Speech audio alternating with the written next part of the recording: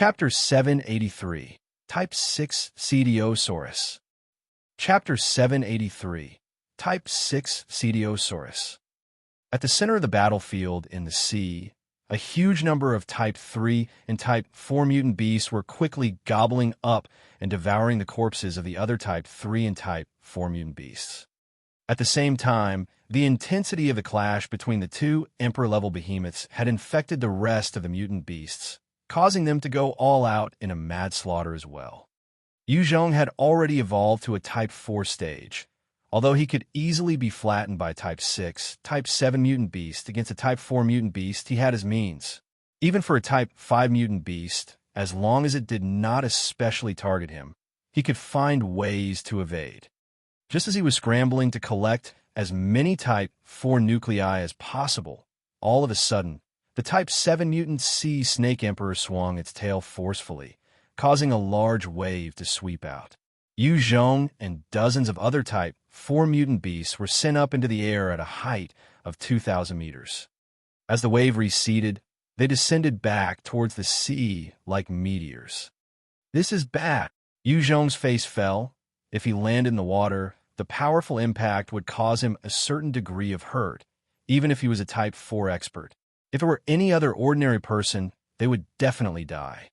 While in mid-air, the dark wind wings flapped open, but its radiance dimmed. Obviously, it was still affected by that sound wave attack from the Dino Riders earlier.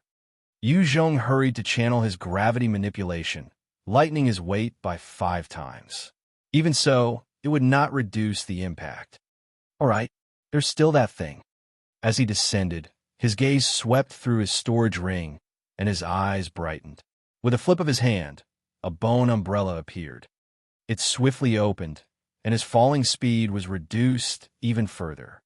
An ordinary umbrella would not be able to support a human during a plunge.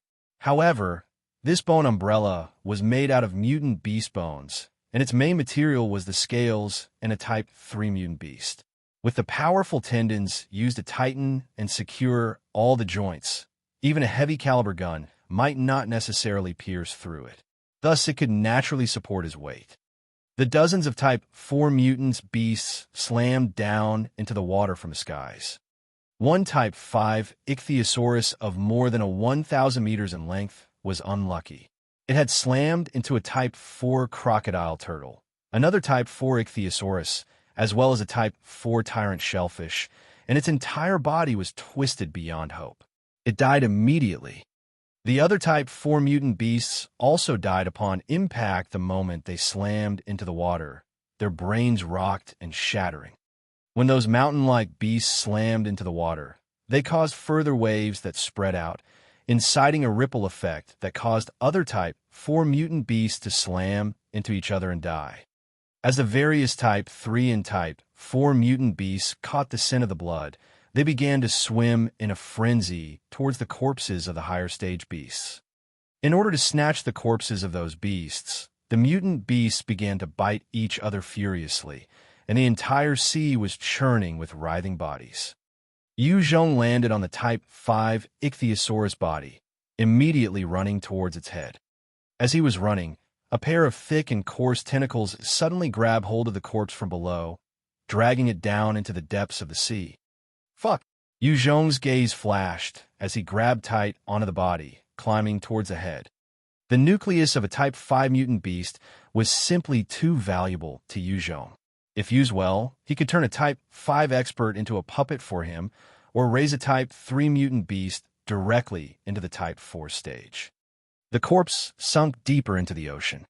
A Type 4 sea snake and a Type 4 Cetiosaurus quickly swam over. As they got closer, some other tentacles shot out explosively, slapping the two Type 4 mutant beasts viciously, causing them to be sent back about 6 or 7 meters. They became agitated and quickly got into a tangle with the tentacles, biting down viciously, breaking them apart as blood flowed. The Type 4 mutant beasts became embroiled in a cruel clash, while some other smaller mutant beasts quickly swam over.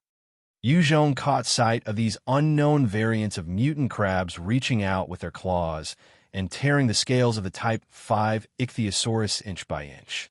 They then burrowed in and began consuming the Type 5 behemoth's flesh. Numerous other small mutant beasts came swarming around the corpses, each of them tearing off the scales and meat of the Type 5 Ichthyosaurus. On top of that, other mutant beasts of relatively normal size came swimming over, trying to bite into the corpse of the Type 5 Ichthyosaurus, but to their dismay, they could not tear into those scales. Of the various species that were trying to consume the Type 5 Ichthyosaurus, only the mini-mutant crabs and mutant sea centipedes were successful in tearing the scales off. Even so, their speed was extremely slow. Qiong continued to climb upwards, while the body of the monstrous beast continued to be dragged deeper and deeper. After goodness knows how long, Qiong finally made it on top of the head. He pulled out his flame blade and thrust right down with his immense strength, creating a small hole. With joy in his heart, he quickly dug the hole out and burrowed in. After plowing through a huge amount of flesh, he finally found the Type 5 Nucleus, keeping it together with a large amount of brain matter, fresh blood, and flesh into his storage ring before swiftly climbing out. Right as he got out, he suddenly felt his entire body sinking, a huge pressure weighing on him. If it had been an ordinary person, the person would have been crushed instantly. Where is this? Qiong surveyed his surroundings, noticing that there was no light, while countless deep-sea mountains of more than hundreds and thousands of meters surrounded him. The huge carcass of the Type 5 Ichthyosaurus was still being dragged by the huge tentacle towards one of the peaks. All of a sudden, a huge claw shot out, grabbing one Type 4 Overlord octopus and crushed it easily. A swirl then appeared, sucking the Type 5 Ichthyosaurus corpse towards it. Qiong looked towards that direction, only to see a pair of savage, green eyes. The entire peak seemed to be enveloped by a strange power. Even with his night vision, he could not see past the peak. A chill came over Qiong. He turned around to look at the other peaks, noting that there was nothing there. However, it felt like upon closer inspection, there were terrifying creatures lying in slumber. "It's too dangerous here." Qiong felt a grave sense of danger and quickly made his way for the surface. At this moment, a huge whirlpool appeared, sucking Qiong towards one of the peaks. Shit! His heart turned cold as he paddled furiously, trying to escape. However, due to the forces of the whirlpool, his efforts were futile, and his body slowly inched towards the peak. In a few breaths, he was sent soaring through a thick fog towards the peak of the mountain. A monstrous Type 6 Cetiosaurus had its huge mouth open, drawing Qiong towards it.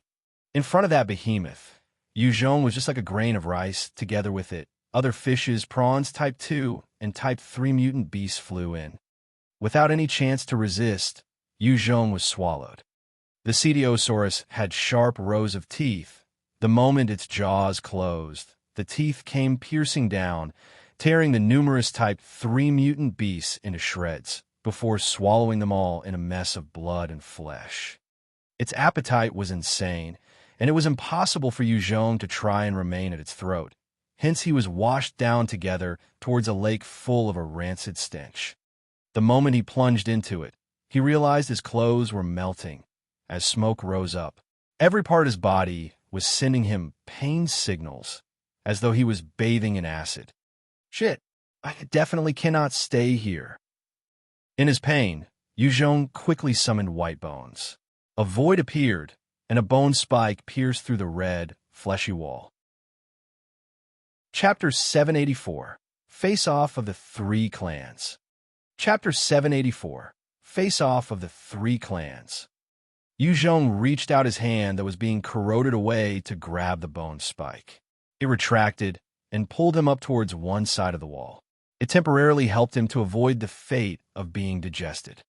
Those are nuclei. Mutant beast nuclei. He had just taken a breath when he caught sight of a pile of nuclei at one part of the lake of digestive juices. There were more than thousands of them, forming a small hill. White bones. Go grab them. Qiong became excited, and his eyes shone with greed as he looked at the mountain. White Bones extended its right arm, grabbing the pile of nuclei, and brought it to Qiong. With a thought, the entire pile entered his storage ring. Once it disappeared, the red stomach linings began to secrete out green digestive juices again, covering the fleshy walls. In a single breath, the Type 6 Cetiosaurus could easily consume over thousands of smaller living creatures, of which the mutant beasts with stronger life forces would still struggle. However, under the constant corroding of the stomach acid, the mutant beasts began to dissolve with time. At that moment, Qiong channeled his devil flames, surrounding him, burning the stomach acid that got too close to him. Damn it! Break for me! Qiong pulled out his electromagnetic gun and aimed at one part of the stomach lining. The beam smashed viciously into the flesh, resulting in a huge bloody hole as the precious Type 6 mutant beast blood flowed out. The storage ring flashed, and he began to store the blood in a huge tank. Suffering such an injury, the Type 6 Cetiosaurus felt the pain and unease. It opened its jaws and tried to throw up. With the hurling of the stomach, a powerful force began to expel Qiong together with the contents of the stomach out. Qiong was sprayed out in a water jet, soaring for goodness knows how far, before he landed up in a misty area on cold, hard ground. Wait a minute, what's going on? There's no water here. When he landed, he immediately noticed that there was no seawater. He looked around and found that he was in a separate area, while the skies were still the deep blue sea, seemingly held back by something. What is that? A spaceship? After ascertaining his position, he swept a glance across his surroundings again, immediately noticing a silver spacecraft. It was over 200 m in height, and on it, there were numerous cannons facing out, each of them larger than any cannons on Earth. When Qiong saw that, his eyes flashed with a strange glint, and he quickly dashed over. As he came up to it, he noticed that the spacecraft was shrouded in a layer of blue light. He pulled out his shaped flame blade to try slicing through it, to no avail. He then tried various methods to break through.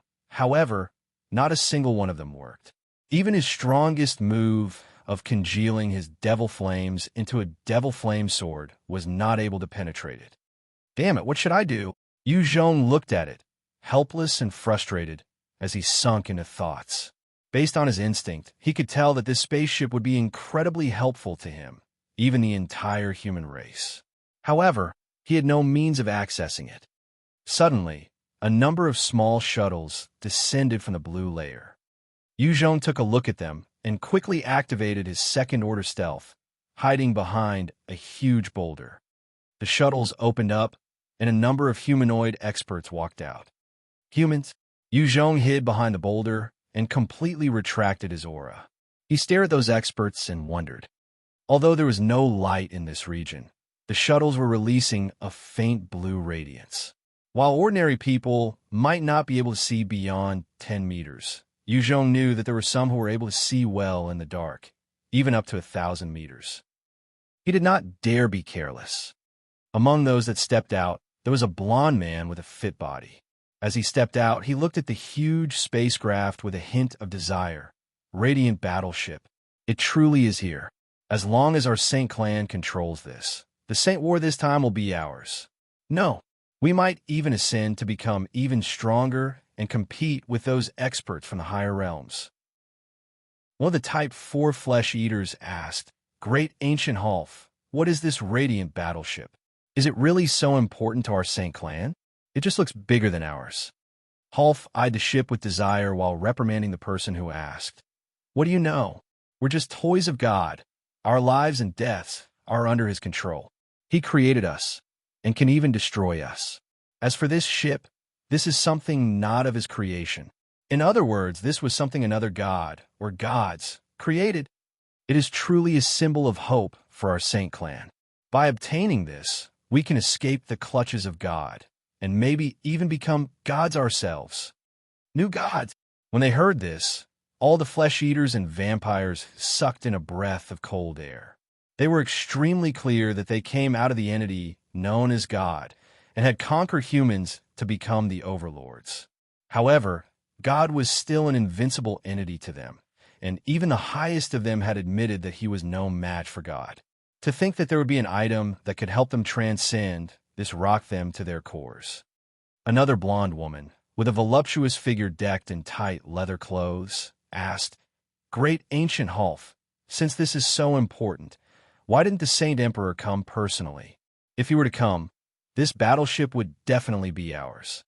This time, the Saint clan had deployed 6 Type 5 warriors and 100 Type 4 warriors to this world. However, those that managed to successfully survive till now were those present. The rest have been eaten by the countless terrifying beasts in the sea of mutant beasts. If the Type 6 Divine Warrior had made a move, they would definitely not have suffered such losses. Half replied solemnly, "No, this Radiant Battleship only allows those Type 4 and below. If a Type 6 existence were to get close, it would trigger the self-defense mechanism and kill the intruder. Civica, I am not able to get close to it as well, thus the responsibility of gaining it falls on you guys. This is the hope for our Saint clan. Once you guys obtain it, when we summon the rest of the clan, we will help you reach the Type 5 stage." The beautiful Type 4 blonde woman Civica immediately responded with a serious expression. "Understood. Great ancient Half. Civica will definitely deliver the control to your hands. The Radiant Battleship is our Dino race's treasure. Bunch of stinking flesh-eaters, get out now. Otherwise, I'll tear you apart." Right at this time, a number of Ichthyosaurus came appearing from the blue film enveloping the mini pocket of a world, with riders on them. These were the Dino riders dressed in silver armor and held lances. One of them was a mid-grade Dino general, who swept a cold gaze over Half and his men, barking "Scram!" The hundreds of low-level Dino generals and 2 other mid-grade Dino general surrounded them, forming a huge circle.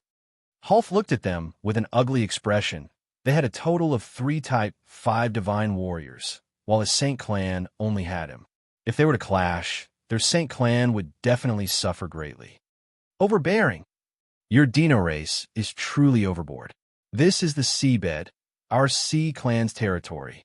I think you guys had better listen to the Lord of the Seas, our sea clan."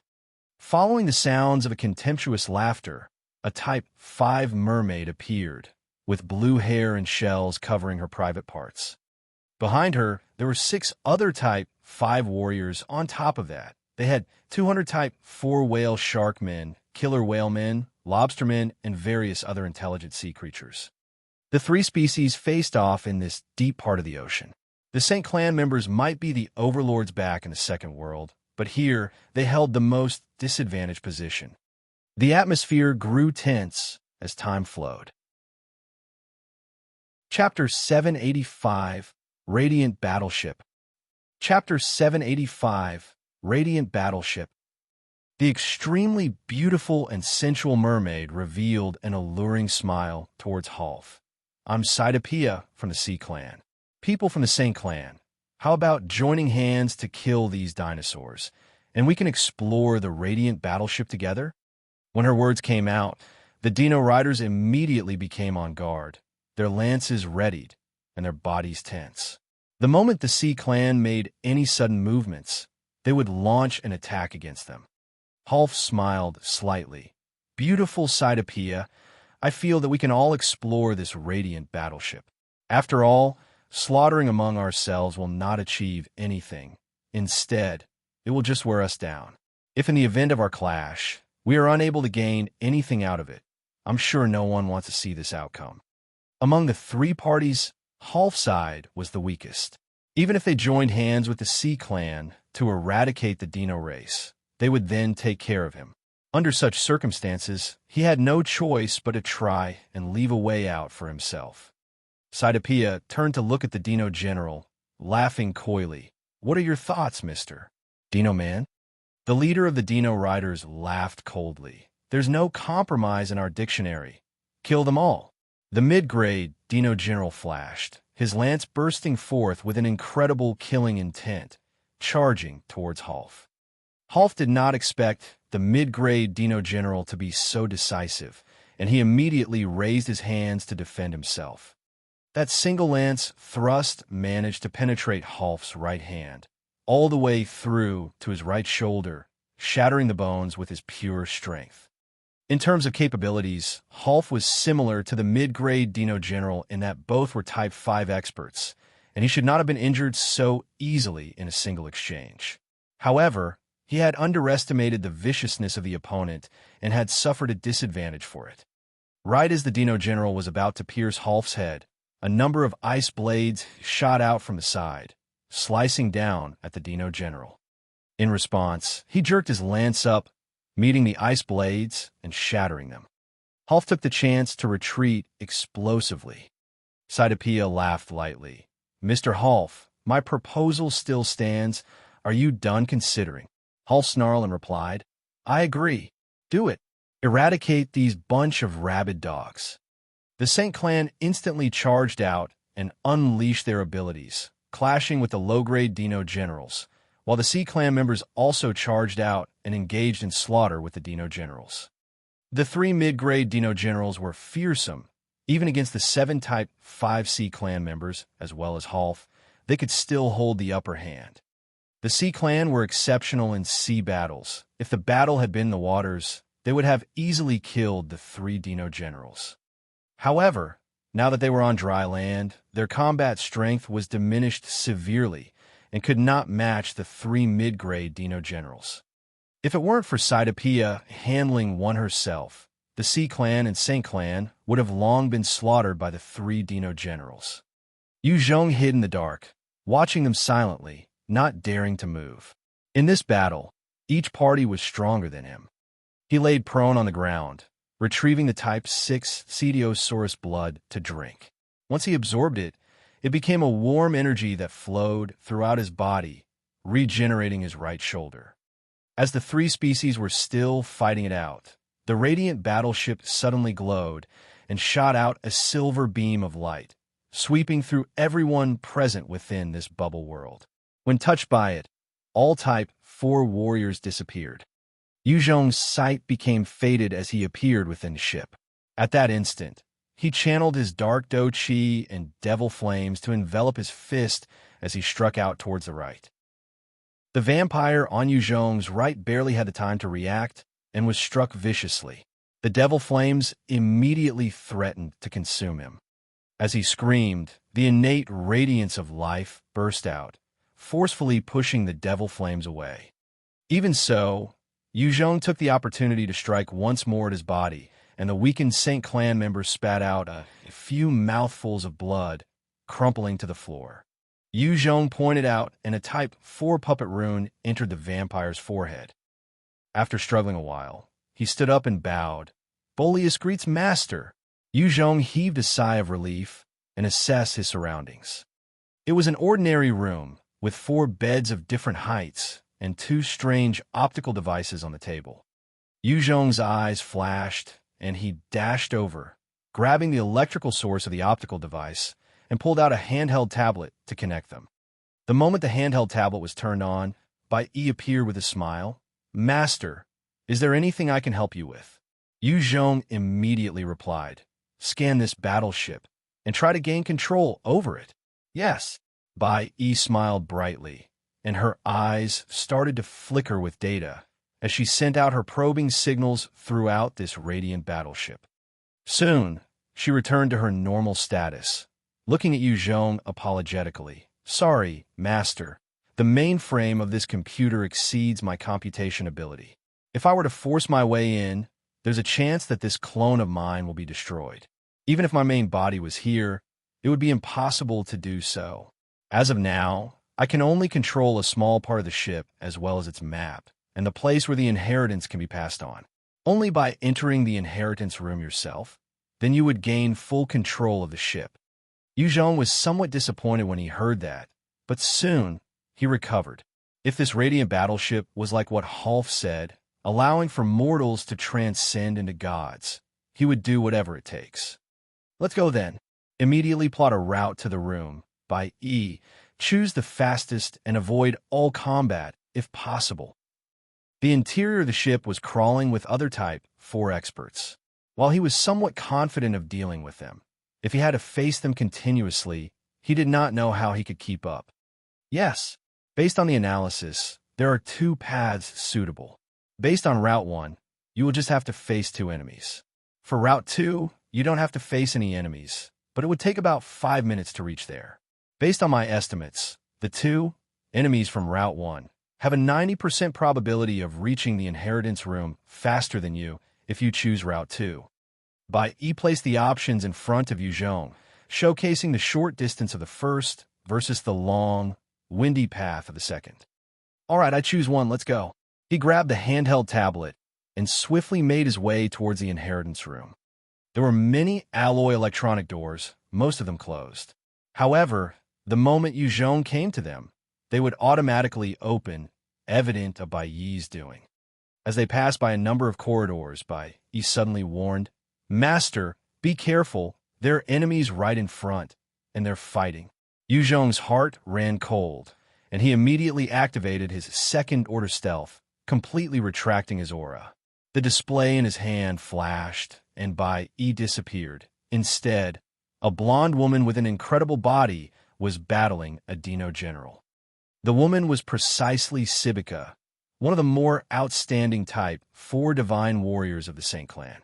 The other was just an ordinary Dino general, but he also had the combat strength of a peak type 4 divine warrior.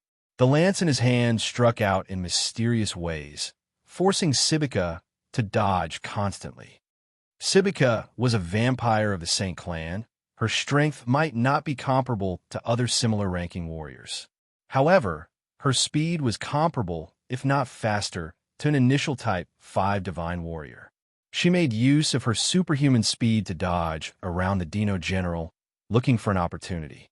Both parties continued to maintain a stalemate. Every time they clashed, there would be loud sounds. In just a minute, they had exchanged over 100 moves, but the victor was still hard to determine. If both sides were of equal strength, and no one wanted to go all out, it would be difficult to ascertain the winner. Yu Zhong hid there waiting for the victor to emerge. Although it seemed like they were in a stalemate, he was clear that sooner or later, there would be a victor. This was because between the both of them, Sibika could not afford to waste time. The number of Dino generals inside this radiant battleship was more than the Saint clan. Their combat ability surpassed those Saint clan members as well. If Sibika did not deal with this one quicker, by the time 2 others appeared, she would be forced to flee. Chapter 786, God Devil Nucleus. Chapter 786, God Devil Nucleus. Both parties were still clashing with each other, when all of a sudden, Sibika gritted her teeth and charged towards the low-grade Dino general. The Dino general's eyes congealed, the lance in his hands lifting up. At that instant, as he burst out with an incredible aura, he sent multiple piercing thrusts towards Sibika. If she forced her attack, she would definitely be turned into a sieve. Before she even got to the low-grade Dino general, she would be heavily injured or even killed. At that moment, Sibika shone with her own radiance of life. Her speed increased by another 30%. Her body twisted at a strange angle, dodging the danger. Even so, 3 of the lance lights pierced her body, resulting in 3 bloody holes. Suppressing her pain, she swept out with her right claw, piercing through the Dino general's heart and crushing it within her palms. When the Dino general felt his heart crushed, he spat out a mouthful of blood as the light in his eyes dimmed. He crumpled to the floor lifelessly. Sibika looked at the body and breathed out in relief. Although she had killed this low-grade Dino general, her own injuries were not light.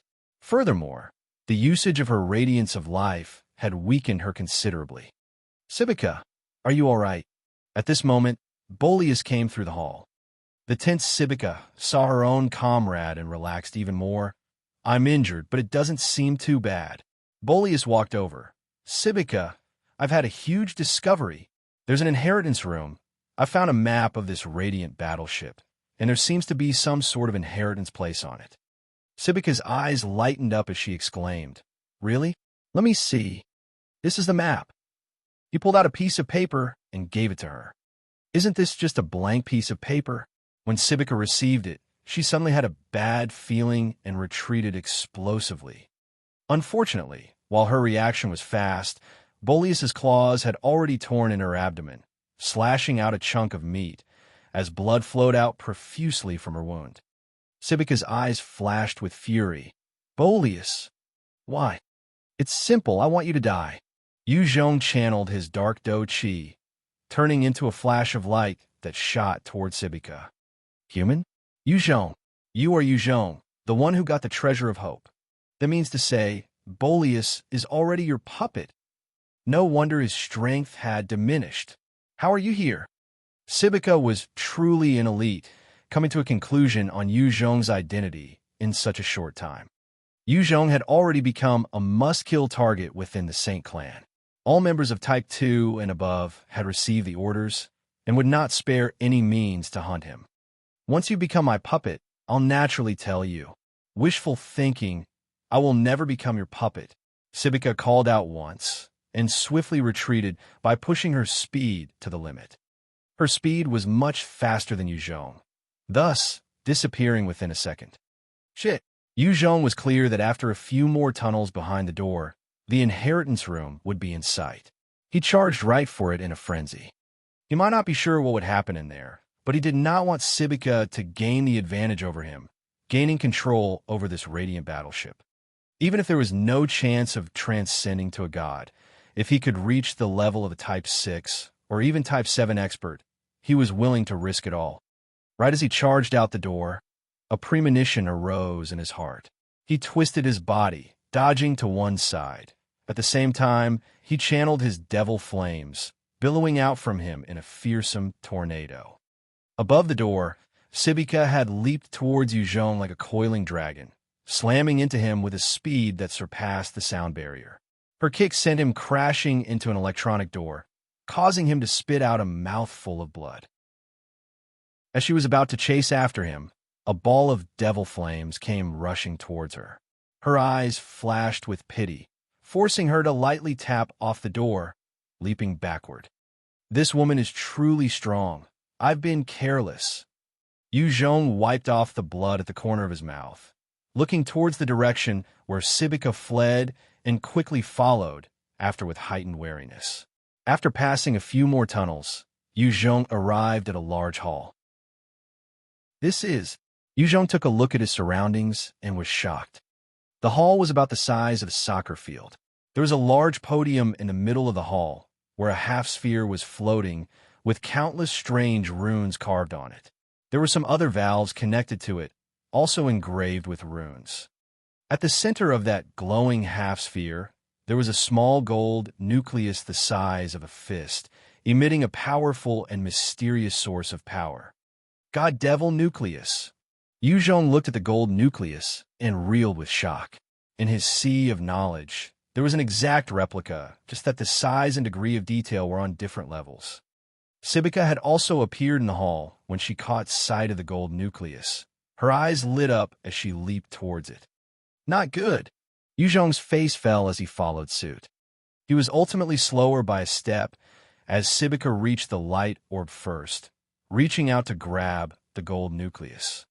As she touched it, there was a bright flash of light, directly incinerating her right hand, causing her to scream out in pain. Qiong watched this with shock, and he stopped in his tracks. He then changed this in a fist towards Sibika. Chapter 787, Gaining the Radiant Battleship. Chapter 787, Gaining the Radiant Battleship. Sibika was truly an elite among the Type 4 realm. She gritted her teeth and brought her left hand to block in front of her. Qiong's fist slammed into her, sending her flying. Sibika borrowed the force to bounce off the wall with her lithe body, sending a vicious kick towards Qiong. Qiong twisted his body, sending his own kick towards Sibika's waist without mercy, causing her to slam into a wall like a broken toy. In terms of strength, Qiong was actually weaker than Sibika. However, after Sibika had expended her radiance of life, plus her right arm having been incinerated, her current condition was too weak to handle Qiong. After gaining a successful hit, Qiong tapped his foot and appeared right beside Sibika, slamming another fist in her chest without mercy. A look of despair came over Sibika's face as she released her radiance of light. As it glowed brightly, Qiong was forced back a few steps, his eyes narrowing as he stared at Sibika. If a Peak Type 4 expert were to go all out, it would be a dangerous thing. With Qiong's current strength, if he were careless, it would likely end up in mutual death. Cunning human, Sibika glared at Qiong with gritted teeth, and with a flash, she turned to flee. She was smart and knew that if she stayed on, it would only result in death. She might as well escape first and seek a comeback later on. Qiong swept a glance before turning to gaze at the god devil Nucleus. As he came up to it, he hesitated slightly before using his god and devil imprint to scan the half-orb. A bright golden light came out from his imprint, shooting into the god devil Nucleus. Smart! All of a sudden, a bright voice sounded beside Qiong's ear.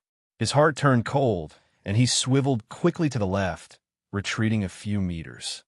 There was a young man who looked extremely ordinary, where one could even say he was slightly ugly, smiling at Qiong. He was decked in black armor. Hologram? Who are you? Qiong's pupils narrowed, noticing that the glow around the young man, and came to the understanding that he was a hologram. The young man chuckled, before squatting down casually. Me? I'm called Vulture too, nicknamed Dog Egg. I'm a failure, yet the only one in 10,000 years to be closest to God. Qiong could not help but be startled. Dog Egg. Vulture too seemed to have discerned Qiong's thoughts and laughed lightly. A truly frustrating name, don't you think? Before the world changed, I was just an ordinary farmer. After that, with the God and Devil system helping me, I slowly climbed to the ranks of a Type 9 Divine Warrior. I was just a slight distance away from the realm of true gods. However, I still failed in the end, as I went to challenge that entity calling himself God, who had toyed with me every step of the way. I was squashed by a single hand of his, and forced to live here. Type 9 Divine Warrior. Qiong eyed Vulture too, and was shocked. The Type 7 Sea Snake Emperor already possessed earth-shaking might. With every single movement, it could cause tsunamis everywhere. A Type 9 Divine Warrior was simply superhuman. Vulture too continued. You're called Qiong, right? Since you're a human, I'll hand over the rights and authority of this radiant battleship to you. However, don't get too cocky. A treasure like this is merely one out of hundreds that God controls in his 800 worlds. This is a gold-level treasure. Most of them are in the hands of other races, whereas we humans only control 3 of them. This radiant battleship is one of them. Qiong asked respectfully, Senior, may I ask, what is a gold-level treasure? Towards this Type 9 Divine Warrior, Qiong maintained his respect. After so many difficulties and obstacles, grabbing every chance he could to strengthen and evolve, he had only reached the Type 4 stage. Vulture too had been able to reach the Type 9 Divine Warrior realm. This was proof of how much he had to endure and go through. Vulture too responded, a gold-level treasure is something that is able to resist God. Below that, the other treasures are white, silver, and bronze respectively. You have a treasure of hope? Those are classified as white silver. While they are powerful and useful, every one of them does not possess the ability to threaten God. Only treasures of gold level can help you bridge that gap, surpassing the barrier, and becoming a true God. Vulture too gazed off into the distance, sighing in pity. Otherwise, even if you have the strength to wipe out an entire star, you're still merely an ant. Destroy a star. What a tone. Qiong sucked in a breath of cold air. Time's running out. I hope that you can escape the clutches of that person. This can be considered as helping me fulfill my last wish.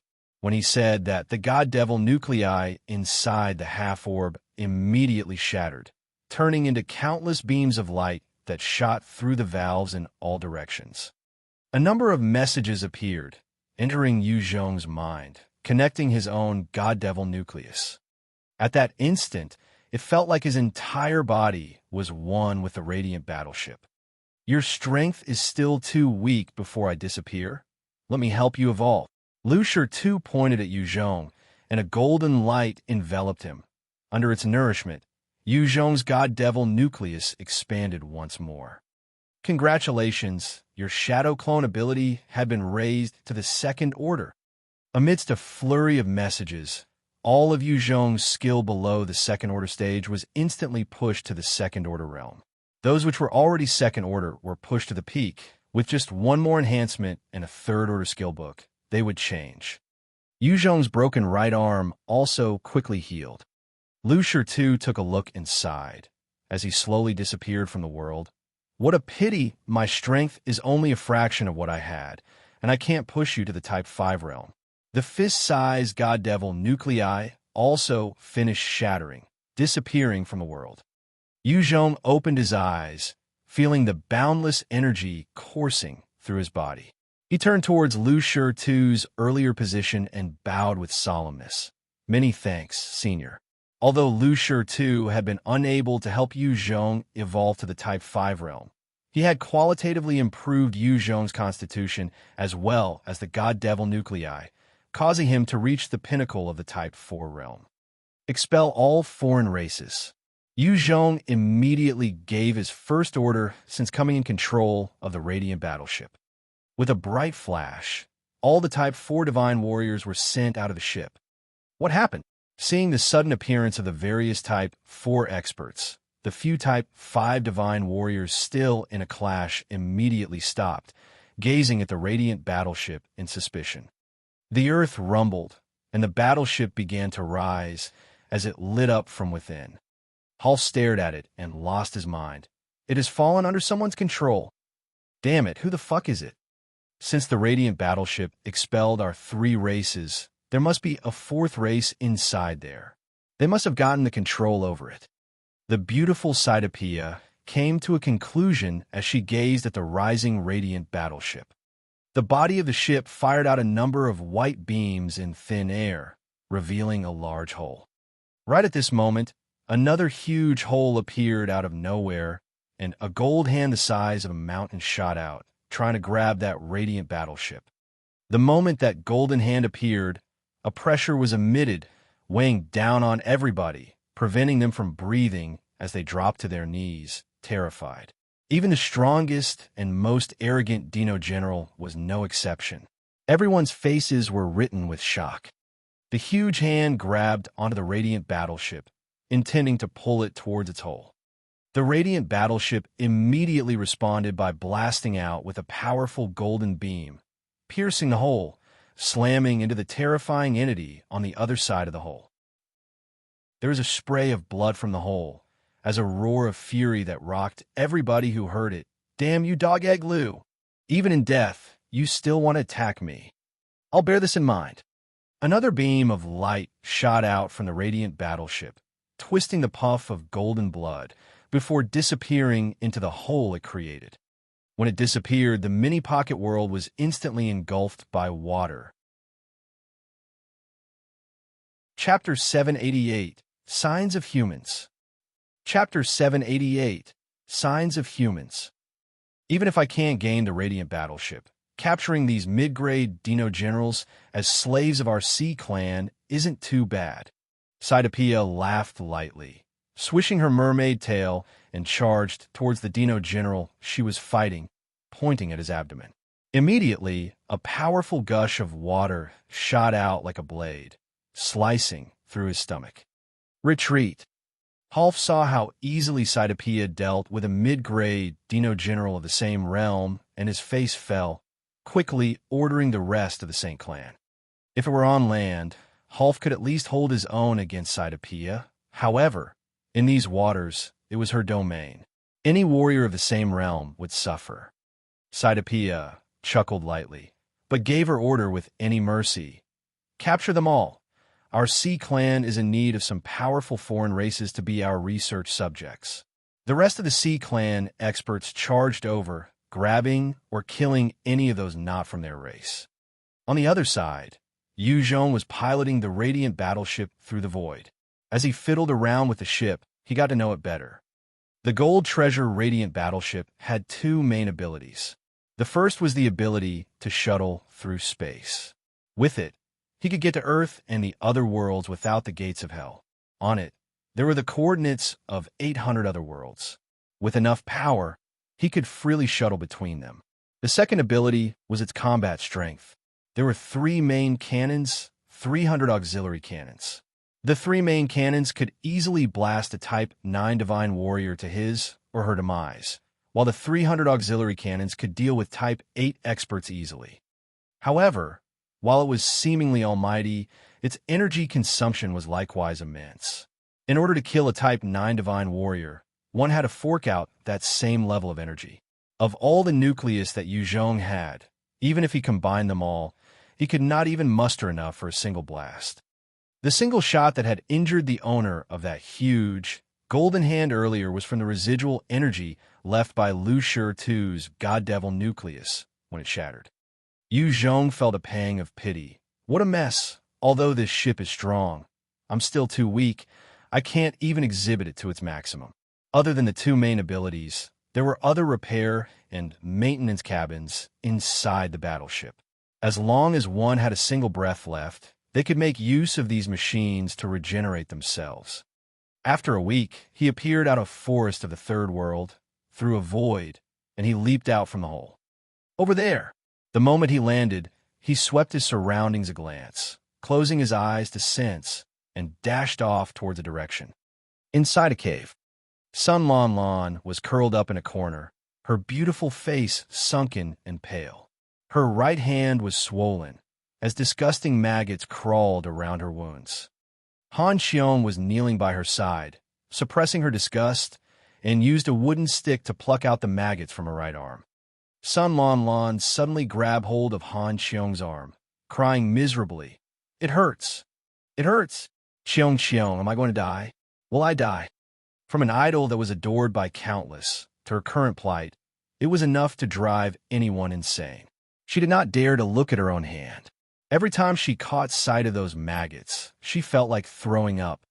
Han Qiong patted her gently and consoled. "No, don't worry, Lan Lan, we'll be all right." Sun Lan Lan grabbed her tighter as she sobbed. Qiong, I want to go home. I miss home. If I can go home, I will not make my mom angry anymore. I will study hard. Qiong, I want to go home. Han Qiong's heart soured as she tried to soothe her.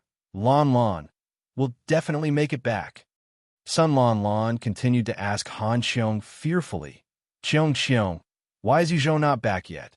Has he abandoned us?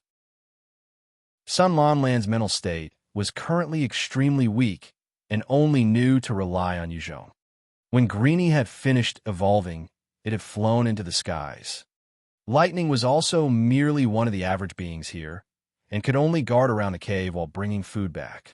Sun Lan Lan and Han Qiong were initially not used to consuming the bloody and raw meat. However, after 2 whole days of hunger, they could only obediently consume the meat while holed up in this cave.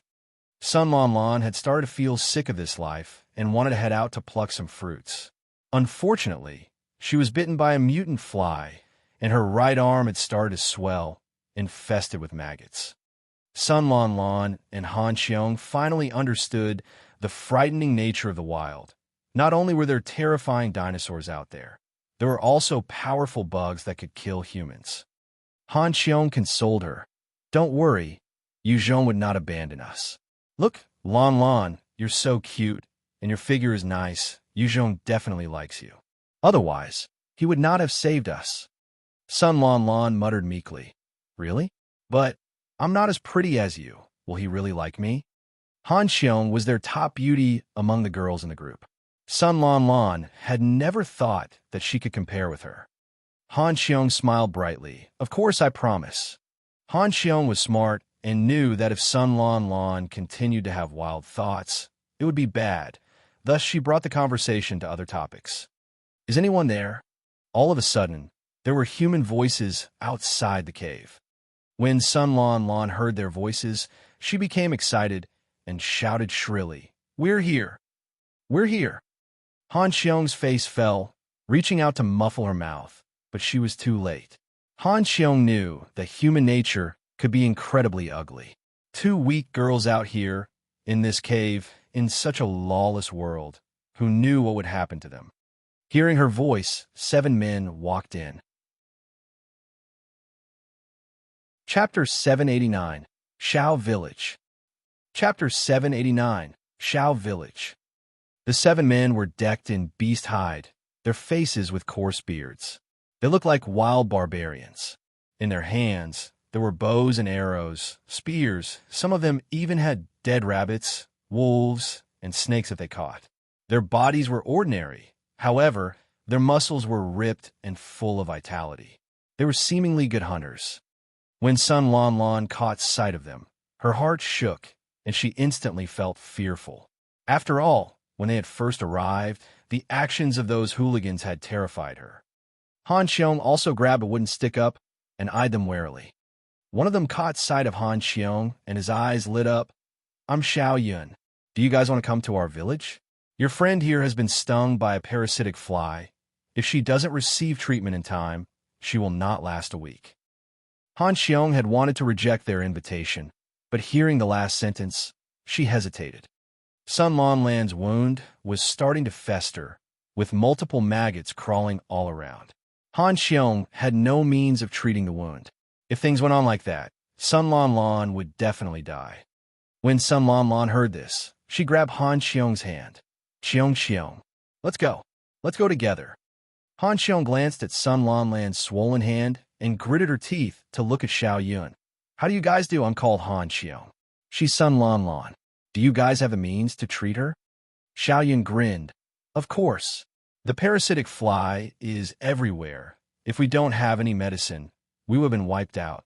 However, the medicine is obtained through our hard work. Why should we give it to you for free?" Han Qiong faltered and felt a bad premonition. "What do you want then?" Shao Yun exclaimed boldly. "I want you to be my woman. As long as you agree, I will take the medicine out to save her. Otherwise, you can watch her die. The parasitic fly can release countless of small eggs in their prey. Right now, it's only a small number on her right hand. Most of the eggs have already infected the rest of her body. Soon, the eggs will hatch, and if she doesn't receive the right treatment, she would be eaten alive from within. The pain is the most horrific form of torture available." When she heard this, Sun Lon Lon began to tremble in fear, her mind almost crumbling at the thought of being eaten alive. She began to squeal. "I can be your woman. I'm pretty and my body's good. I'm also a virgin. Please save me. As long as you save me, I can be your woman." In order to live, Sun Lon Lon could not care less. Not many could deal with the fear of being eaten alive by maggots. When she heard of her impending fate, she almost lost her mind. Shao Yun glanced at Sun Lon Lon and barked coldly. "Don't be silly. How can you compare to Han Qiong? I'm not interested in you." Sun Lon Lon was pretty, but she had not managed to keep herself neat and tidy for an entire week, plus her current state was frail. It was easy to mistake her for being ugly. Shao Yun turned to Han Qiong with desire. "Have you thought it through?" Sun Lon Lon was practically pale as she begged Han Qiong. Qiong, please, save me. Save me. I don't want to die." Han Qiong fell in a dilemma. On one hand, it was her friend's life. On the other, it was her own happiness. It was a difficult choice. "I agree." Han Qiong struggled in her mind before making the decision. Compared to her own happiness, she was not willing to watch her friend being eaten alive. "Wait." At this moment, a voice traveled over. Shao Yun and the rest felt their backs turn cold as they readied their weapons, turning around warily. In this world, there were fearsome, prehistoric creatures, as well as dangerous, mutated dino people. Even humans were capable of murdering others. Han Qiong and Sun Lon Lon immediately perked up upon hearing that voice, recognizing whose it was. Under everyone's gaze, Yu Zhong walked out from the forest and into the cave. With a flick, Yu Zhong pulled out a Type 2 mutant beast nucleus. "I want the medicine. I won't ask for it for free. Hence, this Type 2 nucleus is your payment." Type 2 mutant beast nucleus. He actually has one. What luck! When the 6 others saw the nucleus, their eyes lit up with excitement. Shao Yun held it tightly with greed in his eyes, staring at Yu Zhong. The rest also turned to look at Yu Zhong with a hint of greed, as though they might do something stupid. In such a lawless society, it was common for people to kill over belongings. Yu Zhong could sense their intentions and laughed coldly in his heart. He had seen plenty of such people. If they decided to do something, he would not mind killing them. Shao Yun observed Yu Zhong carefully and felt guarded when he realized Yu Zhong was extremely calm. Hesitating a little, he decided to forego his previous thoughts and nodded to him. This Type 2 mutant beast Nucleus is indeed more valuable than the medicine. We're willing to exchange.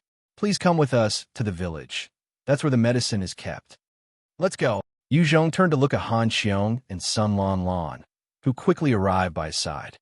Sun Lan Lan came up to him and wiped her tears, thanking him profusely. Thank you, Yu Zhong. Thank you for saving me. Yu Zhong had already saved her twice. No matter how selfish or willful she was, she knew what gratitude was. In this dangerous world, all she could think of was to rely on this dependable and strong person. And Yu Zhong did not say much. He had saved her because of Han Qiong. It was merely a minor act. Although he was not a saint, saving someone out of convenience was not something he was reluctant to do. Sun Lan Lan saw how distant he was and hesitated. If it were in the past, she would have immediately grabbed hold of him. However, she knew she had not bathed for a week, plus due to her injury, she was stinky and smelled of rotting flesh. She did not want to destroy her image further. The group of them proceeded carefully through the forest, fortunately not coming across any prehistoric life forms, and reached Shao village. The village was located at a plain at the corner of the forest, with countless huts made out of wood. The inhabitants did not seem to possess any construction or building flair, as the wooden huts resembled those of the ancient Red Indian tribes. All around the village, there were about 100 people, and 20 kids cheered when they saw Shao Yun and the rest return. A number of topless women of different skin color also surrounded over, retrieving the hunting spoils of their men, before kissing them passionately. Each man was surrounded by about 4 or 5 women. Shao Yun had 11 women surrounding him, taking down the hunting trophies from his body before kissing him passionately. He laughed smugly as he showed off to Han Qiong. See that, Han Qiong? I'm the most outstanding hunter here. I have 11 women. However, my prey is enough to feed 20 people. If you were to become my woman, I will not let you go hungry, and I will feed you well every day. In this world, although food was plenty, there were many mutant beasts and mutant bugs, as well as prehistoric animals. In this strange world, humans were at the bottom of the food chain. The fact that Shao Yun could hunt so much prey was pretty impressive. Thus, many women were willing to give themselves to him. Seeing his arrogance, Han Qiong and Sun Lan Lan wore blank expressions. Their lifestyles were extremely different, especially where they came from. They could not understand why he was so arrogant. Yu Zhong interrupted his speech, asking indifferently, "Where's the medicine?" When he was stopped so abruptly, Shao Yun felt pissed, but he pointed to an elder. "The medicine is with him. I'll go get it for you." The old man came forward and introduced himself. "How do you do? I'm the village chief, Shao Sheng. Although having visitors is a joyous occasion, we don't have much food. If you join us, we can give you food. Otherwise, we can only allow you to stay the night. You'll have to settle your own food and water." Chapter 790. Beast Meat in Exchange for Beauty. Chapter 790. Beast Meat in Exchange for Beauty. Yu Zhong did not stand on ceremony and replied, "Sure, where's the medicine I want?" Shao Sheng carefully took out a packet of medicine wrapped in leaves and handed it to Yu Zhong. "It's here. This is used to treat those stung by the parasitic worms. Apply half on the wound, and the other is to be consumed. After 2 rounds of diarrhea, it'll be okay." Yu Zhong pulled out a bottle of water and handed them to Sun Lan Lan. "Do as he says." Sun Lan Lan thanked Yu Zhong, her eyes full of gratitude. "Thank you." Yu Zhong nodded to express his acknowledgement. Shao Sheng continued, "Ahua, take them to the guest room." "Yes, Dad."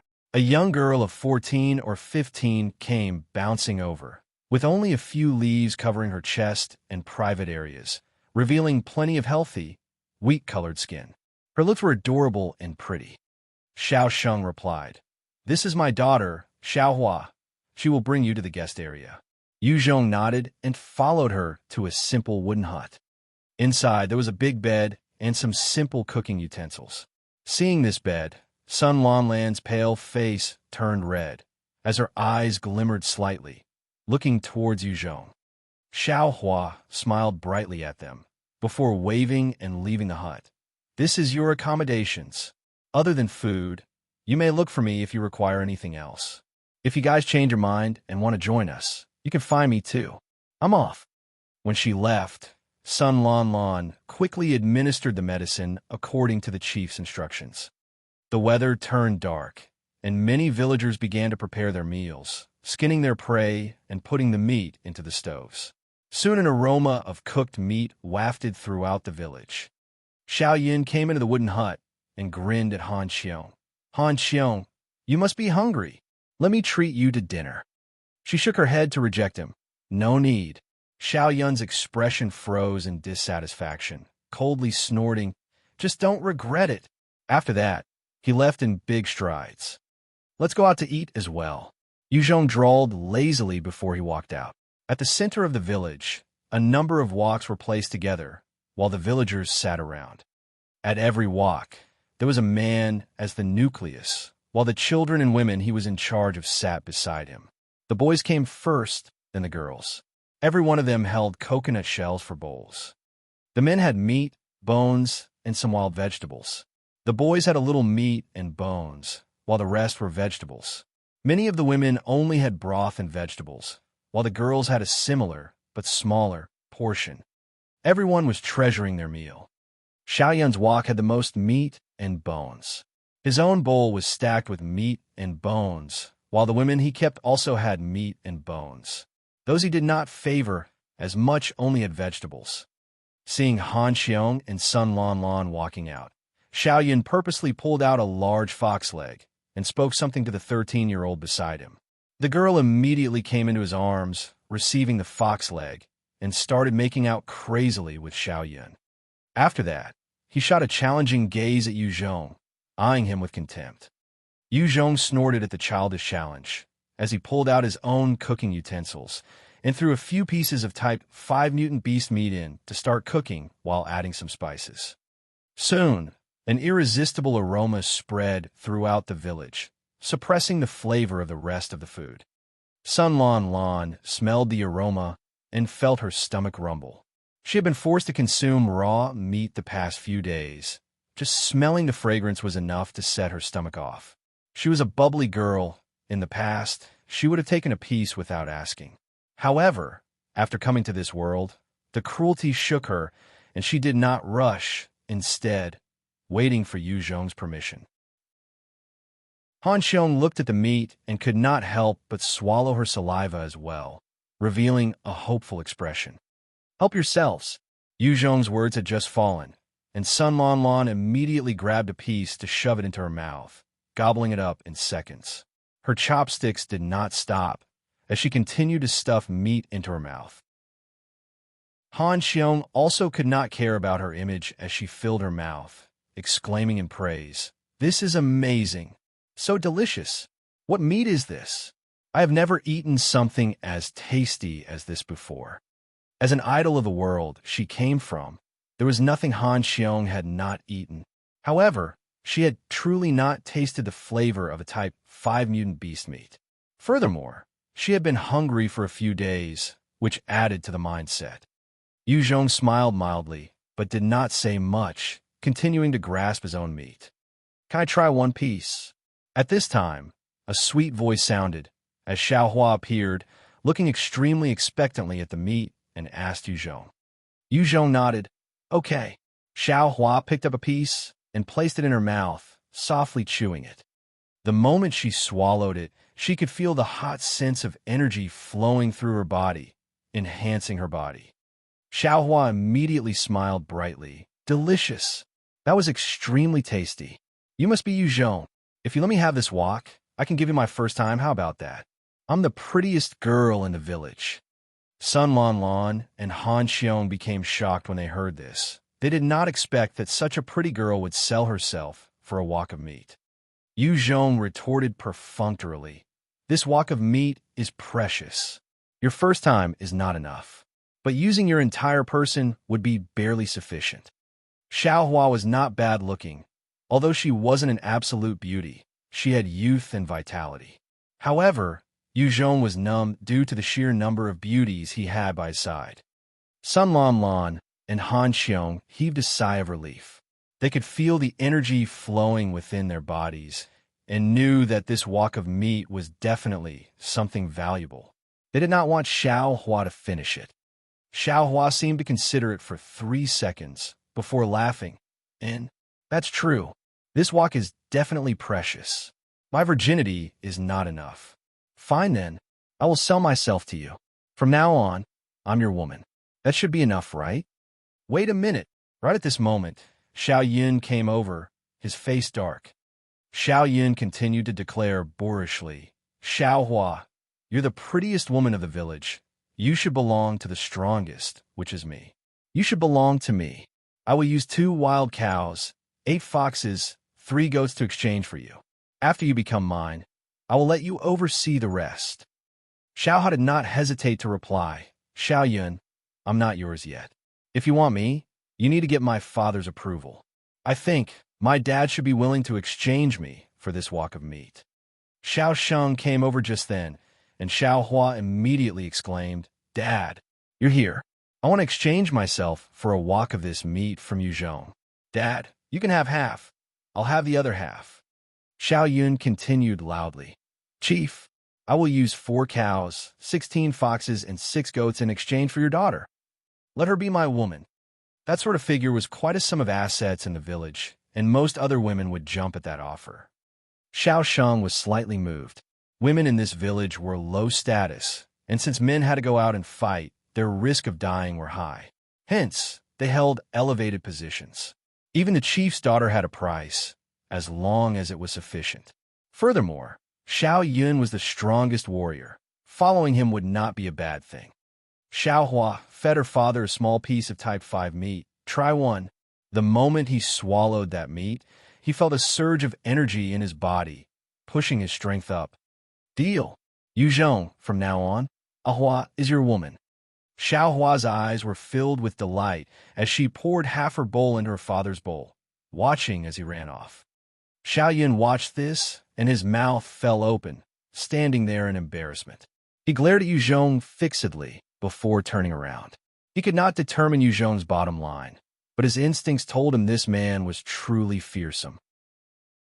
Shao Hao continued to stick by Yu Zhong's side as she helped herself to the type 5 mutant beast meat. Chapter 791, Vulture Tribe. Chapter 791, Vulture Tribe. Yu Zhong pretended to rummage through his haversack, bringing out some cakes and bottles of milk, handing them to Sun Lan Lan and Han Qiong. The type 5 beast meat could strengthen a person's constitution, easily allowing a normal person to possess the physique of a trained veteran. Yu Zhong might have a few hundred tons of such treasures, but it was not enough. After all, his people numbered in the millions. If he wanted to increase the combat strength of his soldiers, the type 5 mutant beast meat could not be squandered. Sun Lan Lan and Han Qiong could only eat their cake silently. Such delicacies were already rare in this world, but compared to the type 5 beast meat, it paled in comparison. After dinner, as the villagers returned to their own huts, the sounds of moanings echoed throughout the village. The moment Yu Zhong entered the hut, Shao Hua had already taken off her bra and panties, revealing a youthful and lithe body. Yu Zhong frowned. "What are you doing?" Shao Hua smiled coyly. "Sleeping with you. I'm already your woman, of course. I have to sleep with you." Yu Zhong took a glance at her body and could feel the heat of passion rising within him. He had already been busy for a few months and numbed himself during times of stress and pressure. Now that things were slightly peaceful, he could not help but be aroused. He pulled out a cape and covered her body, pulling her out. "Let's go there." Shao Hua wore a bright smile and followed. And Yu Zhong quickly came behind the hut and set up a tent, carrying Shao Hua in. Very soon, there were sounds coming out from within the tent. Inside the wooden hut, Sun Lon Lon heard those sounds and blushed as she muttered enviously, "He has betted that girl. Qiong, I'm in no way inferior to that girl. How come he didn't choose me? But her? How is she better than me in any way? Her chest cannot compare to mine, and her looks are obviously inferior." Han Qiong chuckled and consoled her. "Forget it, Lon Lon. Yuzhong don't know that you like him after all. He just took her out of convenience. Compared to her, you're obviously cuter." Sun Lon Lon nodded in agreement. "And that's right. Compared to her, I'm definitely cuter. Since Yuzhong can like her, he will definitely like me. Once my injuries are better, I will make him fall for me." Just then, as the village was ringing out with the passionate moans, in the nearby forest, a number of eyes stared fixedly, their hands wielding long spears. They charged for the village like specters. Inside a hut, a burly villager was currently hugging 6 women. Suddenly, 3 men appeared in his hut with long spears, and his expression turned to one of shock as he reached for his spear. At that moment, the 3 men instantly thrust out, sending their spears through his body. The 6 women stared in fear and horror. After killing that villager, out of the 3, 2 of them had lust in their eyes as they took off their pants and pounced on the 6 women. Attack! Enemy attack! By the time the 3rd hut was infiltrated, a villager of the Shao village screamed out. The moment his voice rang out, every villager charged out with their own weapons. Beast! It hurts!" The intruders numbered more than 50, every single one of them ripped and strong, their combat experience plentiful. They had the advantage of the sneak attack as well, and those villagers that charged out were quickly taken down by them, and the moans were replaced by screams and wails. The sounds alerted Sun Lon Lon, whose eyes flashed with fear, as she exclaimed, "Something is happening out there." Han Qiong had already gotten off her bed to rush towards Yuzhong's tent. "Go! Find Yuzhong! Yuzhong, there are intruders!" The moment Sun Lon Lon entered the tent, she caught sight of Yuzhong's defined upper torso, as well as the satiated Shao Hua in his embrace. Seeing her nestled in his arms, she could not help but be jealous. "Not good. They must be the people from other villages. Let's escape quickly. Otherwise, we will be captured by them. If our luck is good, we might be absorbed into their village. Otherwise, they might just kill us all or make us slaves." Shao Hua's face turned pale, twisting her body in a bid to get up. However, she frowned and her head felt light. After all, she had just gotten it on with Yuzhong in a crazy manner and lacked the strength now. At this moment, 3 spear-wielding men charged in. One of them had thick hair across his chest, his right arm tattooed with a vulture. He stared at Sun Lon Lon with lust. "Great. These 3 women are all good stuff. Seems like we're lucky this time. The big breast is mine." Another black-skinned man with a smaller stature and crooked features licked his lips. "The fairer chick is mine. I want to have a good time. It's been so long. The rest of the women in this village are so ugly." The last man had a face full of beard. He laughed savagely at Yuzhong. "That man over there, crawl over here and lick your daddy's shoes. Otherwise, I'll skin you and use your skull as my pissing pot." "Huh!" Shao Hua caught sight of the vulture tattoo on their arms, and her face turned ugly.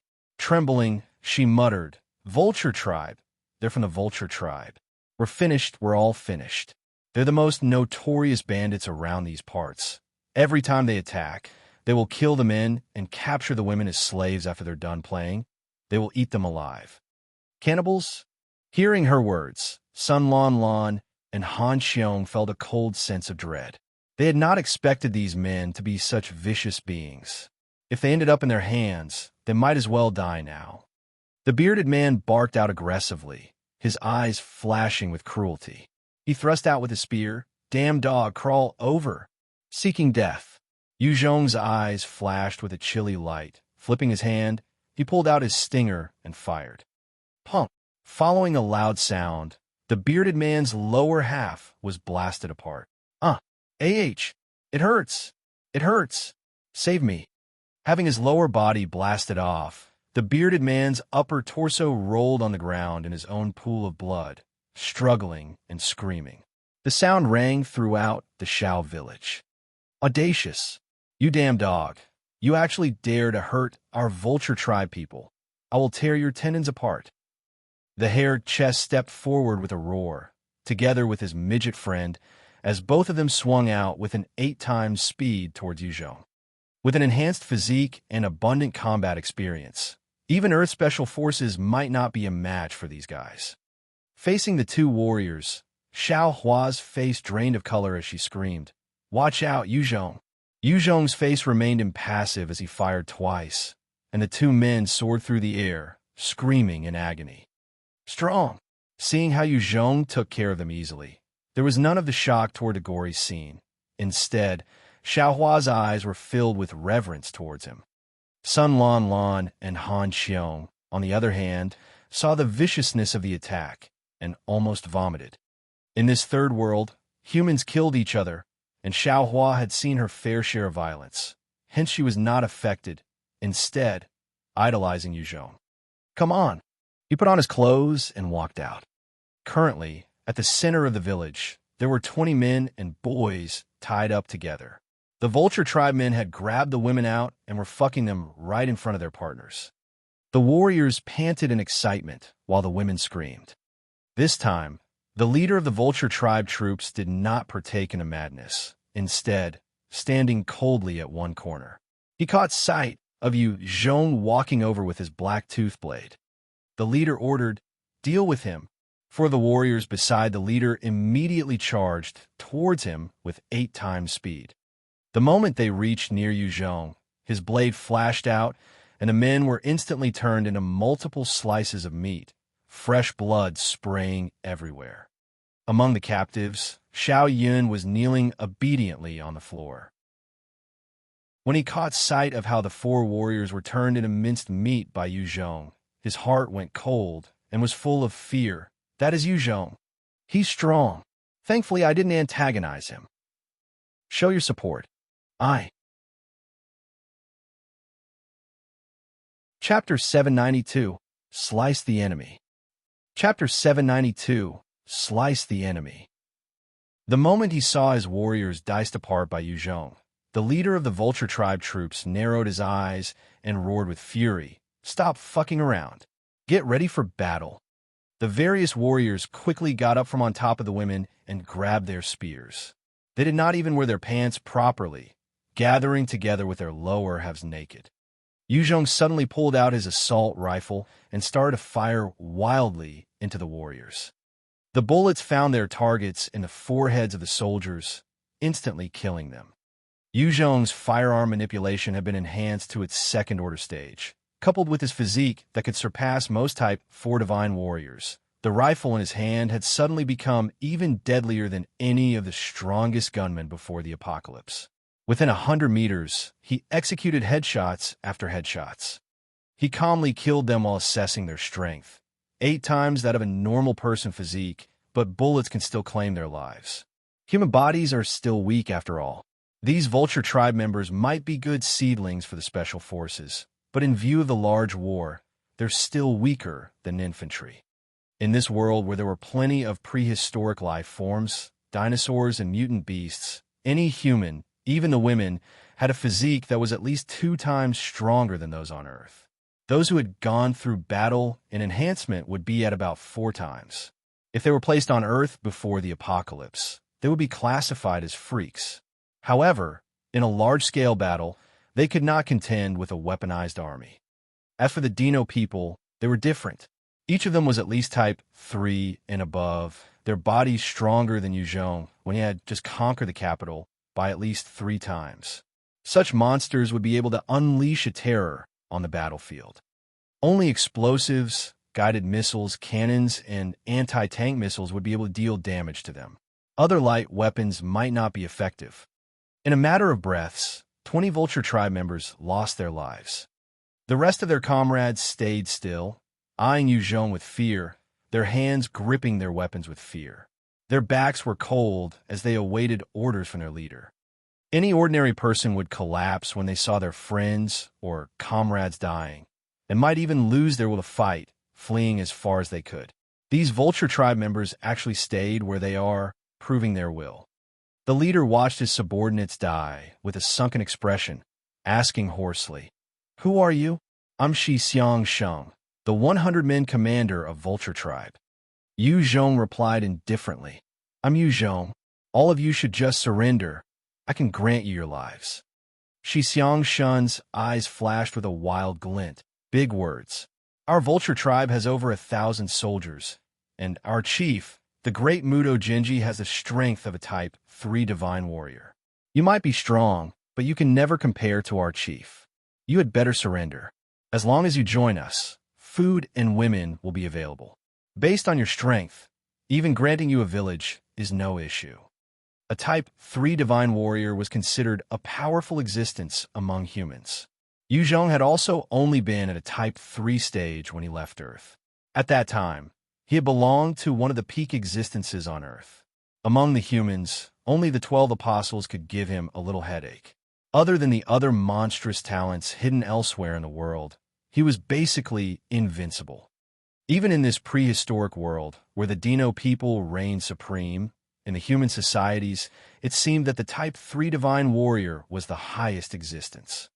"Since you're unwilling, you can go to hell." Yu Zhong's eyes flashed with a cold, and he fired out without mercy, his bullets entering the foreheads of the Vulture tribe members, turning them into corpses.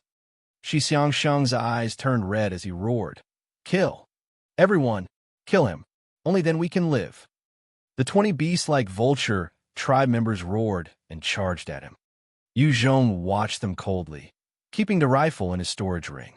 He pulled out his black tooth blade, swinging forcefully. The warriors charging at him were immediately sliced up. The 5M region around Yu Zhong seemed to turn into a meat grinder. As long as anybody entered, they would be turned into meat and blood. When the Vulture tribe warriors saw this, they still charged forth with frenzy and savageness. In a breath, all the Vulture tribe members, including Qiong, were turned into corpses. Yu Zhong eyed the corpses, thinking, these Vulture tribe people are truly fierce. An ordinary troop would have long since collapsed when facing pressure from Yu Zhong. They might have surrendered or fled. However, these Vulture tribe warriors actually fought till the end, even when they knew they were not his match. Such enemies were rare. Shao came out from the captives and thanked him profusely. "Yu Zhong, thanks to you, we're saved. Let me represent the village to thank you." Yu Zhong asked immediately, "Where's the base of the Vulture tribe?" Yu Zhong did not intend to hole himself up to enjoy himself. Right now, he needed to get in contact with all the human powers. Shao did not prove to be of much value. Hence, Yu Zhong did not want to stay in this village for long. Shao replied, "The Vulture tribe is one of the largest forces of this bandit dragon mountains. Their exact location is unknown. Our Shao village has only kept to ourselves around these parts. The Vulture tribe's existence was made known to us by a few warriors that joined us. I only know they are somewhere roughly west of us." Shao tried his luck. "Yu Zhong, why don't you stay in our village? If you stay, you're the strongest warrior. All the prettiest women can be yours." Yu Zhong's display of might had been shocking. Every woman looked at him with wonder and amazement. Even Shao Yun had fallen silent. It was clear now that he was never a match for Yu Zhong. If Yu Zhong stayed, their Shao village could possibly expand to become a powerful faction. Under such circumstances, he did not stand out to object.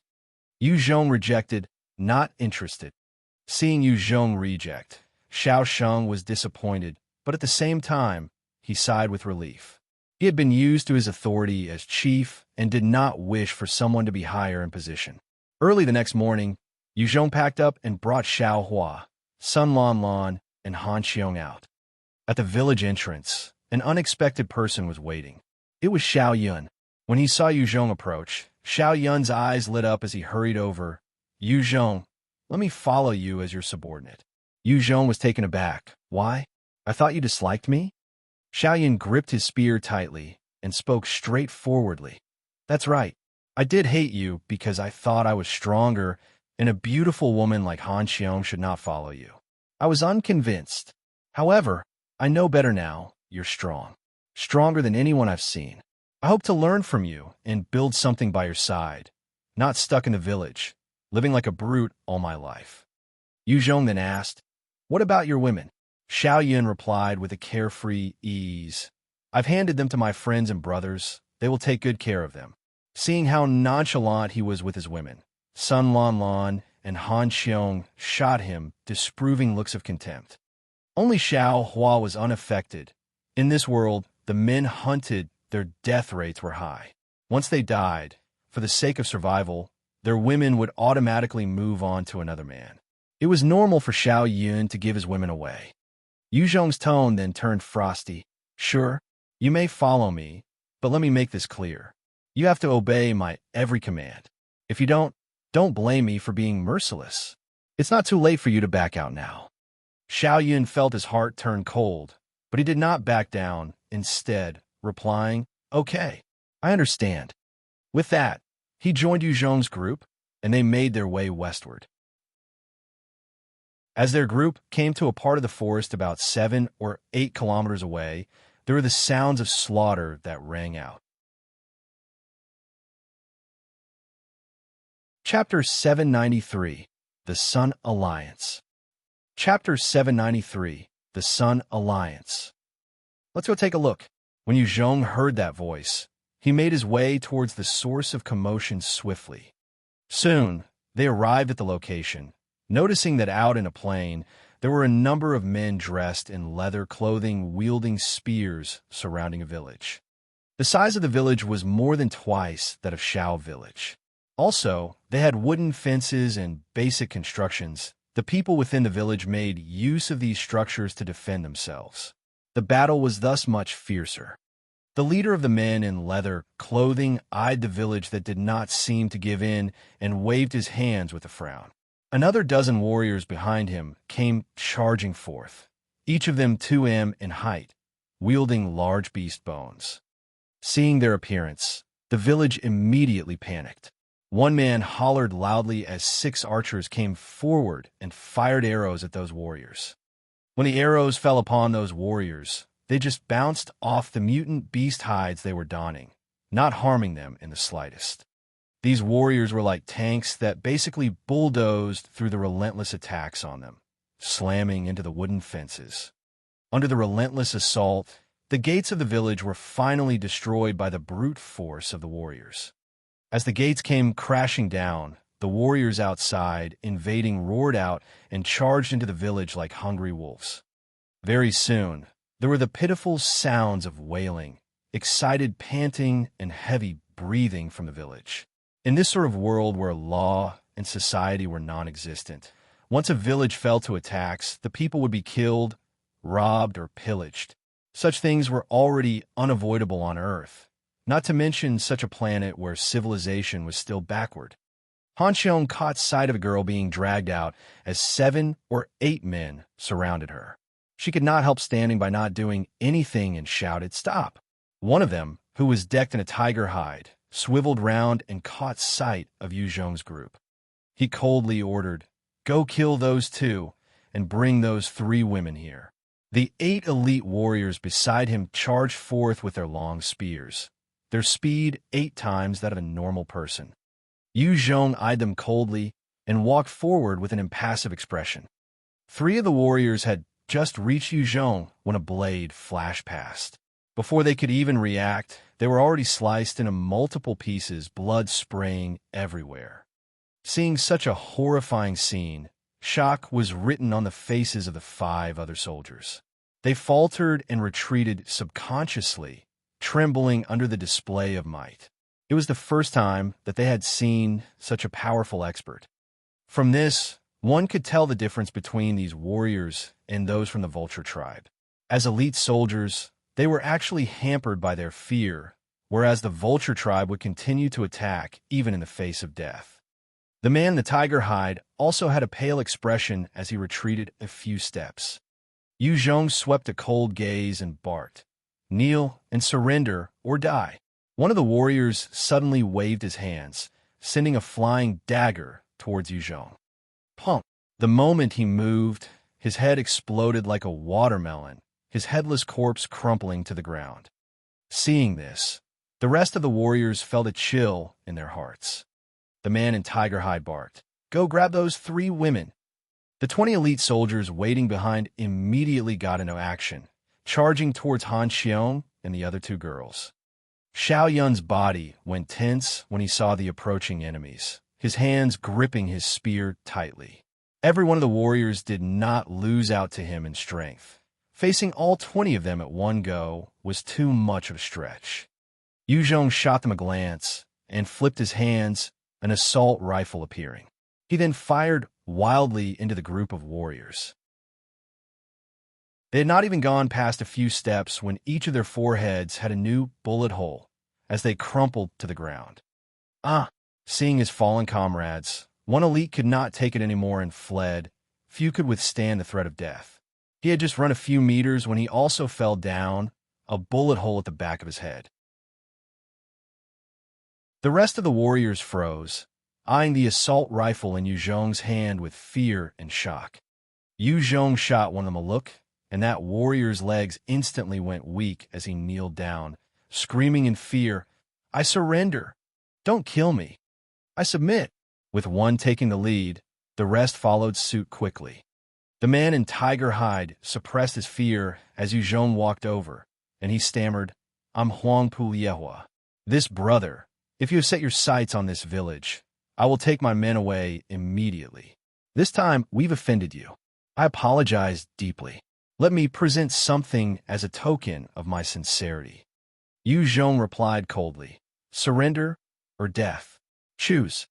Huang Puliehua crumpled to the floor, calling out solemnly, "I surrender. Spare my life." Yuzhong shot him a cold look and ordered, "Go gather your men. Stop whatever shit they were engaging in and round up all the villagers as well." "Yes." Huang Puliehua heaved a sigh of relief in his heart before rushing towards the village. Under his barking of orders, all the soldiers who were engaging in their pleasure gathered disgruntledly.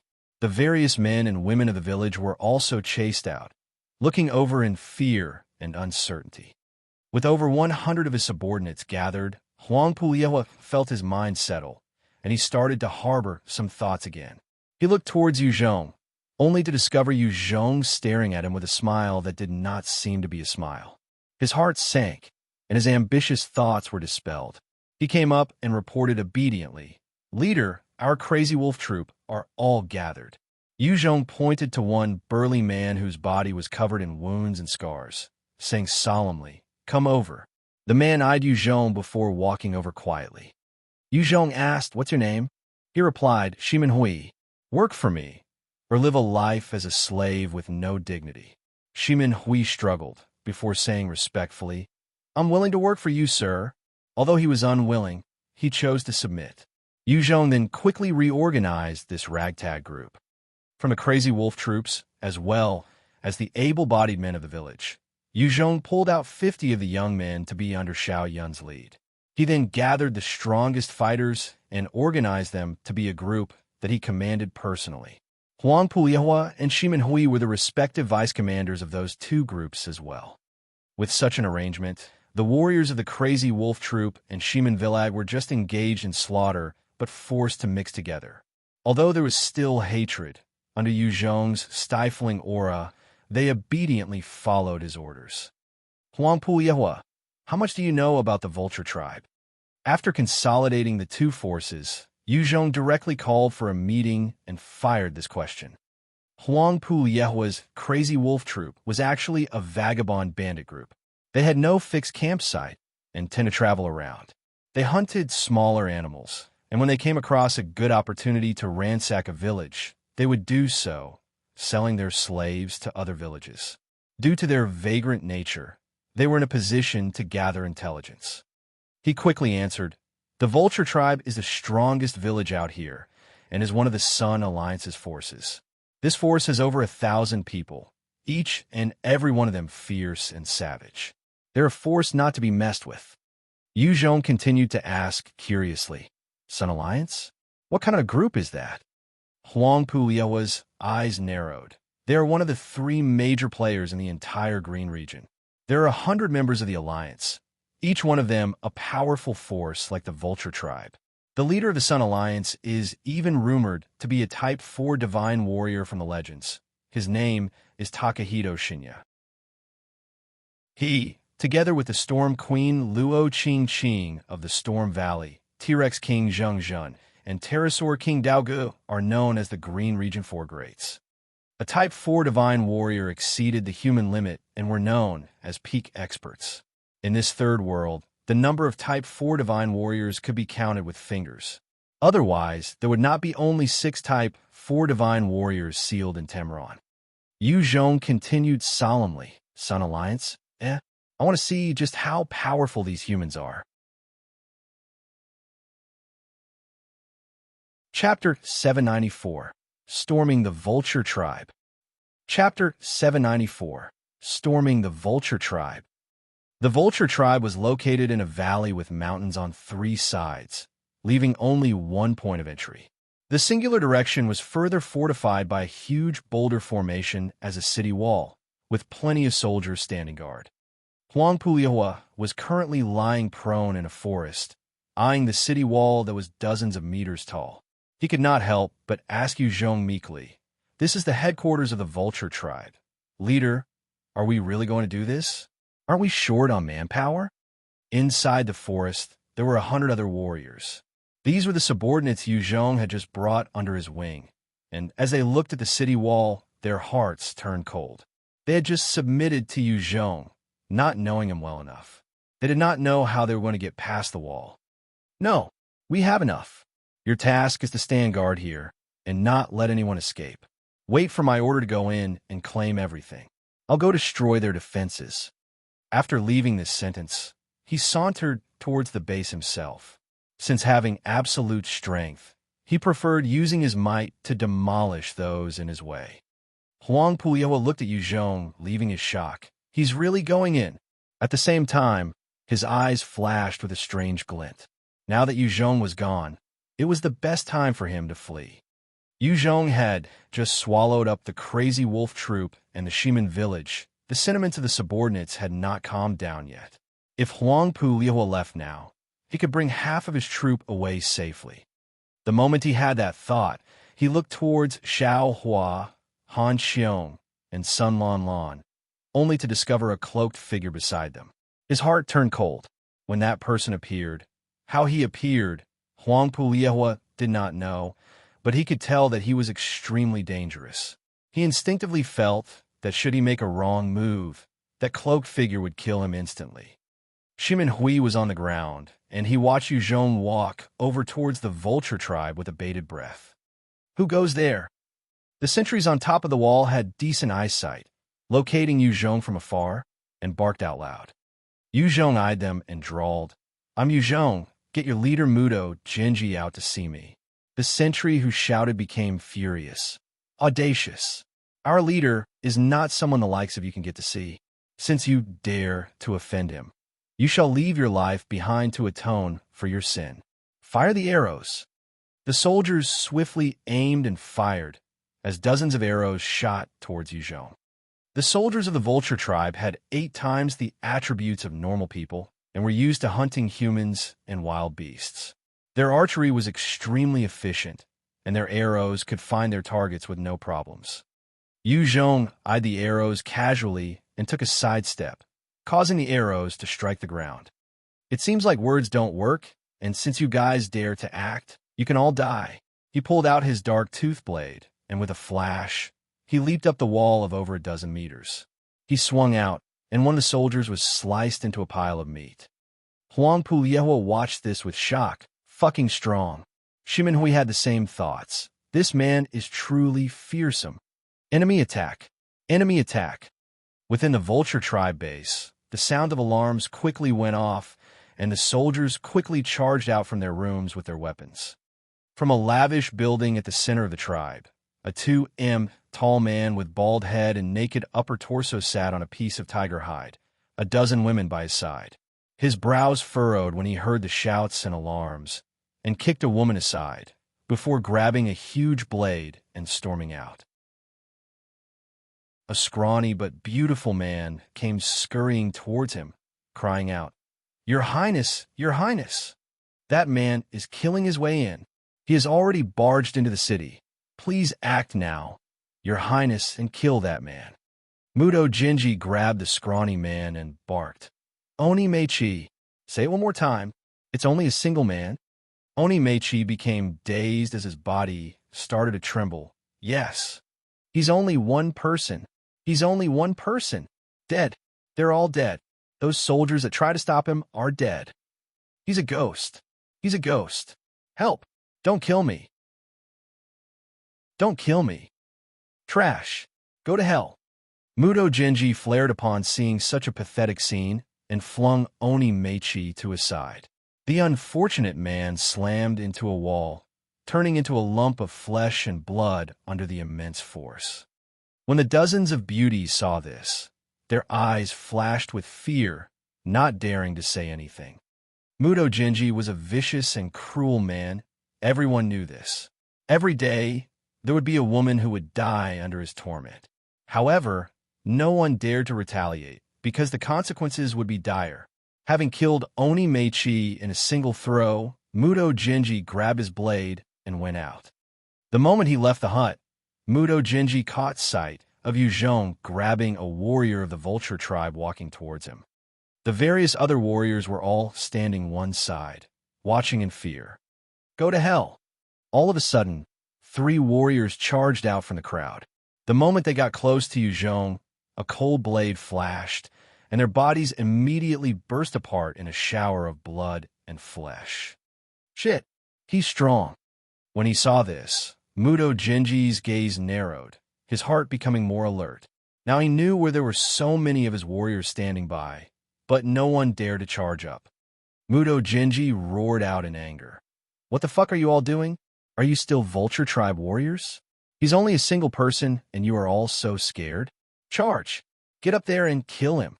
Otherwise, I won't show any of you cowards mercy. Kill! For His Highness! Kill!" The moment Muto Jinji's voice rang out, all the soldiers burst forth with a savage glint in their eyes, roaring as they charged at Qiong. However, the difference in strength was too vast. Once they got within 5 meters of Qiong, they would be sliced and diced. Within moments, dozens of Vulture tribe members had already turned into corpses, but no one had yet reached Qiong. Under such circumstances, the wills of the Vulture tribe warriors crumbled, their eyes flashing with despair. Had Muto Jinji not been out to hold the fort, they would have long since collapsed and kneel to surrender. Qiong shot Muto Jinji a cold look and spoke indifferently. "You must be Muto Jinji? Kneel and surrender, or die." Muto Jinji pulled out the curved blade that he used often, made out of a Type 3 mutant beast claw, and retorted, "Who are you?" "This seat is the leader of the Vulture tribe and a member of the Sun Alliance, Muto Jinji.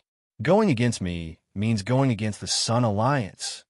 Even if you are strong, you can't possibly contend with the Sun Alliance. Your bullshit is rampant. Just die."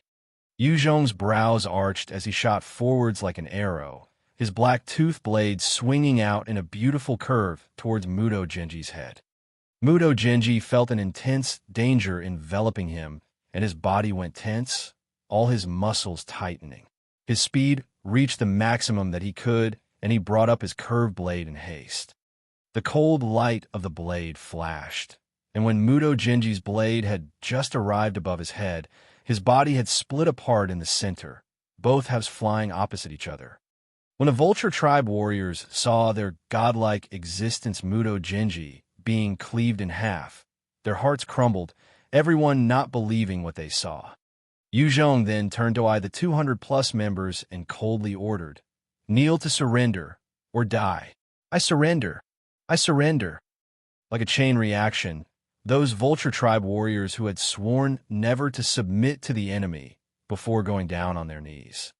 Qiong then waved his hands, sending a signal flare into the skies. Outside, Huangpu Liehua saw the flare, and his eyes widened in disbelief. Standing up in a swift motion, he succeeded. He actually conquered the Vulture tribe. Shimenhui also muttered in disbelief. He actually succeeded. A single person attacking the Vulture tribe? Fearsome. Seeing the flare, Huang Puyehua quickly brought the men and charged into the Vulture tribe base. Inside, there were members of the Vulture tribe kneeling with their hands on their head, as well as the other subordinates curled up in fright. When they saw the group of strangers coming into the base, their faces turned to one of apprehension, not knowing what was to become of them. Chapter 795. Han Qiong's Transformation. Chapter 795. Han Qiong's Transformation. Huang Puyehua, Shimenhui, and Shao Yin quickly led their men to gain control of the entire valley. Yu Zhong observed carefully, noticing that the entire space of the valley was about 900 square meters, with mountains on 3 sides. There was a clear river flowing through the camp, and fertile soil aplenty. Over 1,000 male servants were set to work in the fields, growing a variety of crops. Even though there was such a huge commotion outside, they were numb to it. Instead, they continued to tend to the fields. The struggles of this world were extremely cruel. Most victors would not even spare the slaves. Thus, to these slaves, their future was bleak.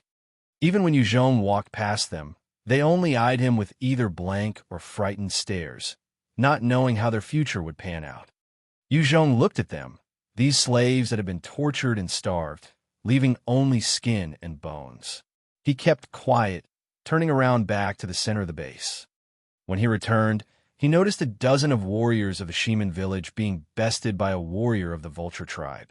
They continued to charge up at him, but no one was a match for him. More soldiers were rushing over. Yu Zhong immediately barked out, "Stop! Leader!" Seeing Yu Zhong appear, all the soldiers immediately stopped, their postures and gazes filled with respect. The Vulture tribe soldier's face turned pale, but he stood still and looked straight at him, while his body trembled uncontrollably, evident of his fear towards Yu Zhong. Yu Zhong asked what happened. One Shimen village soldiers quickly reported, "Leader, this Vulture tribe member suddenly lost his cool and injured dozens of our brothers." Yu Zhong looked at the Vulture tribe warrior. The soldier stood straight and immediately spoke loudly. "Leader Yu Zhong, earlier you told us, as long as our Vulture tribe members surrendered, we would be treated fairly. Some of these guys suddenly started to rape some of our women. We had already surrendered, yet that person raped a woman in front of us. I cannot take it anymore, that was why I want to beat him up. Your strength is absolute here, and I'm not your match. If you want to kill me, just say the word, and I will kill myself. However, I hope that you can remember your promise." Yu Zhong swept a glance towards the Shimen village warriors and asked coldly, "Is what he said true?" Under that piercing gaze, the soldiers of Shimen village lowered their heads. One of them was about to deny it when Yu Zhong's cold voice sounded, "I will get to the bottom of this. If anyone dares to hide the truth, then they will be treated the same as those that raped, beheading as a punishment." Upon hearing that, the warriors of the Shimen village turned pale, their mouths twitching, turning quiet. The soldier who had raped a woman from the Vulture tribe turned pale, and he immediately got down on his knees in front of Yu Zhong. "Leader, it was my fault. It was my fault. Don't kill me, please. On account that I'm your subordinate, please give me a chance. Don't kill me." Yu Zhong shot him a cold look and barked, "What were my orders before? Say it." The soldier turned pale. After entering the camp, those who slaughter innocent parties will be executed. Those who rape women will be executed. Those who pillage or steal will be executed. Yu Zhong continued coldly, "Since you've heard my military order, you still went ahead and disobeyed. You sure got guts." The soldier felt cold sweat down his spine as he continued to kowtow out of fear. Yu Zhong looked at the Vulture tribe warrior. "What's your name?" The soldier replied, "I'm called Ma Lei." Yu Zhong chuckled, "Not bad. I admire your personality.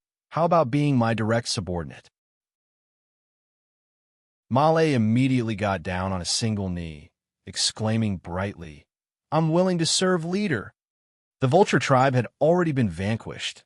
Ma Lei had no icon to be loyal to. Yu Zhong's strength had also amazed him. Being able to serve someone like this, he was obviously elated. As for Yu Zhong, he needed someone like Ma Lei in his troop. With such a righteous person within his new organization, it would help the expansion in the long run. Yu Zhong then looked coldly at the Shiman village warrior, drag him to the square, and behead him in full view of the public. Announced the consequences of going against my orders. Those who dare defy orders will be beheaded. Yes, leader.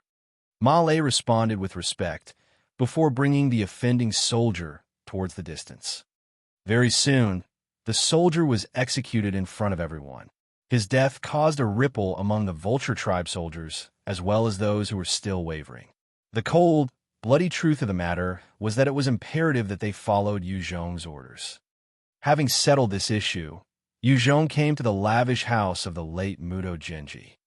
Greetings, master. A number of women were kneeling on the ground in 2 neat rows, welcoming their new master. These beauties were just toys and trophies for the strong. In order to live a decent life, they had to gain the favor of their new master. Otherwise, their fate would be miserable. Right at this time, Han Qiong's flustered screams came ringing, "Chi-Chi, how did you become like this? Chi-Chi." Yu Zhong followed the sounds and appeared beside Han Qiong. In front of her, there was a naked, young woman whose legs and hands had been chopped off. Han Qiong was crying uncontrollably and trembling as she held her in her arms. Sun Lan Lan was also standing by the side, her body trembling with fury and fear at the same time. Inside that room, there were many beautiful young women who had their arms and legs removed. They were all placed like trophies within the room, their eyes filled with despair or numbness. Chi-Chi seemed to stir as she screamed out, "Qiong, Qiong, is it you? I regret it so much. I regret it so much. My hands and legs were chopped off by master. I'm sorry, master. I will be obedient. I will listen to you. Please don't chop my hands off. Don't chop my hands off." Han Qiong screamed with rage as she held the smelly Chi-Chi in her arms. Scum! Bastard scum! Beast! Enough could be said about those foreign species like the Dino people, but Han Qiong had never expected a human to be so sick towards his own kind. She was filled with an intense fury and killing intent towards Muto Genji. Sun Lan Lan stared at the limbless Chi-Chi, celebrating inwardly. Thankfully, I followed Yu Zhong. If I were to become like this, I'd rather die. The crippled Chi-Chi regained her clarity as she saw her good friend hugging her, and she sobbed. "Qiong, Qiong, I regret it so much. I should have followed you guys. I want to dance. I can't dance anymore. Woo." At that time, of the surviving members of the girl group, 2 had chosen to flee into the forest. One of them was Chi-Chi, who had her limbs chopped off and turned into a decorative ornament. Han Qiong hugged Chi-Chi and asked, "Where's Anin? Where is she now?" Chi-Chi revealed a frightened look, muttering in a half-sane state. "Anin? Anin is already dead. She angered Master and was eaten by her." "No, Master. No, I didn't say anything. I will be good. I will be a bucket. I will be good. I will listen." Yu Zhong sighed when he watched this and turned to leave this revolting room. Those with no power truly lead a harsh life in this cruel world. Sun Lan Lan also could not stand it anymore and followed behind. Only by following Yu Zhong could she feel safe. Seeing the plight of those in the room, she was truly at a loss in this cruel world. Lan Ling greets Master. Yu Zhong had just entered the living room when a woman of about 162 m, her skin as fair as snow, with a lush head of hair, stepped forward. She was dressed in a plain white dress, her demeanor pure and charming. She greeted Yu Zhong, flanked by 4 other girls. What a beautiful girl! Sun Lan Lan was stunned by the sudden appearance of this beauty, and her eyes flashed with envy. Although she knew she was a cute and pretty girl herself, compared to this beauty in front of her, other than her impressive bust size, she felt inferior in all aspects. Yu Zhong was also taken aback slightly. Lan Ling was on par with Qi Qing'er, such a beauty he rarely came across. "Get up." "Yes." Hearing his words, Lan Ling stood up and assessed this master of hers. Right at this time, Han Qiong came out from the room of horrors, her eyes red. She came up to Yu Zhong and stared straight at him. Yu Zhong, I want to gain strength. I want to become stronger, becoming a proper expert. Please help me. I'm willing to exchange everything of mine in order to gain the strength you can provide. I know you have it. Please don't reject me. Yu Zhong eyed her, frowning slightly. Have you thought it through? Even if you don't have the strength, as friends, I can still guarantee your safety somewhat. As long as I'm not dead, I can help you lead a safe life. I know. Han Qiong's expression was resolute, as she bowed deeply. But I know that even if I were to live safely under your protection, I will never be happy. I want to protect those I love. I want to stop these cruel violence. Without power, I cannot do any of those. In this short period of time, I have realized how powerless I am. I need strength. Please grant that to me, please.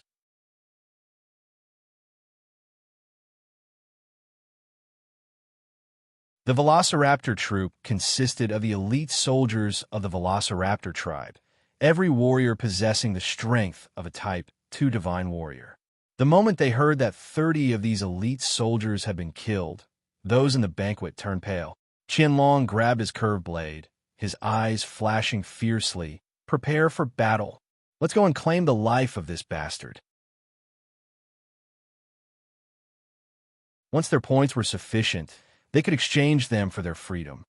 The moment such an initiative was announced, the work ethics and morale of the slaves rose greatly. At the same time, their treatment became better, and their eyes were filled with hope once again. Under such conditions, various structures and fortification were built quickly within Vulture Valley, causing some semblance of a city to appear. With such measures, Yu Zhong gained the approval and support of many slaves. At the same time, the countless victories also caused his prestige to rise in the eyes of his subordinates. The chaotic mixture of various tribe members among his soldiers also prevented anyone from having funny ideas. At least, before Yu Zhong fell, no one dared to raise any thoughts of rebellion, instead, following his orders obediently. Yu Zhong knew that such a method would only cause some unhappiness and unwillingness to breed, but he could only make do for now. Yu Zhong's actions over at the Vulture tribe were too huge and earth-shaking. Soon, he received an invitation. Chapter 797, Prehistoric Technology. Chapter 797, Prehistoric Technology. Gridwood Village was a small place about 20 kilometers away from the Velociraptor Valley. The village was at an optimal location in terms of transportation, thus, it was an area often contested for. At the entrance of the village, there was a banquet being held, as a handsome young man sat quietly and enjoyed his wine, accompanied by 2 rows of beauties. Yu Zhong came out slowly from the forest, walking directly to a table and sat down. The handsome man with a refined demeanor stood up and bowed to Yu Zhong. You really came. Hi, I'm one of the sub-leaders of the Sun Alliance, Nishigakit. I'm pleased to finally meet you, Yu Zhong. What did you invite me here for? Nishigakit lifted his head and sat down, before smiling. Yu Zhong, our Sun Alliance hopes that you can join us and become part of us. With the strength of a Type 4 divine warrior, as long as you join us, you can definitely become the vice chief. Power and women will be aplenty. The Sun Alliance had not yet acted because they wanted to test and investigate Yu Zhong's true might for themselves. After all, someone who was able to conquer so many factions in such a short time and raise a powerful faction of his own was definitely not some random riffraff. If Yu Zhong had not evolved to the peak of the Type 4 realm, he could not have subjugated over 1,000 warriors with ease, forcing multiple factions to cohabit together. Type 4 divine warriors were truly peak existences among the humans, even in this third world where experts were aplenty. The Sun Alliance had no choice but to tread carefully. Yu Zhong shook his head. I've no interest in joining your alliance. However, I'm very interested in whatever technology you might have. If you can provide me any, I will fork out an adequate payment. On this planet, where there were countless forests, prehistoric animals, and mutant beasts, it is likely that the world had already undergone its apocalypse once. After that, humans had fallen off the food chain, and the Dino people rose to dominance on land, while the Sea Clan rose to dominance in the sea, turning into two powers vying for control. After the apocalypse, human civilization declined rapidly, and those without adequate education could not carry out even the simplest of maths. However, there were still those who possessed some technology of the world before the collapse of humanity, which had allowed them to stand on par with the Dino people and Sea Clan as well. Humans were weaker in terms of physique. Without any advanced technology, they would have long since been eradicated. On Earth, if it were not for the firearms and heavy weaponry, a single horde of a million zombies could have easily wiped out all human resistance. The Dino people was obviously a tad stronger than the Saint Clan, and since the humans of this world could resist them for so long, the technology they possessed must be extraordinary. After defeating the Vulture tribe, Malay had already disclosed some information to Qiong. That was the main reason why he was going around to conquer the factions. It was a pity that such technology posed too much of a threat, hence, only the Sun Alliance was in possession of them. Nishigaki's pupils contracted, but he still maintained a smile. Prehistoric technology, yeah, you sure know how to jest. Such valuable things, what would you use to exchange? Qiong replied indifferently. Type 4 mutant beast nuclei. Type 4 mutant beast nuclei. Nishigaki immediately sat up, obviously rocked by those words. Mutant beasts were stronger than humans of the same realm. If a Type 4 mutant beast were to clash with a Type 4 human, there was an 80% chance that the human would either die or be forced to flee. Only 20% of the time could a human successfully kill a Type 4 mutant beast. In this world, the Type 4 mutant beasts were rampant, but few humans had Type 4 nuclei. Every single one of them was beyond precious, and the most important thing was that they were the energy source of the prehistoric technology. Of the technology in this third world, almost all required mutant beast nuclei to activate. A single Type 4 nucleus could support a powerful weapon. Nishigaki forced a smile in the end and countered Qiong's offer. Qiong, our Sun Alliance is willing to use 3 absolutely breathtaking beauties, 500 pretty virgins, and 20,000 slaves in exchange for that Type 4 nucleus. What do you think? I can guarantee you, those 3 beauties are all highly coveted after, more than 10 times as attractive as these women by my side right now. You'll definitely love them. The death rate of males was high in this world, causing an imbalance in terms of gender. However, pretty women were still traded as commodities, and within the various factions, there were still plenty of lustful men. Furthermore, men were still largely in control. Only a rare few factions were controlled by women. Qiong laughed indifferently and stood up to leave. I'm not interested in those. Forget it. I think the Storm Valley might be more interested in my Type 4 nucleus. Nishikajit's face turned as he exclaimed, Wait! Qiong, please give me a week. Let me go report this to the chief. I will definitely give you an answer in a week. These women are a gift to you. Every one of them has been trained. They're all virgins as well, and can fulfill your every command. Hope you like them. Green Region's mightiest factions were the Sun Alliance, Storm Valley, and Pterosaur Mountain. The 3 groups maintained a balance among each other, with Type 4 divine warriors in their ranks. At the same time, they also had their own weapons and technology. No single party dared to attack any other. If either the Storm Valley or Pterosaur Mountain were to gain the Type 4 nucleus, then the balance would be destroyed. Qiong swept the ladies a glance and laughed. All right, fine. Since this gift is decent, I'll give you 2 days to consider. During then, I will not go seek an audience with the other 2 factions.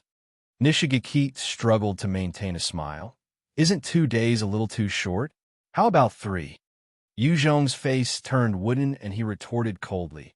If you're not willing, forget it. Nishigaki continued to smile and replied, all right, 2 days it is. I hope we can become friends. Let's go. Yu Zhong turned around and headed towards the forest. The ladies behind bowed once towards Nishigaki before following Yu Zhong. Out here, where mutant beasts and bugs were everywhere, if these ladies were caught by themselves, they would surely die. They had been trained to follow their master's wishes regardless of their personality. Thus, they could only follow behind Yu Zhong. After Yu Zhong left, the smiling Nishigaki turned sullen, and he entered the village, quickly getting on his velociraptor and galloped towards the distance. In the middle of a lush forest, there was a huge mountain range. At the corner, there was a small valley that was only accessible through a small tunnel. This valley was 20 times larger than the area of the Vulture tribe. A number of majestic stone structures stood tall, forming a vibrant city. At the same time, the architecture was exquisite and beautiful, obviously the handiwork of an expert. Even on Earth, it was hard to compare. In the center of the city, the buildings were different, made out of white, jade-like materials, giving an even more resplendent feel to it. This entire region formed the inner city. Atop a platform in the palace, a man of about 2 m in height, bulging muscles and a crown on his head, sat on a huge golden throne. Below him, there were 2 rows of men in black uniform.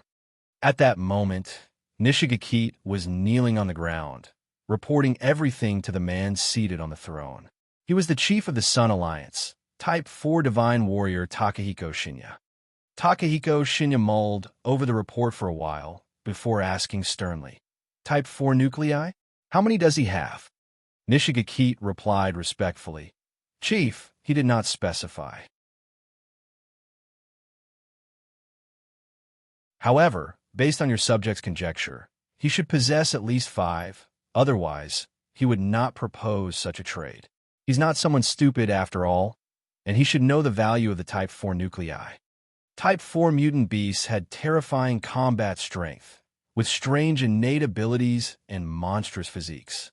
Even Type 5 Divine Warriors could not afford to underestimate them. If a Type 5 Divine Warrior were to be careless, he or she could even be killed. This made the Type 4 nuclei all the more valuable. Takahiko Shinya's eyes glinted coldly as he ordered, "Good. Since he wants our technology, then let him experience the might of the technology.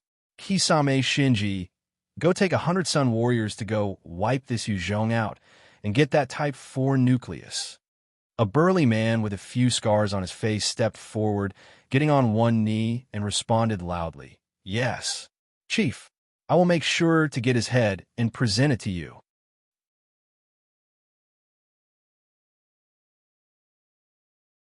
Chapter 798, Sun Warriors. Chapter 798, Sun Warriors. Vulture Valley. Inside the forest, amid silence, 100 soldiers in white armor, wielding white battle spears, were following the lead of a general in silver armor. "Attack the city, get Yu Zhong's head, you'll be free to do whatever you want for a week."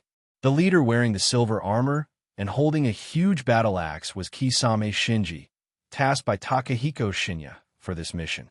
He pointed to the wall and barked out, "Kill! Kill!" Hearing his words, the 100 warriors immediately radiated a bloodthirsty aura. As they all got excited and charged down the hill, their fighting spirit pushed to the extreme. The 1-week free period meant that after they conquered the city, they could pillage and rape without any punishment.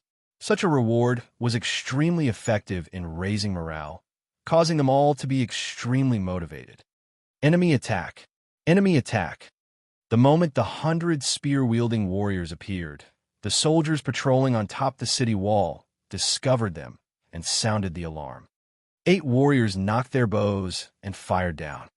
8 arrows shot out towards the white-armored warriors, appearing in front of them in an instant. The 8 targeted soldiers thrust out with their spears, knocking the arrows away. The arrows continued to rain down on the warriors below, but they were deflected easily. In a few breaths, the warriors under the lead of Kisame Shinji had already reached the city wall. He roared out loud, his voice traveling throughout the entire camp. "We are the Sun Warriors deployed here to arrest Yu Zhong. Those who belong to the Sun Alliance. As long as you return to us, We will forego your past offenses. Those who dare to resist will be put to death immediately. It's the Sun Alliance. The Sun Warriors. They're the strongest warriors of the Sun Alliance. That's great. The Sun Warriors are here. Qiong is doomed. Hearing Kisame Shinji's voice, the many fellows with hidden agendas or dissatisfaction immediately rejoiced. Qianlong pulled out his blade and killed a Shiman village warrior, roaring loudly, "It's time to rebel! Our Velociraptor tribe will rebel. All brothers, follow me. Time to kill that bastard Qiong. Rebel. The Velociraptor tribe has rebelled. Our ferocious tiger tribe is also rebelling." Following many enraged shouts, the various ambitious upstarts began to lead their troops, and chaos broke out within the walls of the city. Since Qiong had forcefully conquered these tribes, and the time was too short for him to have made an impact on them, the moment the Sun Warriors appeared, these leaders jumped on the opportunity to rebel. The Sun Alliance had relied on this fact. That was why they decided to send 100 of their elites to assault the city. Qiong watched this with a disdainful look as he chuckled slightly. "Seems like I'm still unpopular. Ma Lei, aren't you going to lead the Vulture tribe against me?" Ma Lei bowed and spoke solemnly. "Leader, you must be joking. The Vulture tribe is no more. Ma Lei is loyal only to you, and I'm willing to act on your behalf to quell the chaos."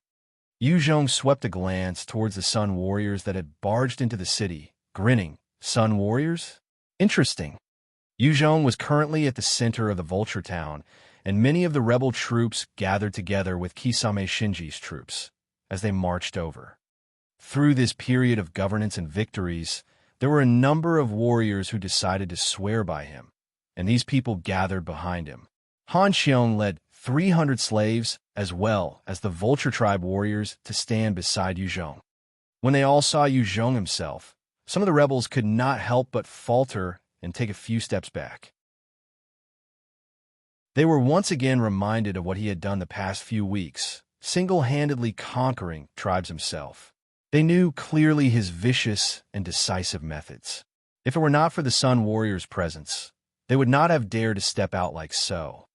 Qiong swept his eyes across them and recognized two. Interesting. Huang Puliyahua and Shiman Hui, I don't think I've treated you unfairly. Why would you choose to betray me? They were his first few experts that he subjugated, and treated them with respect and gave them responsibilities. He had never expected them to rebel at such a crucial time. Huang Puliyahua retreated a few steps and laughed coldly.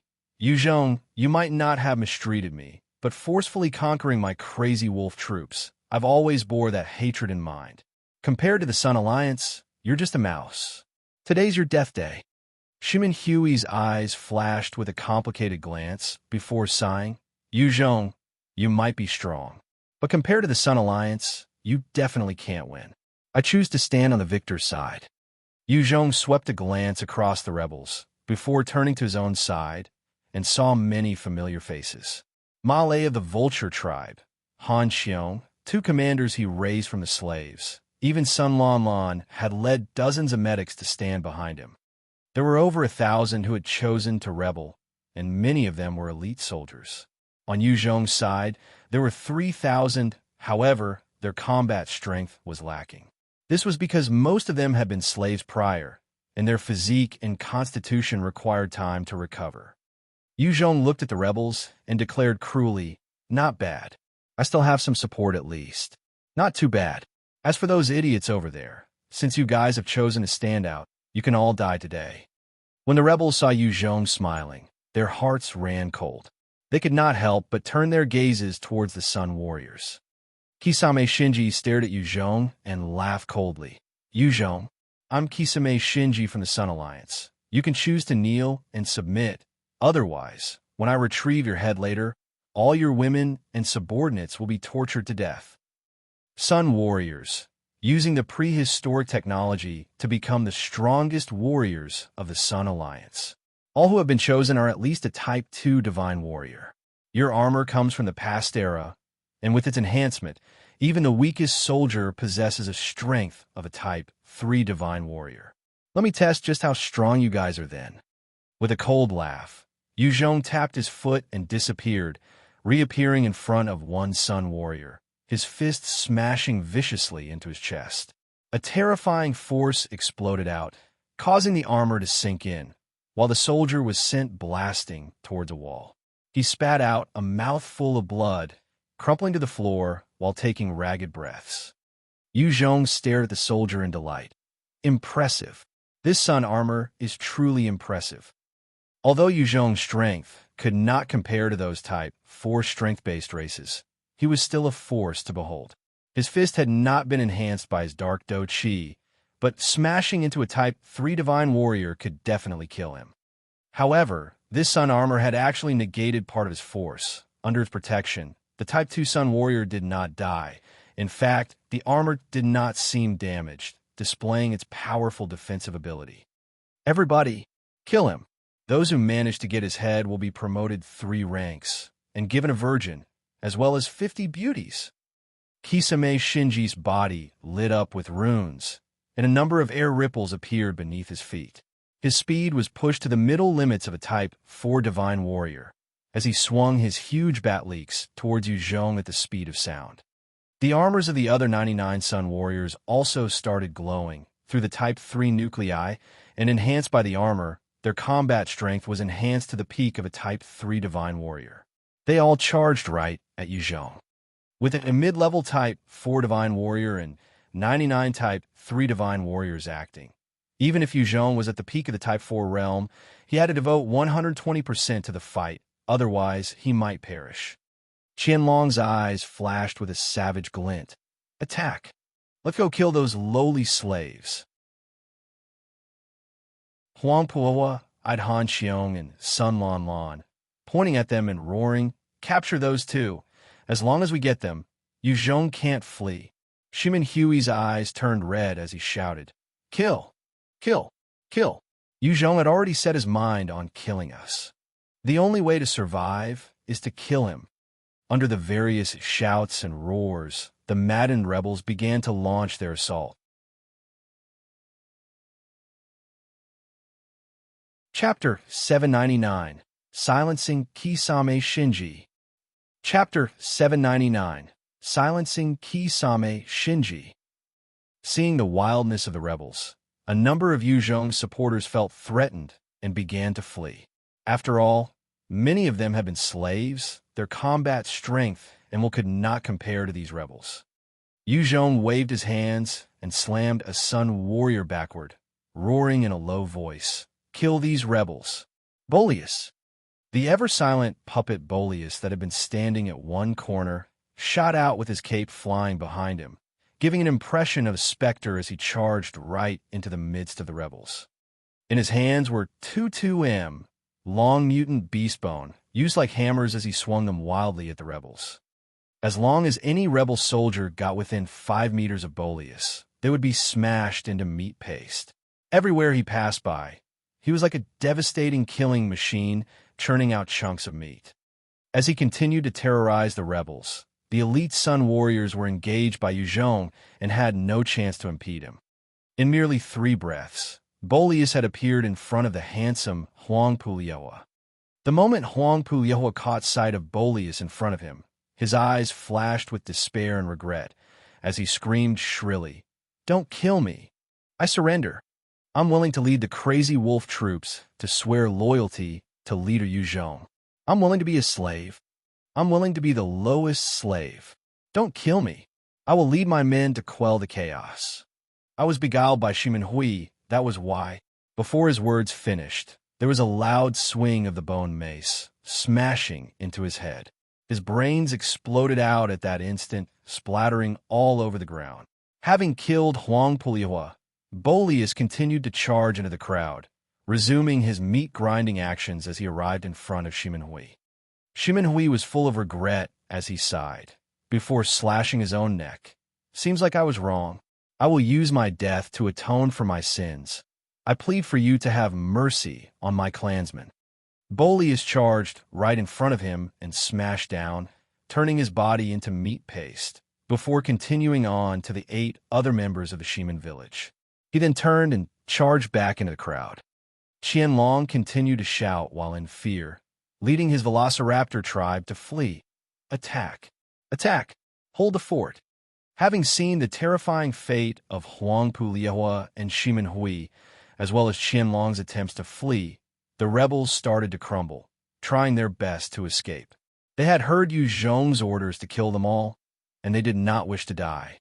Seeing the collapse of the rebel army, Ma Lei shouted in excitement, waving his blade as he took the lead to chase after them. Kill! Leave none of these traitors alive!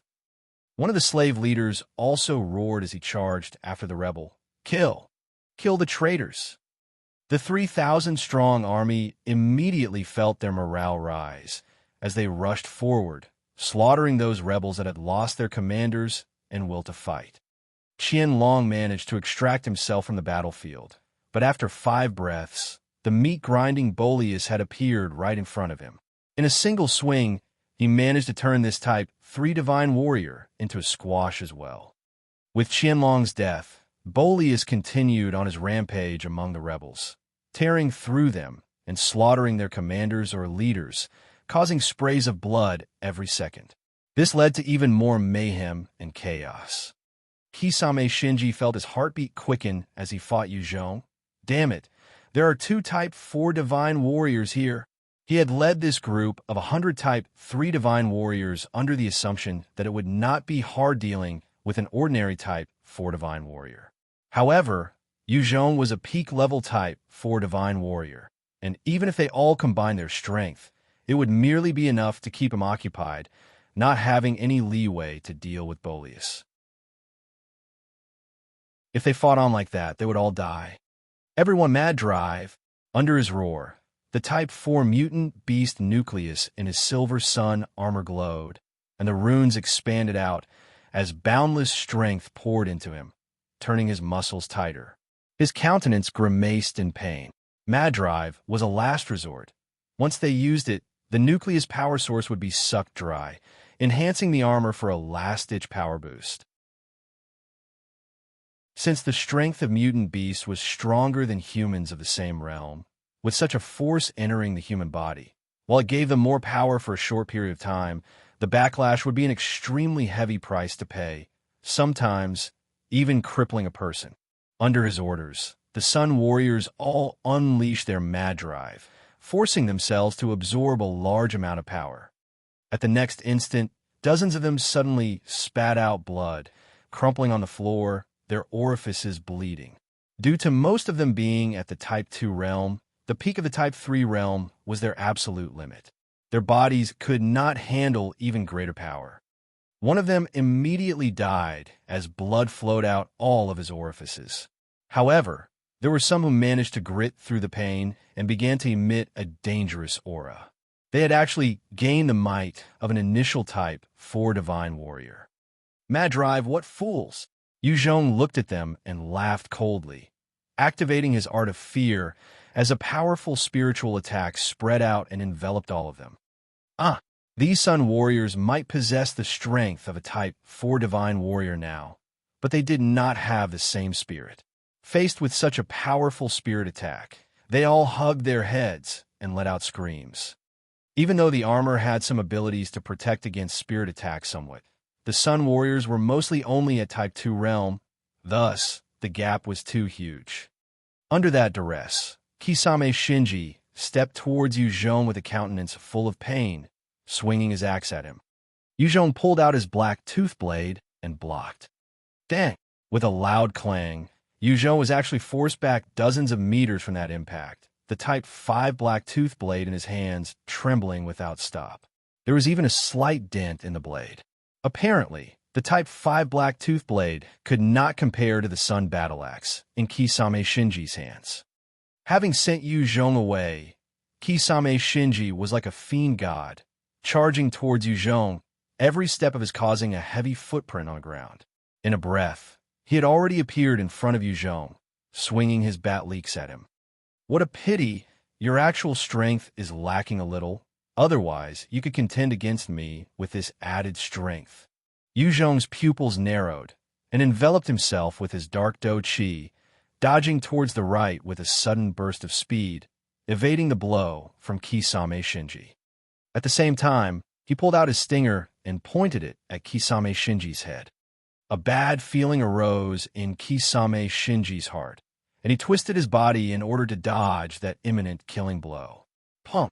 Following the loud gunshot, Kisame Shinji's brains were blown apart, his body crumpling to the ground, and the silver sun armor on his body lost its luster. He had borrowed the might of the silver sun armor to boost his strength, but his personal ability was still lacking and could not control the power well.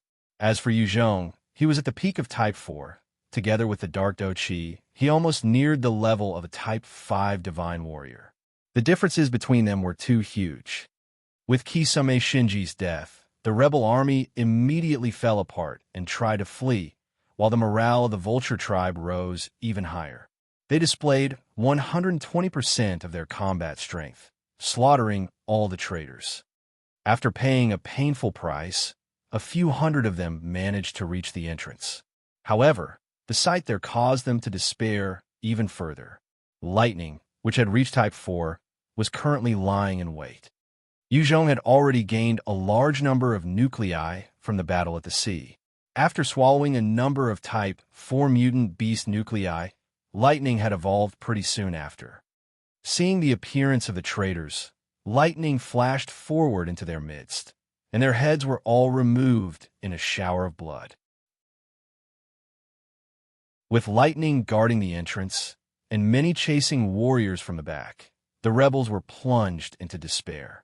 Some tried to push their way through the entrance with numbers. However, the moment they got close, their heads were separated from their bodies. A Type 4 mutant beast was an invincible existence to these Type 2 divine warriors. Many of them threw down their weapons in a bid to surrender, but were met with countless spears thrusting into their bodies, turning them into sieves. In their despair, many of them decided to fight to their deaths. They were still wiped out in the end, although they managed to slay a few slave warriors. However, any of them who revealed their abilities would almost be immediately dealt with by Boleus. After 3 hours, every single rebel soldier was killed.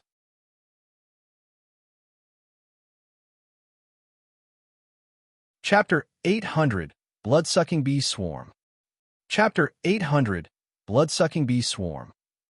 After the chaos settled, Qiong began issuing out new orders and reorganizing his subordinates. Han Qiong, Shao Yun, Ma Lei, and Sun Lan Lan had obtained great merits in the rebellion this time, and Qiong conferred upon them titles. At the same time, Qiong also promoted a number of slaves that had performed well, directly removing their slave status, allowing them to become commanders. On top of that, he punished all the family members of the rebels, branding them as slaves, while assigning the women of the rebels as rewards to those who had just risen in rank. Seeing their comrades achieving a different status, a bright home, beautiful women, many of them became extremely motivated to build the city up. They put in more hours and efforts, some even going out of their way to excel in their military training. Through this rebellion, the total number of elites under Qiong had reduced drastically, but after the baptism, many of their hearts and loyalty were now firmly towards Qiong.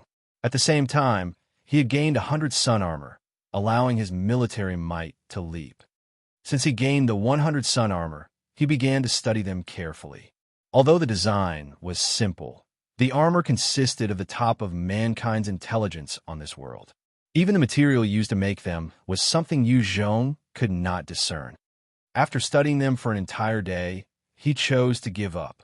His strength was in combat. Researching into something like this was not a strength of his. Near a small stone mountain, a sudden explosion rocked the entire area. The 20m tall stone mountain suddenly blew up, revealing a small hole at the center of it. In front of the mountain range, Qiong was wearing the silver sun armor, equipped with a Type 4 nucleus. He felt the energy coursing through his body and was excited. This sun armor is truly powerful. When equipped, I can exhibit the strength of an initial stage Type 5 divine warrior. Qiong recovered from his joy while reassessing his knowledge about the armor. However, Since the Sun Alliance sent this unit to deal with me, that means that there should be other equivalent armors, if not stronger ones. The Sun Alliance is truly not weak. Having come to the conjecture that the Sun Alliance was not to be underestimated, Yu Zhong abandoned thoughts of deploying his troops against them. What is that? Shit. Yu Zhong had just kept the armor into his storage ring when he suddenly caught sight of a swarm of huge bees in the distance. Each of them was the size of a fist. Their sharp stingers could be seen clearly. Looking at them, his face fell, and he dashed towards the Vulture Valley. In a few breaths, he appeared beside Sun Lan Lan and exclaimed, "Quick, gather everyone and hide in the bunkers. There's danger." In order to deal with the threat of airborne mutant beasts and the possibility of aerial combat, Yu Zhong had designated a plot of an area to be used as bunkers for his people to hide, if need be. Sun Lan Lan's face fell. Without asking, she quickly picked up a simple telephone line and spoke with her clear voice. Immediately sound the alarm for evacuation. Danger level 9. All police patrolmen are to help with the evacuation. Escort everyone into the bunkers. In the various corners of the valley, the burly warriors struck out 9 resounding drum sounds to declare the danger level. Upon hearing it, everyone who was working stopped whatever they were doing and began making their way towards the bunkers in an orderly manner. A number of police patrolmen who had been specially designated for the role escorted the slaves and villagers towards the bunkers as well. At that moment, as they were running, the swarm of mutant bees came soaring over the skies, descending at an alarming speed. Many warriors ducked to one side, eyeing the cloud of bees that seemed to blot out the skies, their eyes filled with fear. Help! One soldier was slightly slower, and 100 bees pounced on him. At that moment, he let out a scream of despair and fear. His body was enveloped by the bees as he struggled for a while before crumpling to the ground. When the bees left his body, holes could be seen everywhere on his corpse, which had been dried out completely. Seeing such a horrifying scene, all the warriors became even more frightened. They did not want to be sucked dry. When the swarm of bees descended on the valley, the shrieks and screams rang throughout the area, and within seconds, there were over 100 people who had been reduced to dried corpses. The villagers had been running to the bunkers in an orderly fashion, but witnessing such horrors, they could no longer maintain calm as they pushed and shoved in a bid to reach the bunkers first. At this moment, a fiery tornado blasted out, covering the skies above them. With the loud sounds of crackling, a number of the mutant bees lost their wings and fell to the ground like rain. Yu Zhong controlled 5 tornadoes of fire, looking like a fiery demon god that had descended as he appeared in front of them. What are you panicking for? Maintain your order. Those who dare disrupt the order will be executed immediately. There's nothing to be afraid of. You can kill a single one yourselves. Let me handle the swarms. Seeing Yu Zhong appear, the people immediately calmed down, picking up clothes, wooden bats, and fans in a bid to fight back those singular bees. When the bees gathered together, they were truly terrifying. Even a Type 4 expert might not be able to handle them, and they might even be sucked dry. If they were separate, then any adult would be able to smack them down as long as they did not lack the courage. Yu Zhong continued to control his 5 tornadoes of fire to blow all around the skies. Each time they blew past part of the swarm, a large number of the mutant bees would crash to the ground. While a dozen people had already been sucked dry, the majority was able to resist the pain of the stings and, with help from others, smacked many of the mutant bees dead. The rest had also managed to enter the bunkers safely.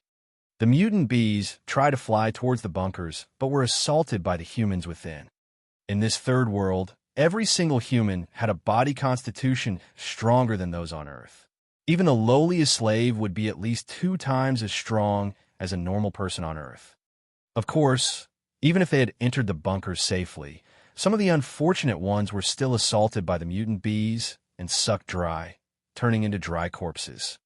Yu Zhong continued to manipulate the devil flames everywhere, reducing more bees into crisps. The swarm started to turn its attention towards him. At every second, he was expending a large amount of stamina and spirit to maintain his devil flame. Soon, his forehead was slick with perspiration. In the skies, the black swarm clashed against Yu Zhong's devil flame tornado multiple times.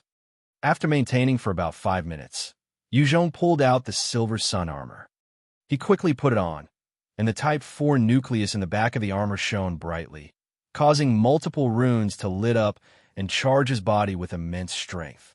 His stamina and spirit was recovered to their peak, and with a slight push, his devil flame tornado became even more violent.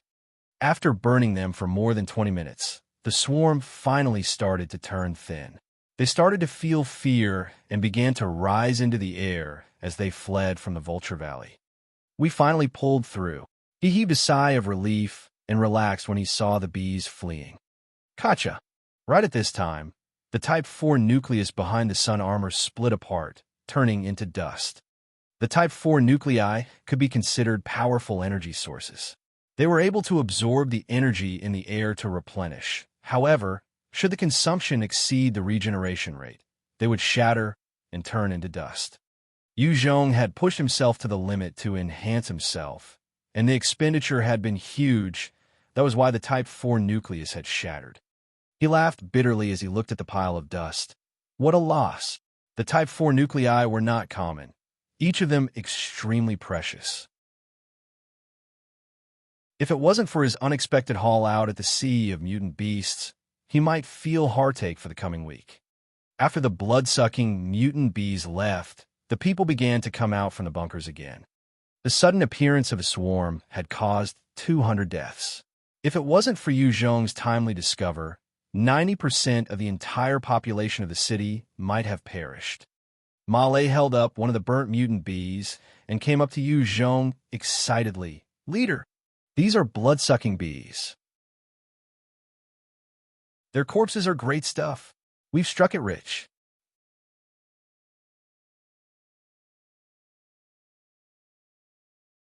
Chapter 801 Emissary. Chapter 801 Emissary. Yu Zhong looked at the excited Ma Lei and asked with a frown, blood-sucking bees? What's special about them? Ma Lei replied excitedly. They're a special variation of bees found only in the green region.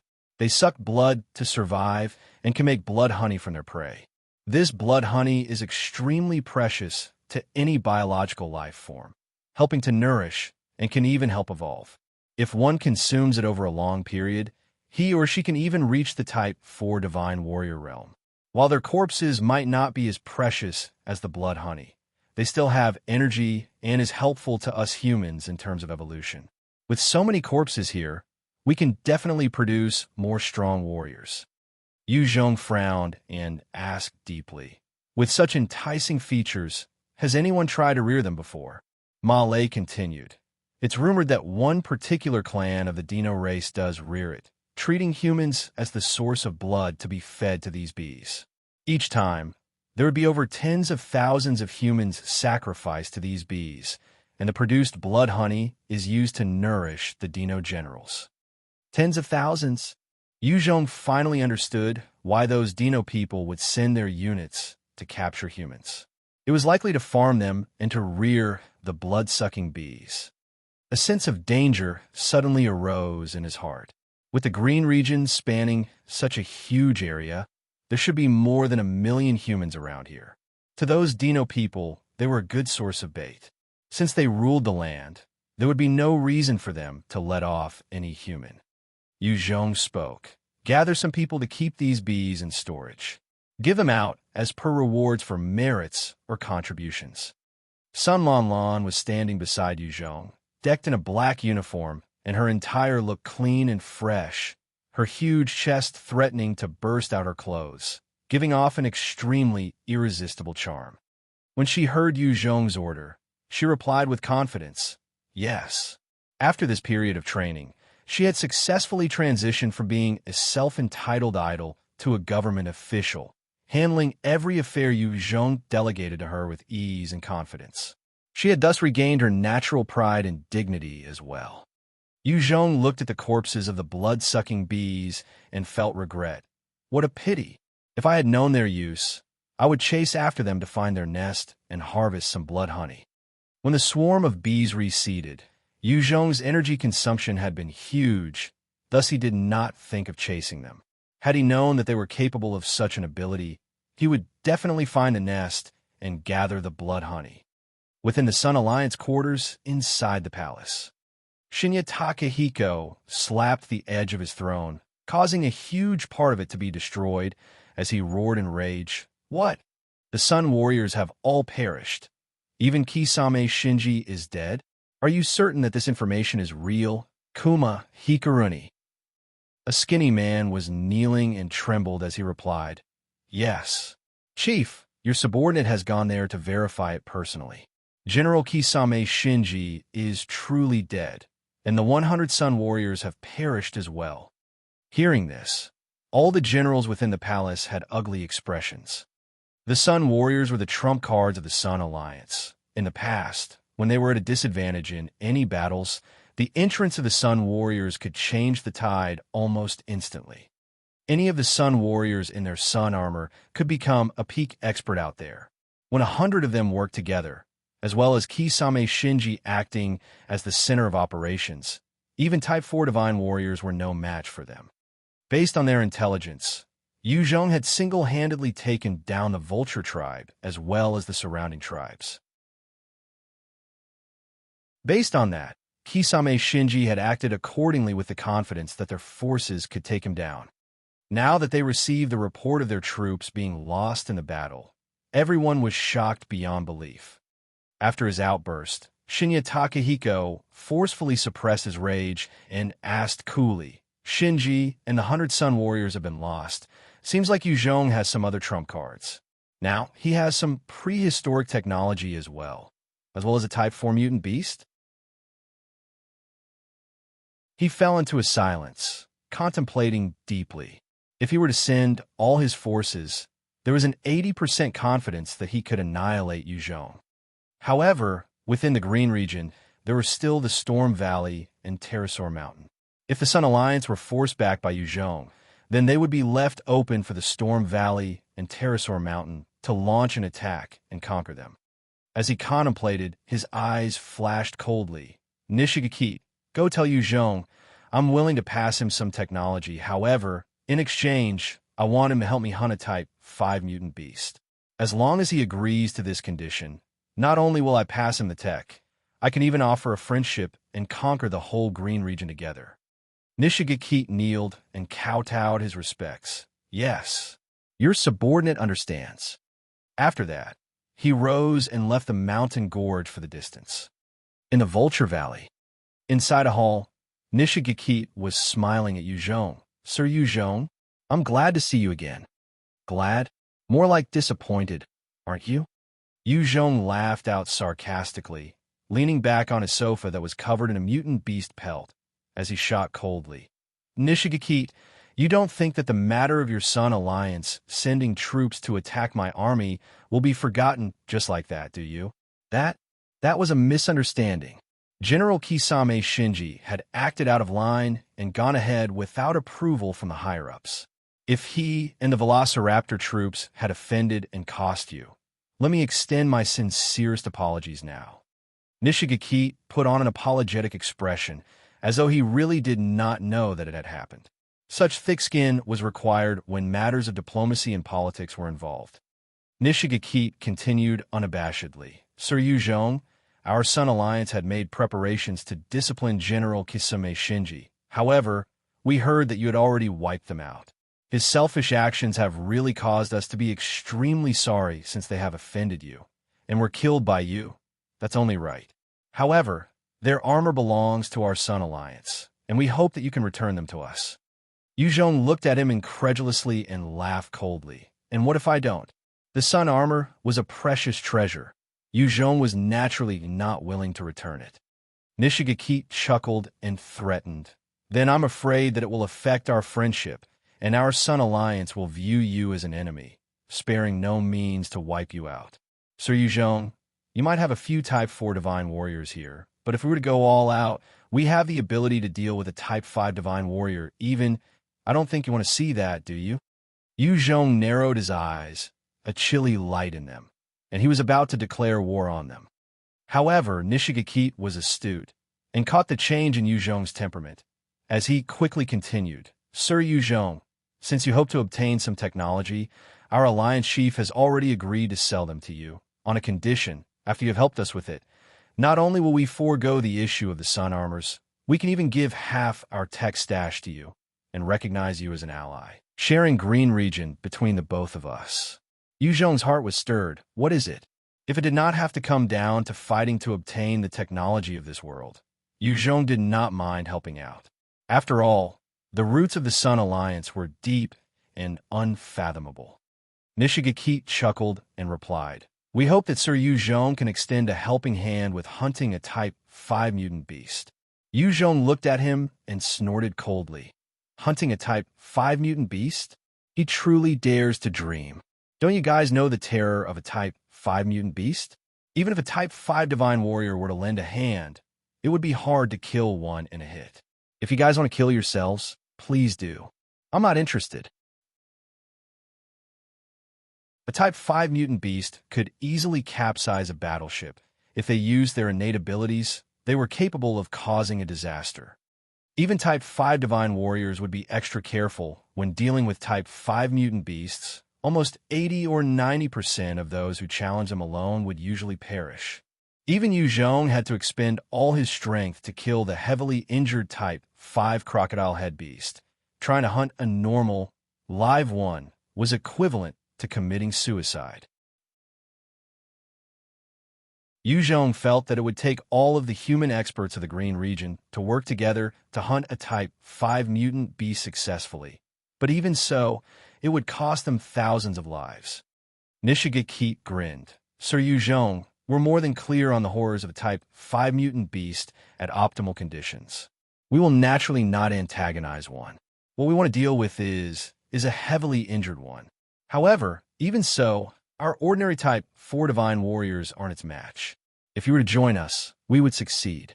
There might be risks, but we feel that it's worth it. Yu Zhong sunk in deep thoughts. All right, I can help. However, if it's not heavily injured, I will not do anything. Nishigakite smiled. Fine.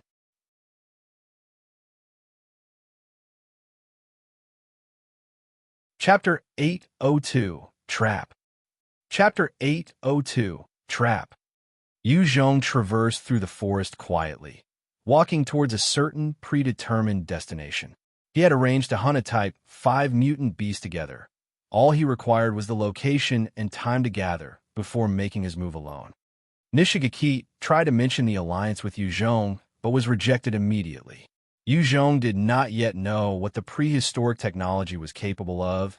He was not overconfident to the point where he thought he could saunter into their base and leave easily. Yu Zhong continued quietly through the forest, avoiding a few herds of dinosaurs, before arriving at the location where an injured Type 5 mutant beast was rumored to be. It was a large and vast lake. In the middle, a number of long necks stuck out the water, munching on the various plants around the lake. It was apparently a resting ground for a herd of Diplodocuses. Their bodies measured more than 100 meters in length, and they were like little moving mountains. In front of them, Yu Zhong was like a grain of rice. All around the lake, other than the Diplodocuses, there were a number of Stegosauruses as well. A few Microraptors were gathered at another area, while Anatosauruses and ferocious Velociraptors had their own corners. It was as though the dinosaurs were gathered together for a party. Other than the various dinosaurs, there were even huge prehistoric mosquitoes that were larger than humans, giant dragonflies with wingspans longer than 10 m, and many other mutant bugs. Seeing this, Yu Zhong could not help but suck in a cold breath. The dinosaurs and mutant beasts and bugs here were on another level. Each of the seemingly harmless Diplodocuses was actually Type 4 existences, even the Stegosauruses as well. The Microraptors were smaller and weaker, only at the Type 2 level. However, when gathered together with over hundreds or thousands in numbers, they were not easy targets to provoke as well. With the various species lording over their individual territories, Even a Type 5 Divine Warrior might be ravaged if he or she entered casually. After all, mutant beasts were stronger than other life forms. A Type 4 mutant beast would already possess more strength than a Type 5 Divine Warrior. Their only weak point was their speed and perception senses and intelligence being lower. That was why it was possible for a Type 5 Divine Warrior to kill them, or even some weaker Type 4 Divine Warriors. However, in terms of pure power, it was definitely higher than a Type 5 Divine Warrior. Qiong came to the lake and saw a man in silver sun armor about 2 kilometers away. The person also saw him locked in his position immediately with a strange glint in his eyes. The man pointed to Qiong's position and muttered, "He's here. Over there." The man beside Nishigaki had a disdainful look as he ordered coldly, "He's actually on time, do it." In the skies, a warrior with a sun armor rode on a pterosaur as they flew across the lake at a high speed. As he shot past, he released a number of red powder. When the powder descended on the dinosaurs, all of them began to get agitated. Pandemonium ensued as they started to charge in various directions in a mad frenzy. The warrior on the pterosaur continued to fly towards Qiong. Qiong's heart turned cold as he retreated explosively. Not good. This was a trap. The pterosaur was only a Type 3 mutant beast. However, its speed was even faster than Qiong at his peak Type 4 speed. The Sun Warrior atop its back closed in on Qiong. With a wave, he sent a large amount of powder towards Qiong. Qiong's eyes narrowed as he waved his hands, sending a blazing tower of devil flames soaring into the skies. The flames ate away at the powder, burning them into nothing. All of a sudden, Qiong felt an intense sense of danger. He activated his shadow steps and dodged to one side. At that instant, a terrifying electromagnetic beam shot from afar, slamming into his right shoulder, blasting it apart in a shower of blood. His entire right arm was gone. Sniper. A top-level sniper. Qiong felt a sense of dread as he suppressed the pain, waving his left hand. The spider ring on it spurned out silk that covered his wound, while he leaped through the woods. At a distance, a man with an insignificant appearance and a mustache laid on the ground, wearing a silver sun armor and holding an electromagnetic sniper in his hands. He eyed Qiong coldly while aiming. It was this man who had caused Qiong such a grievous injury. The Sun Alliance was a gathering place for many experts. There were countless talents, and while the human physique was weak and most peaked at a limit of Type 3 Divine Warrior, with the right equipment and weapons, not to mention Type 4 Divine Warriors, even Type 5 Divine Warriors would suffer. Without the proper weapons, humans were weak, whereas those with the right gear were difficult warriors to contend with. Shinya Takahiko asked through a voice transmitter, "Fujiki, is it done?" The short man was called Fujiki Ichiro, the most feared sniper of the Sun Alliance. He had assassinated countless enemies for Shinya Takahiko. In fact, few knew that Fujiki Ichiro had actually assassinated a Type 4 Divine Warrior before. Fujiki Ichiro continued to aim at Qiong, ascertaining his possible location, while coldly saying, "Not yet." His danger perception is truly outstanding. "I only managed to hit his shoulder." Shinya Takahiko laughed coldly. "That's enough then." Even if he could deal with the dinosaur separation powder, his blood scent would attract those greedy bugs. He's definitely dead this time. He then turned to the man beside him, whose eyes were filled with a strange glow. "Shinmu, are the large bugs all attracted away?" Shinmu Xiongnan replied, "Yes, they've been led away." Shinya Takahiko's eyes lit up as he ordered, "Good. Do it now. Kill that fat bug right now." This time, Shinya Takahiko had plotted against Qiong. On one hand, it was to eradicate this enemy, while the other was to target the injured Type 5 mutant beast within the lake. Once they managed to kill this Type 5 mutant beast, they would obtain a huge, rich resource and train up a new batch of warriors. If the Nucleus could be used together with the tech on Shinya Takahiko's hands, then the combat might of the Sun Alliance would go through a huge change, and they could even take down Storm Valley and Pterosaur Mountain at one go. Under his orders, 10 Silver Sun Armor warriors led 400 White Sun Armor warriors towards the lake. They were about 2/3 of the current Sun Alliance forces. In order to take down the Type 5 mutant beast, Shinya Takahiko was ready to go almost all in. A distance away, Qiong continued to sprint through the forest. Behind him, a large number of dinosaurs and mutant beasts, as well as bugs, were chasing after him, one part agitated by the powder, the other by the scent of his blood. Damn it! Qiong continued to flee while pulling out his stinger to fire at the sky. In the skies, the Sun Alliance warrior was sticking close on his pterosaur. At the same time, the flight pattern was unpredictable, causing Qiong to have no way of hitting even with his second-order firearms manipulation. The rider was extremely crafty, knowing the terror of a Type 4 divine warrior. He only followed Qiong from afar, not intending to get close nor come to blows. At the same time, due to the mixture of blood and powder, many Type 3 pterosaurs were flying over. Eyeing the warrior in the sky, Qiong's eyes flashed coldly, and he activated his summoned tamed beast technique.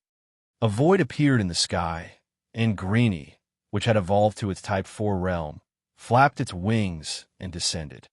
Its wingspan was now over 100 m and was like a huge beast from Legends.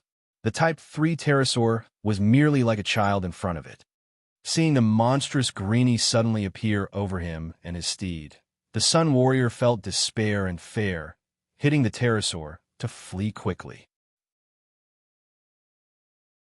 With a single flap of its wings, Greenie's speed reached Mach 2 and appeared above the rider, its sharp beak pecking down at the pterosaur, causing a large hole in its brain. The Sun Warrior was also pecked in two. After dealing with that Type 3 pterosaur, Greenie charged into the midst of the other Type 3 pterosaurs, attacking them wildly, causing them to drop dead from the skies.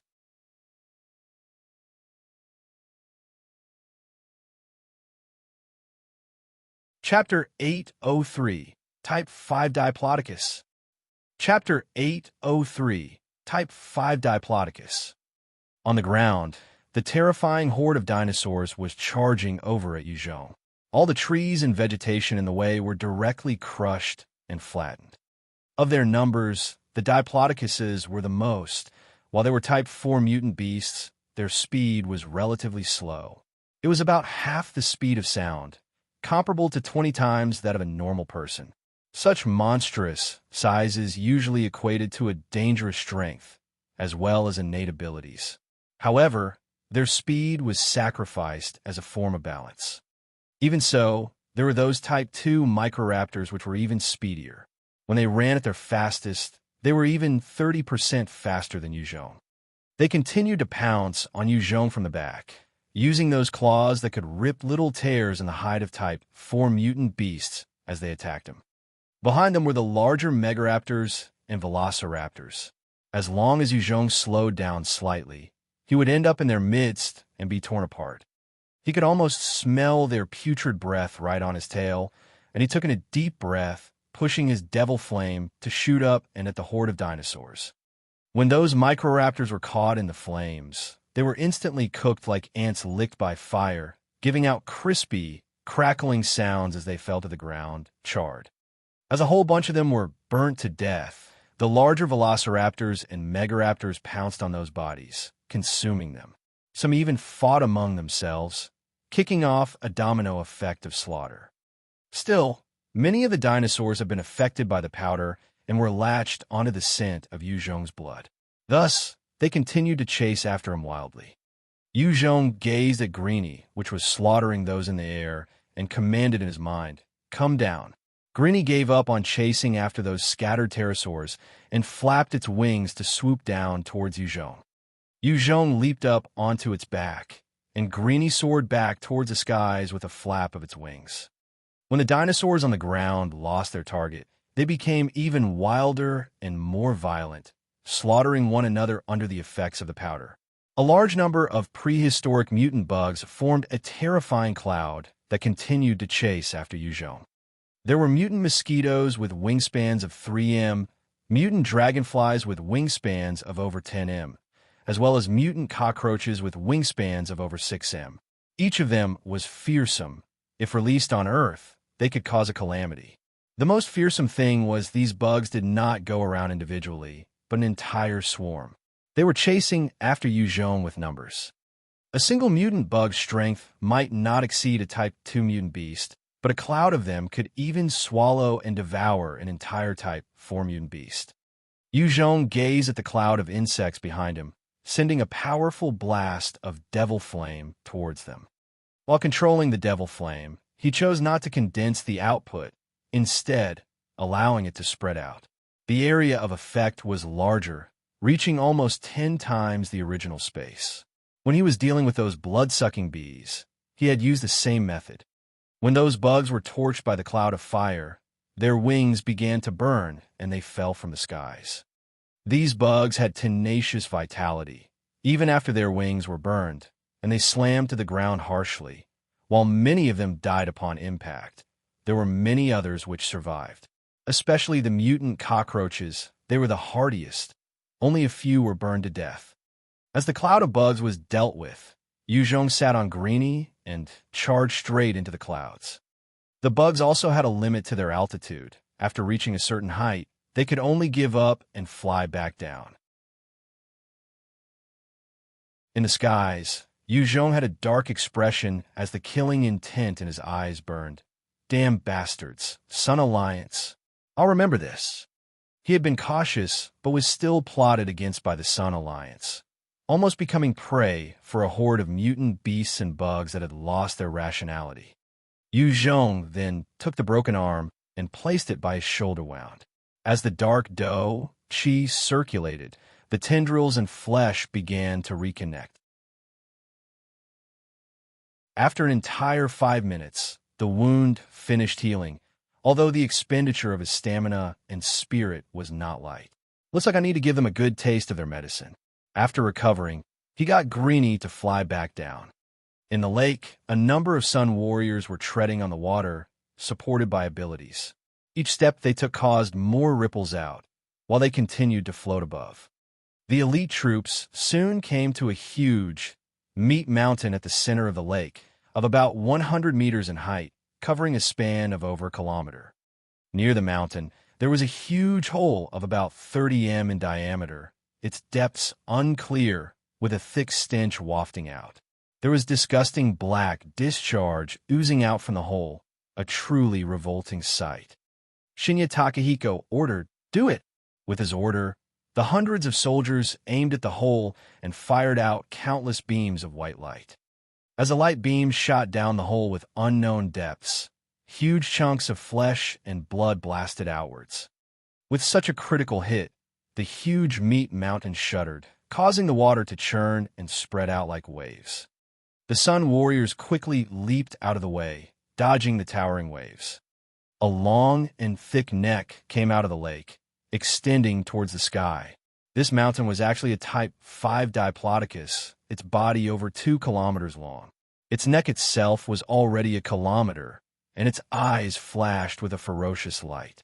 All along its neck, there were many claw marks, bite marks to be seen, the injuries not healing entirely, giving off a putrid stench. The regenerative abilities of a Type 5 mutant beast were no joke. However, on this world, many dinosaurs and beasts had lethal venom and viruses in their claws and teeth. Once injured, it was easy for infection to occur, slowing down the healing process.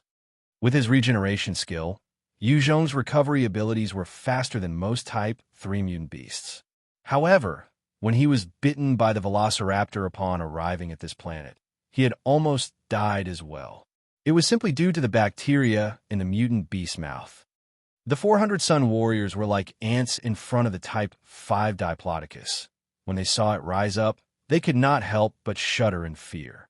However, because they were the elites of the Sun Alliance, they did not allow it to affect their mindset. Instead, they readied their spears, pushing their attacks and concentrating them on the wounds of the Type 5 Diplodocus. The various attacks slammed into the body of the Type 5 Diplodocus. When the white radiance hit the scales of the Diplodocus, the scales were dented, but the beast was not affected greatly. However, when the attacks hit the huge wounds, the flesh and blood of the Diplodocus would be blasted apart, aggravating them. Had the Type 5 Diplodocus been at its peak condition, these humans would not even stand a chance. However, it was riddled with injuries, thus, it could only suffer from the opportune attack by them.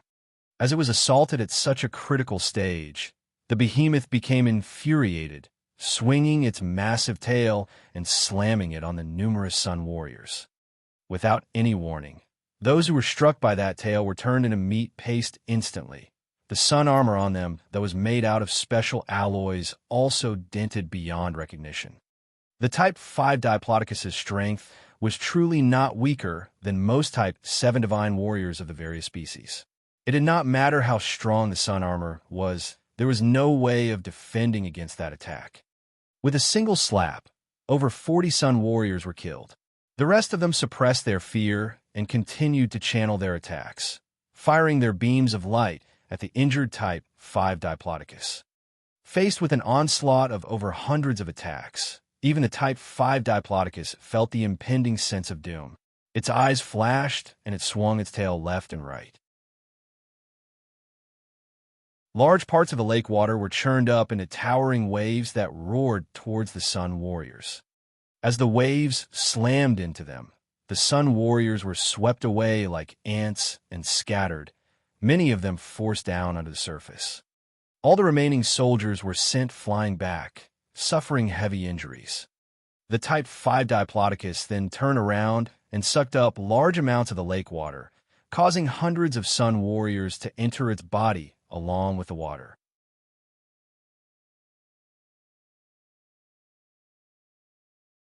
Chapter 804, Monstrous Threat.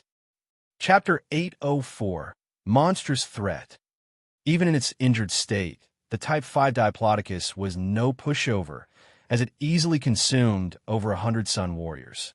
At this time, an electromagnetic beam shot from afar, slamming into the eye of the Type 5 Diplodocus. The right eye of the Diplodocus was already injured before this. That single electromagnetic beam blasted the entire area, causing mucus and matter to leak. As expected, such an accurate shot was carried out by the top sniper of the Sun Alliance, Fujiki Ichiro. Its right eye heavily injured, the Type 5 Diplodocus began to thrash about in pain. The lake began to churn as though a hurricane had appeared above it, causing devastating tsunami waves to spread out in all directions. A number of the Sun warriors saw the waves, and their faces fell, quickly retreating backward. Shinya Takahiko looked at the struggling Type 5 Diplodocus, his expression ugly. Damn it, why is it still not dead? By this time, the Sun Alliance had already lost 200 soldiers, and yet, while the Type 5 Diplodocus was heavily injured, it did not show any signs of dying yet. He looked at the monstrous beast before barking at 10 Sun warriors in silver sun armor. Go. Attack. Make sure that you attack its injuries. It must die today. Otherwise, we'll fall to the bottom of the 3 overlords of this green region. The silver sun armor of these generals all lit up as the runes expanded and covered them, enhancing them to reach the realm of Type 4. They then blasted forward, charging toward the Type 5 Diplodocus. As the Type 5 Diplodocus was still focused on its eye wound and was struggling about in pain, the 10 Sun warrior generals managed to get close to it. They leaped up nimbly onto its back and charged towards its neck in a few steps. When they were all located near a wound on the long neck of the Diplodocus, they began using the battle spear to thrust wildly and viciously, tearing more meat and blood from the wounds, chipping away at the life force of the behemoth. Under the efforts of the 10 Type 4 experts, the wounds on the neck of the Diplodocus became even more serious as time passed. The beast could not help but unleash an earth-shaking roar of pain, causing a powerful shockwave to spread throughout the lake. Over 100 ordinary Sun warriors immediately suffered burst eardrums, blood flowing out of their orifices as they doubled over on the floor in pain.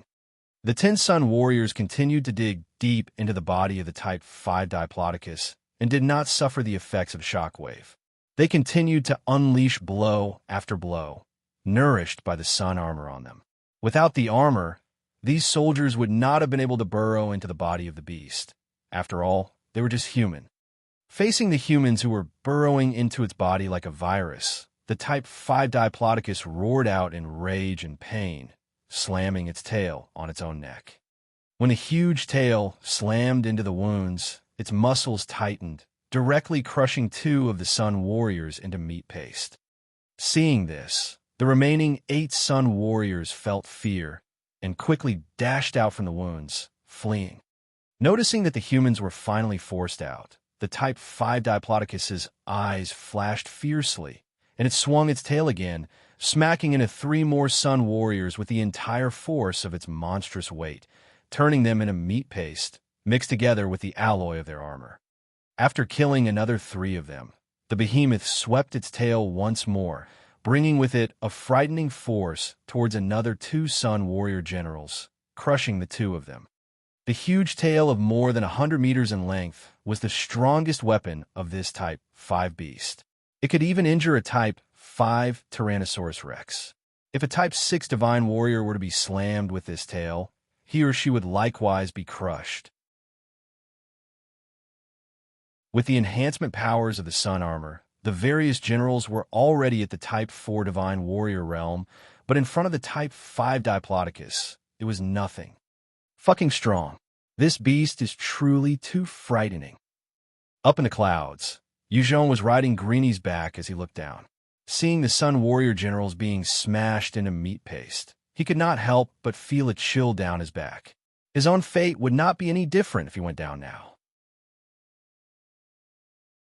The fact that he had managed to kill the heavily injured Type 5 crocodile head beast was because the beast was heavily injured.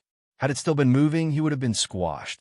10 Sun Warrior generals had acted, but only 2 managed to make it out alive, escaping to Shinya Takahiko's side. The Type 5 Diplodocus was truly enraged, its bloodshot eyes staring straight at the Sun Alliance, and it began to charge towards them. While the beast had monstrous strength, it had a single weakness, which was its speed was the lowest of the Type 5 realm.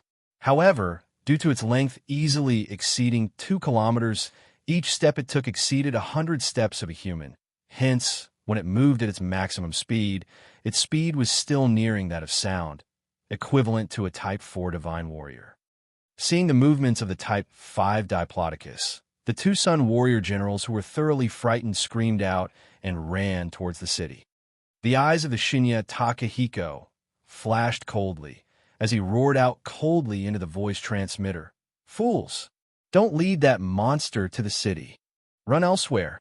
The Type 5 Diplodocus had exceeded his expectations, having never fought with a Type 5 mutant beast before. He had not expected it to be so terrifying even when injured. He was an intelligent man, and as he eyed his fleeing men, he barked into the voice transmitter, "Storm Valley. Run towards the Storm Valley." The 2 Sun Warrior generals adjusted their route when they heard Shinya Takahiko's voice and quickly dashed towards the direction of Storm Valley. The Type 5 Diplodocus continued to chase with bloodshot eyes, its entire frame like a mountain. Along its path, all the trees and vegetation were either knocked away or crushed. The difference between mutant beasts and intelligent, evolved life forms were that mutant beasts had lower intelligence. That was why a Type 4 mutant beast had a strength that could frighten a Type 5 Divine Warrior, but likewise, it could be hunted by a Type 3 Divine Warrior. Furthermore, Type 5 Divine Warriors were intelligent beings, and given enough time, they would be able to find the weaknesses of such beasts. Qiong patted Greeny's back and ordered, "Greeny, go kill those 2 men." He thought silently. "You want to head to the Storm Valley? Impossible. Today will be your Sun Alliance's demise." Greeny shot toward them instantly. With its Mach speed, the 2 Sun Warrior generals were instantly grabbed after 2 breaths, and Greeny's claws pierced through their heads before it charged back into the skies. Qiong! Damn it! It really is him. He has a flying Type 4 beast. Fuck! Shinya Takahiko caught sight of Qiong on Greeny's back, and he was instantly enraged. As he cursed, he had a terrifying thought as to why Qiong would choose this time to appear. Quickly, his deepest fears came through. Qiong made use of the spider silk to hand the bodies of the two Sun warrior generals, dragging them in front of the Type 5 Diplodocus as they flew forwards, leading the beast towards the city of the Sun Alliance. Shit! Shit! Shinya Takahiko flew into a rage, the sun armor on his body glowing. He was enveloped by a powerful strength, and he immediately charged after them with a peak Type 4 strength. At this moment, Qiong was still on Greeny's back, constantly activating his shadow steps, preventing the sniper Fujiki Ichiro from hitting him. Shinya Takahiko had no choice but to act personally. With his enhanced speed, he quickly caught up to them. You're here? Even if you're here personally, it's useless. Qiong saw Shinya Takahiko, and his eyes flashed coldly, tapping Greeny's back, and it slowed down slightly, pulling the distance between them and the Type 5 Diplodocus closer. Seeing this, Shinya Takahiko had no choice but to slow down and run on the outskirts, not daring to get close to the Type 5 beast.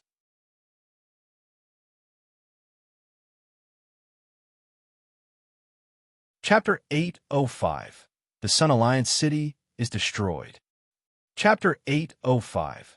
The Sun Alliance City is destroyed. Shinya Takahiko did not dare to get close, only shouting at the top of his lungs, Qiong, I'm willing to hand all the tech to you and send you 100 sun armor, as long as you lead the Type 5 Diplodocus away and lure it to the Storm Valley. I will also send you 5 absolute beauties and work together with you to control the entire green region. Qiong watched him and laughed coldly. Can your words be fucking trusted, you slimy bastard? Today will be the date your Sun Alliance falls.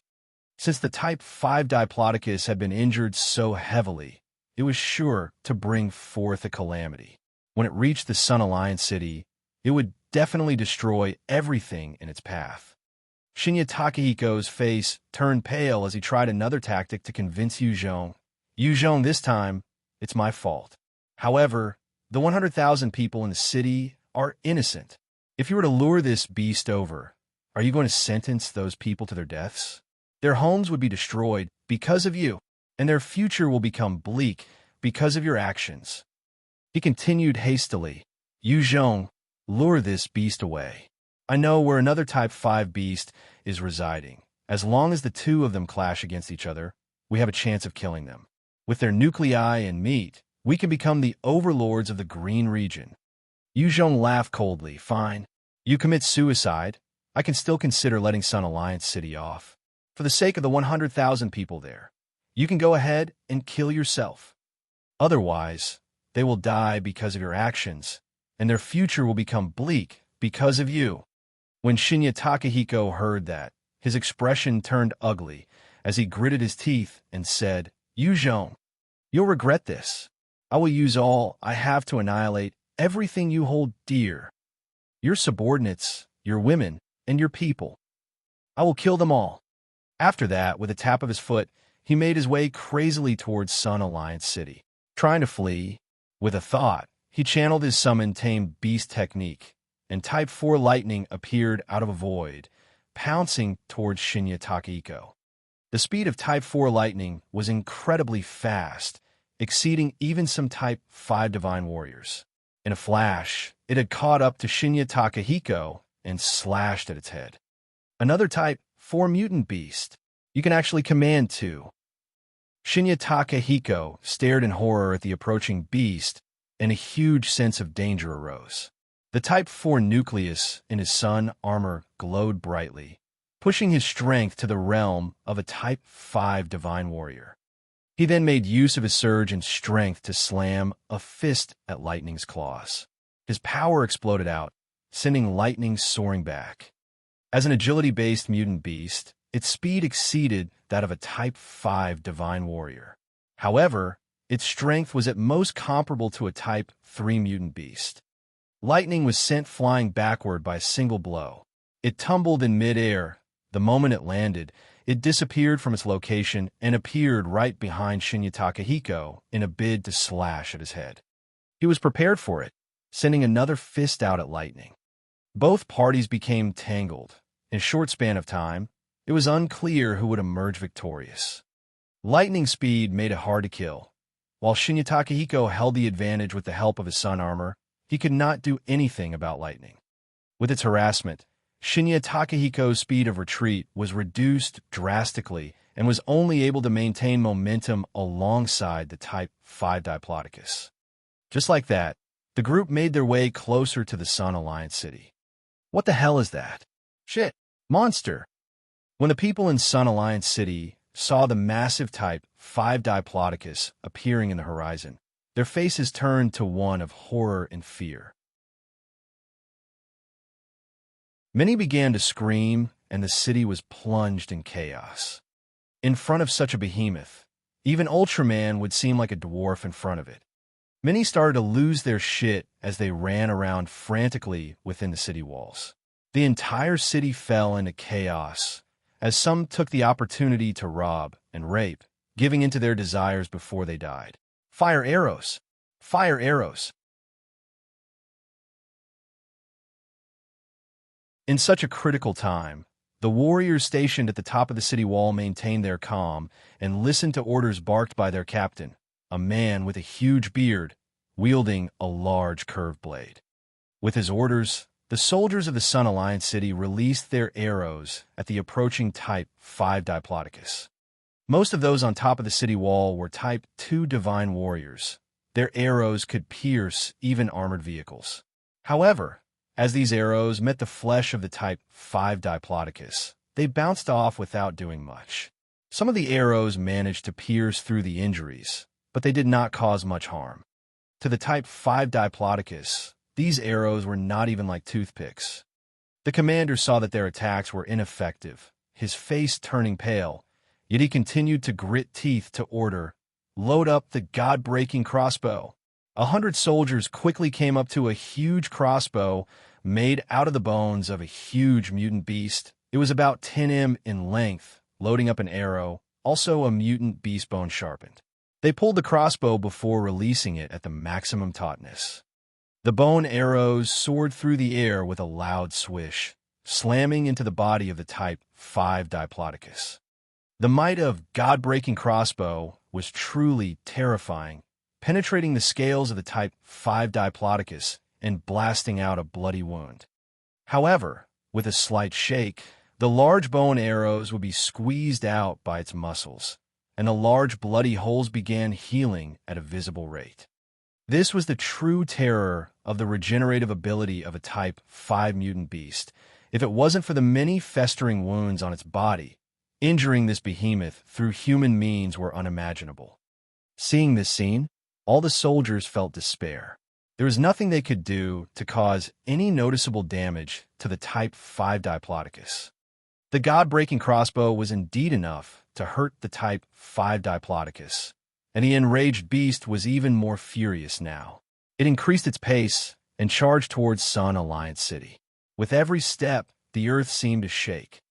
Within 3 seconds, the behemoth had arrived at the city wall. It swung its huge tail and slammed it against the wall. The entire wall that was sturdy and resilient enough to fend off attackers came crumbling down in multiple chunks. The hundreds of soldiers stationed on top the wall became buried beneath the rubble. Inside the city, 100 Sun Warriors in white sun armor came charging out, led by 5 Silver Sun Warriors. These were the final guards stationed in the city. On top of that, 1,000 more soldiers came rushing out with large bows. They clambered up to high vantage points situated throughout the city and began to fire at the Type 5 Diplodocus. As the sun battle spears fired out light beams, arrows flew through the air as well, together with a few electromagnetic beams, assaulting the Type 5 Diplodocus on all fronts. Faced with such an onslaught of attacks, the injuries of the Type 5 mutant beast worsened, as fresh blood sprayed everywhere. The massive beast bellowed in rage and pain, charging further into the city. Due to its weight, each step caused the ground to tremble, and its footprints were etched deep into the ground. Its tail swung towards the palace, turning it into a mountain of debris as countless soldiers perished. There did not seem to be anything that could impede its rage and carnage. Over 2,000 soldiers fought with their lives on the line, yet were like ants, not doing anything to the monstrous beast. Shinya Takahiko watched his city crumble to the ground, the efforts of his predecessors before him going to waste. He felt his chest stifled and spat out a mouthful of blood before roaring like an enraged demon. Beast! Yuzhong, you fucking beast! I will kill you! I will kill all those close to you! Yuzhong disposed of the two Sun warrior generals with a swing, causing their corpses to land in the center of the city. The Type 5 Diplodocus charged forth, stomping all over the corpses, causing the ground to be filled with blood, unleashing its anger at being injured by those measly ants beneath it.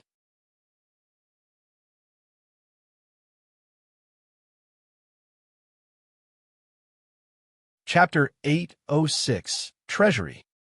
Chapter 806, Treasury. The Type 5 Diplodocus continued to rampage throughout Sun Alliance City, its tail swinging across multiple buildings. Everything was being destroyed, and the casualties count was rising. The elite soldiers were easily crushed like ants beneath the Type 5 Diplodocus. Many people were crying and screaming as they tried to flee in various directions. Yuzhong rode on Greenie's back, appearing within the luxurious palace in a breath. He had just leaped down from Greenie's back when 8 elite soldiers wielding long spears charged out suddenly, thrusting towards Yuzhong. He flashed about and evaded their strikes, dashing through their midst. The 8 soldiers felt their eyes' vision go blurry, and their bodies were instantly sliced in countless pieces as blood splattered everywhere.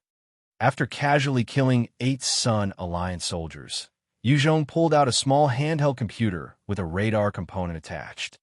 He looked towards the display and asked within this region, are there any signs or traces of any computers? The tablet with the radar component was able to send out radio waves. As long as there were any computer or electronics in usage, it would be picked up by the computer. Bai Yi's eyes flashed with data lines. In the end, shaking her head, no, there are no traces of any computers. Seems like I can only use the other method. He caught sight of 4 Sun Alliance soldiers running towards him in a frenzy. With a tap of his foot, he disappeared from his position and immediately smacked the back of the heads of the 4 soldiers, knocking them unconscious. He then pointed at their foreheads, sending out 4 puppet runes into their foreheads. Their bodies shuddered momentarily before standing up, their eyes blank and vacant. Which of you know where the prehistoric tech is being kept? The 4 soldiers shook their heads. Obviously, their ranks were not high enough to know classified secrets. Yuzhong then ordered, take me to your original captain. Yes, they replied respectfully, turning around, and began weaving through the palace. Inside the palace, every few seconds, there were soldiers coming at them, and they were easily sliced in two by Yuzhong. While these soldiers were strong existences to normal humans, to Yuzhong, with his peak type 4 divine warrior status, they were just measly ants. Under their guidance, Yuzhong came to a secret basement and sliced it open with a single slash. The moment the door was cut open, 6 elderly men looked towards Yuzhong in fear, each of them flanked by 2 type 3 divine warriors. They were the 6 leaders of the major clans within the Sun Alliance. Shinya Takahiko was the strongest expert within Sun City and was a clan leader of the Shinya clan. In order to control the entire Sun Alliance, the clan required the support of the other clans. One burly type 3 divine warrior tapped his feet and dashed towards Yuzhong with a terrifying speed.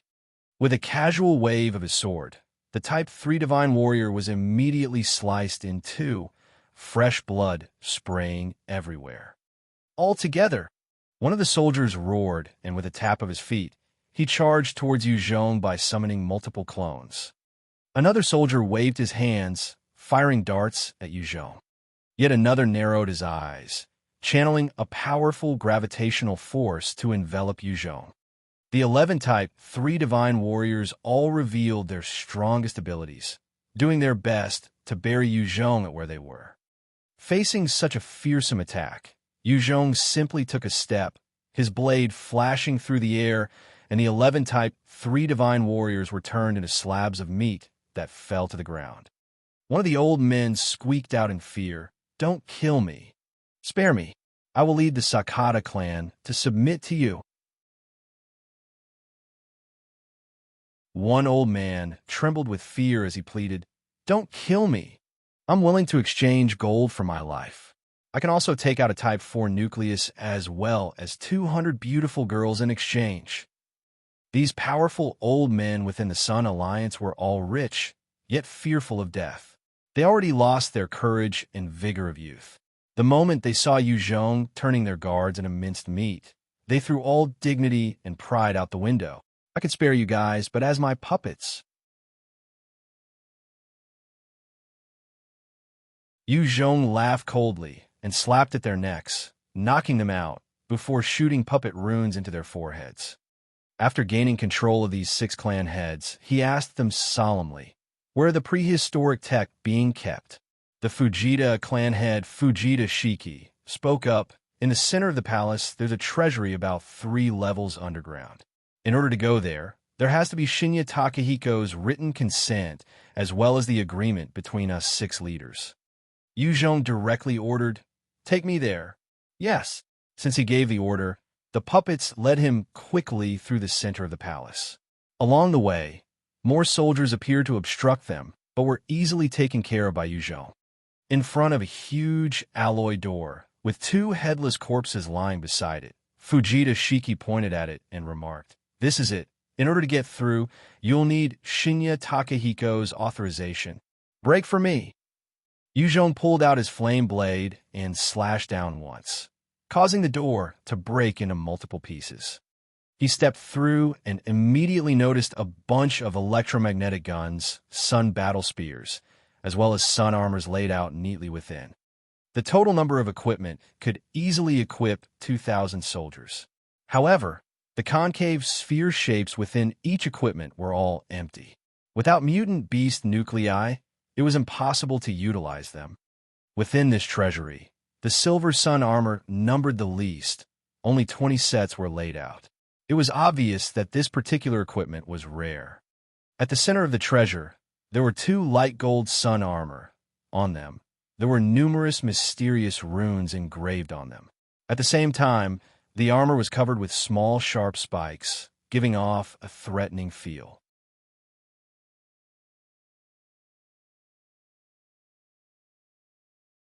Chapter 807, Killing Shinya Takahiko. Chapter 807, Killing Shinya Takahiko. Underneath the 2 light gold sun armor, there was a gold box, as well as a golden canister. Seeing the equipment within the treasury, Qiong's eyes lit up. With a single wave of his hands, the storage ring on his finger was activated and sucked everything in, from the electromagnetic guns to the sniper rifles, to the sun battle spears, and even all the sun armors. After the storage ring was upgraded to a level 10 treasure, its space was incredibly huge, accommodating everything within the treasury easily. If it had been a level 6 treasure still, then he could only keep a portion of it. Qiong came up to the 2 light gold sun armor, taking them into his ring with a single wave. He then opened up the golden box, revealing a 30 cm thick stack of documents, as well as something that was 70% similar to a disc. Qiong took out the documents and looked through them carefully, revealing a number of blueprints and diagrams for the electromagnetic guns and the sun battle armor. Looking at them, he finally heaved a sigh of relief. "This is great. With these, we finally have some means to defend against the Saint Clan." After a few months, the gates of hell would be opened fully, and the second world would converge with Earth, allowing the Saint Clan to invade. The strength of the Saint Clan was truly terrifying, far surpassing the human race. Even with the strength of the humans prior to the apocalypse, it was impossible to contend with the Saint Clan. Under the current conditions where the human race was almost crippled, there's almost no chance that they could defend at all. With the blueprints of the electromagnetic guns and sun battle armor, Qiong could then utilize the research facilities on Earth to manufacture them and empower the human race. "What is this?" After retrieving the gold box into his ring, he opened up the golden canister as a sweet and bloody scent wafted out from it. He looked carefully before smiling. "This is the blood honey of the blood-sucking bees." Qiong had obtained information from his subordinates of this world that this blood honey was an extremely precious resource, allowing humans to evolve. However, it was hard to produce, requiring over 1 million people to be sacrificed or hundreds of thousands of mutant beasts. At the same time, a single canister could allow an ordinary human to immediately leap into the realm of a Type 4 divine warrior. The Shinya clan could support the Sun Alliance was not only because of their control over the prehistoric tech, but also because they had this valuable blood honey. Suddenly, there was a loud explosion at the entrance of the treasury. Qiong turned around, noticing Shinya Takahiko with his silver sun armor. All around him, there were many corpses and blood. Shinya Takahiko saw the empty treasury, his expression turning savage as he laughed maniacally. Good. Qiong, you bastard. You actually destroyed all that my Shinya clan has built up. Today, I will make sure to dismember you and hunt all those that are linked to you. Without the treasury, especially the precious canister of blood honey, the Shinya clan would become nothing. The moment Shinya Takahiko fell from his position, there was no way the Shinya clan could continue to maintain their supremacy and dominance over the Sun Alliance. The Type 4 nucleus behind his back radiated brightly, filling his body with energy as his muscles became taut. His aura rose constantly until he reached the peak of Type 4 divine warrior realm. With his strength raised, he tapped his foot and his entire body appeared right in front of Qiong like a specter, thrusting his spear out at the speed of sound. Qiong's eyes narrowed and enveloped his body instantly with his dark Do Qi, raising his own constitution.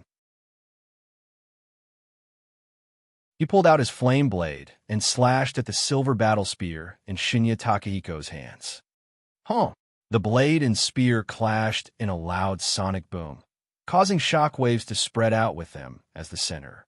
Qiong was sent soaring back a few meters by the enhanced Shinya Takahiko, his hands feeling numb and his blood flow turning awry. Upon landing on the ground beneath him cracked, forcefully dissipating the residual strength. He had just gotten his bearings when he felt an immense gravitational force pressing down on him, preventing his legs from lifting. Gravity manipulation. He actually has this annoying ability. Qiong frowned and activated his own second-order gravity manipulation, negating a part of the force Shinya Takahiko was applying on him. Shinya Takahiko disappeared from his location, and within that instant, 8 shadows appeared, as 8 of him sent spears thrusting out at Qiong. This Phantom 8-hit technique of Shinya Takahiko was a secret technique of the Shinya clan. The moment they utilized it, even a Type 5 divine warrior would be heavily injured or killed. Shinya Takahiko's natural talent was high and had awakened the gravity manipulation ability. Together with this Phantom 8-hit technique, few were his match. Qiong's eyes glinted as a void appeared in midair, and 10 bone spears struck out at the 8 Shinya Takahikos. 7 of them immediately dissipated when struck by the 7 bone spikes. As for the real body, the bone spikes splintered upon contact, while he continued to charge at Qiong without any reduction in speed.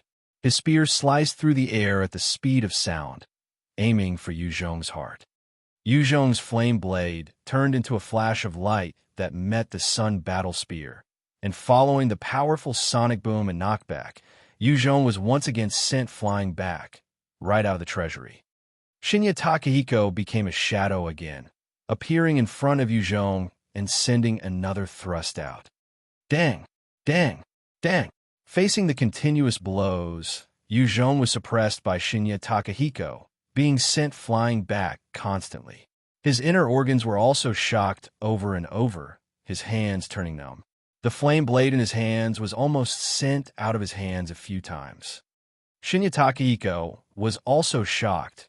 Qiong was not wearing the silver sun armor and was barely below him in terms of advantage. If he were to wear it, He knew he would not be Yu Zhong's match. I need to kill him here. Otherwise, the entire Sun Alliance will be swallowed by him. The killing intent in Shinya Takahiko's eyes soared as he raised his battle spear and charged right for Yu Zhong without care for anything else, raising his prowess by another 30%. Dang! After forcefully blocking another dozen strikes, Yu Zhong's right hand finally went numb, and the flame blade in his hands was knocked away. Shinya Takahiko's eyes flashed with joy as he struck out once more for Yu Zhong's heart. With a cold light, Yu Zhong summoned a powerful pillar of devil flame to blast toward Shinya Takahiko. Shinya Takahiko's face discolored. He could sense that this devil flame was incredibly dangerous. He dodged to one side, evading the blast of flames. By that time, a silver battle spear shot out from the flames together with a shroud of dark do chi, thrusting towards Shinya Takahiko. Taken aback with shock and fear, the spear slammed into his silver sun armor.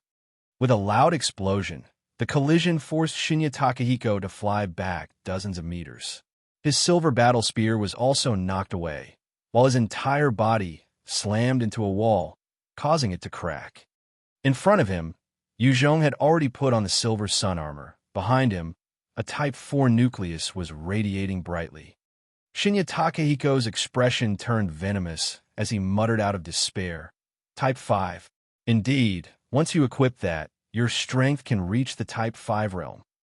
However, even if I die, I will not let you off easily. I want you to be buried with me. All that you hold dear will suffer. I will drag them down with me. Ha ha ha. With a savage laugh, his body suddenly blew up, a light shooting out from his body, directly penetrating the city, soaring into the skies. As it had happened so suddenly, Yu Zhong had not expected such a strange change. He had not enough time to react when the bright light already disappeared into the skies. Yu Zhong frowned, a bad premonition arising in his heart. However, he had no idea what Shinya Takahiko had just done and was unclear about what it held for the future. Yu Zhong swiftly left the underground basement, appearing back at the ground level. He caught sight of the Type 5 Diplodocus still rampaging in the city, and all the structures have been demolished, while many people were fleeing from this invincible existence.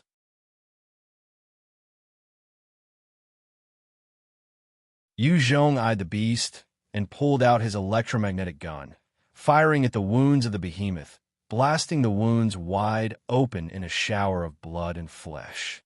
The might of the electromagnetic gun was terrifying. With every hit, the wounds of the Type 5 Diplodocus burst open, causing fresh blood to flow.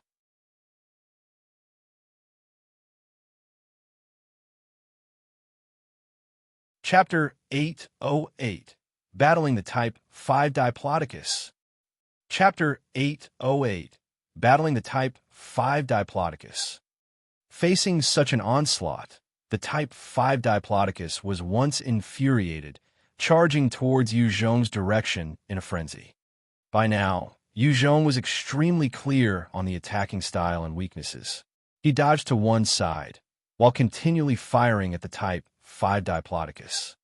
The Type 5 Diplodocus has a wide surface area and monstrous strength. Its regenerative abilities were overpowered and it had tough scales. However, there was a weak point, which was its speed. It was barely at the level of a Type 4 Divine Warrior, and according to Yu Zhong's observation, the Type 5 Diplodocus did not seem to possess any innate skills. A chase ensued, one chasing the other fleeing, as they quickly left the city. Under Yu Zhong's continuous assault, every single wound of the Type 5 Diplodocus continued to bleed badly. The recovery rate of the Type 5 Diplodocus was insanely strong. However, although it was injured, it quickly healed from its wounds, chasing after Yu Zhong with renewed vigor. Yu Zhong frowned. This can't go on, otherwise, even after one more day, I won't do much more to this fellow. In fact, it's likely I'll suffer. Although the body of the Type 5 Diplodocus was riddled with wounds, looking extremely pathetic, in truth, it still had plenty of vitality and it could destroy another 2 cities if given the chance. With a flip of his hands, Qiong whipped out the light gold sun armor, inserting a Type 5 Nucleus into the slot. The gold sun armor immediately radiated, releasing a powerful aura, giving off a threatening feel. He quickly put it on and felt the immense energy powering his body. Under its enhancement, his strength was rising rapidly. Type 5 Initial Realm, Type 5 Mid-Realm. No, this is my limit. Any further and my body would not be able to take it. Qiong's strength was pushed to the middle realm of Type 5, and he chose to stop the strengthening. Under the support of the Type 5 Nucleus, the light gold sun armor could push a person to reach the Type 6 Divine Warrior level. However, Qiong's body could not endure such force. It would cause his body to explode. After having his body reach the mid-stage of Type 5, with a tap of his foot, his entire body shot toward the Type 5 Diplodocus. In a few breaths of time, Qiong had reached the Type 5 Diplodocus, his entire body turning blurry, before splitting into 3 that shot in different directions. The Type 5 Diplodocus swung its massive tail, bringing along a number of trees and boulders as it struck one of the Qiongs, turning him into dust. Although the speed of the Type 5 Diplodocus was considered slow, as long as anything entered its range, its tail could turn even a Type 6 Divine Warrior into meat paste. The Type 5 Diplodocus slapped its tail against the ground 3 times, causing countless trees and boulders to be uprooted and flew around in a powerful hurricane, and all 3 Qiongs were smashed into bits. As the last Qiong was smacked apart from the various debris, Qiong shot towards the skies, running up the body of the behemoth, reaching one of the wounds in a flash. When he reached his destination, the light gold sun armor on him glowed brightly, allowing the Type 5 Nucleus to fill him with energy. He readied the spear in his hands and thrust it viciously into the wound. A powerful golden beam shot out, piercing through the body, causing a large amount of flesh and blood to be churned out. This single strike from Qiong was more powerful than the combined efforts of the 10 Sun Warrior generals, almost penetrating through the entire neck of the Type 5 Diplodocus. The Type 5 Diplodocus let out a painful roar, swinging its powerful tail towards the wound that Qiong was on. Following a powerful impact, the muscles of the massive dinosaur went taut, forcing Qiong out. Qiong seemed to have anticipated such a strike, quickly placing the gold sun battle spear horizontally, forcing the power of the sun armor into the spear, causing it to fire out a golden beam through both ends. The tightening muscles of the Type 5 Diplodocus was instant shredded, causing more blood to flow. The Type 5 Diplodocus immediately roared with pain and started to charge in some random direction, continually using its tail to smack its neck, hoping to cause enough shock to Qiong to kill him. Had Qiong only been at Type 4 stage, he would definitely have been struck dead by the continuous powerful slaps. However, while hiding in its flesh with his newfound Type 5 strength, he forcefully bore the impact and continued to tear his way around the body. Countless blood arrows were forced out of the neck of the Type 5 Diplodocus, splattering on the ground. The body of the Type 5 Diplodocus was regenerating at a terrifying pace. However, with the constant blows by Qiong at his Type 5 Divine Warrior stage, it could not recover fast enough. After running for a long time, the Type 5 Diplodocus let out one last moan of agony, before slumping to the ground.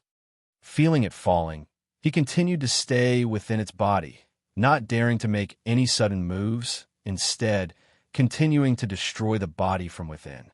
Another 3 minutes passed. He felt that the behemoth was no longer moving. He carefully climbed out from the large wounds of the Type 5 Diplodocus. Qiong ran another lap around the wound, ascertaining that the Type 5 Diplodocus was immobile before running towards its head.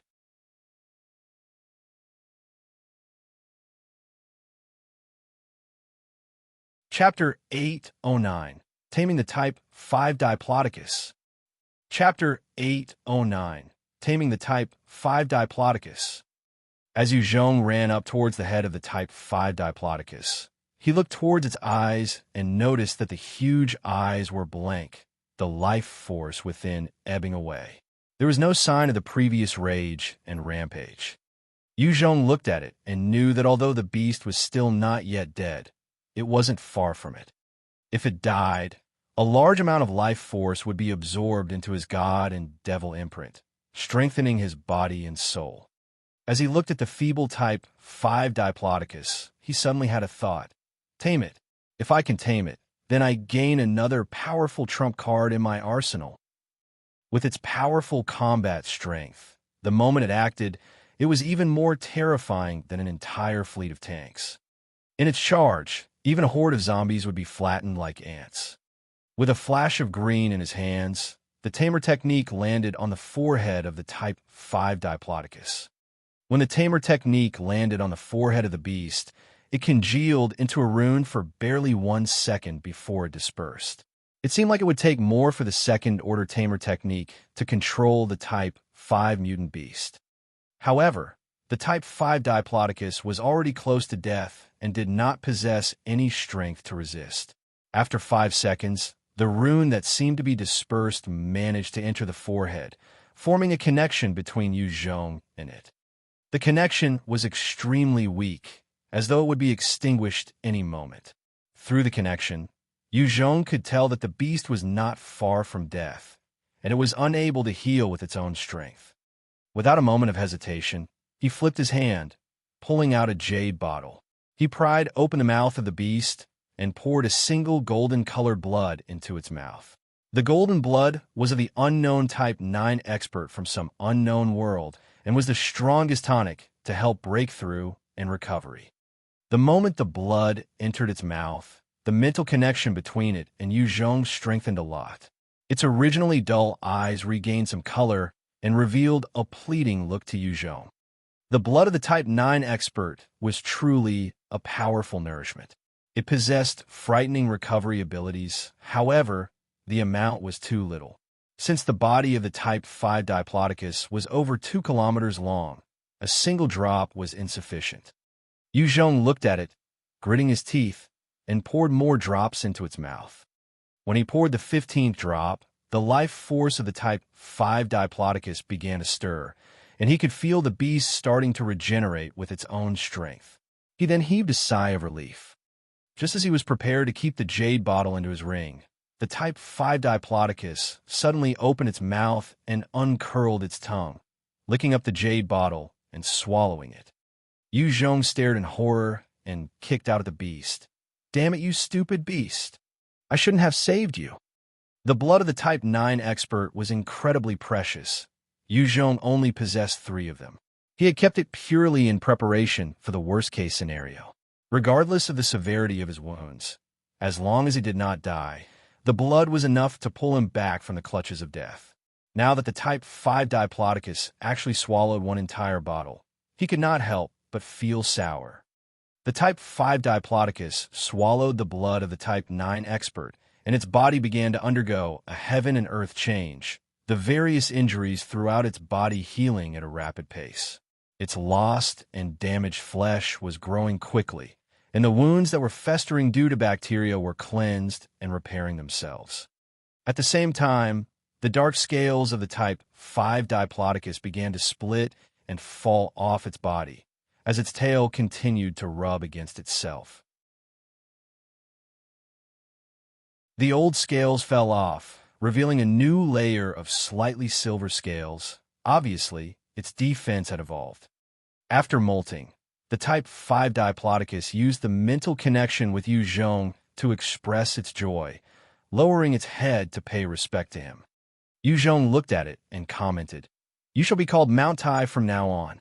If the Type 5 Diplodocus did not move, it truly looked like a little mountain.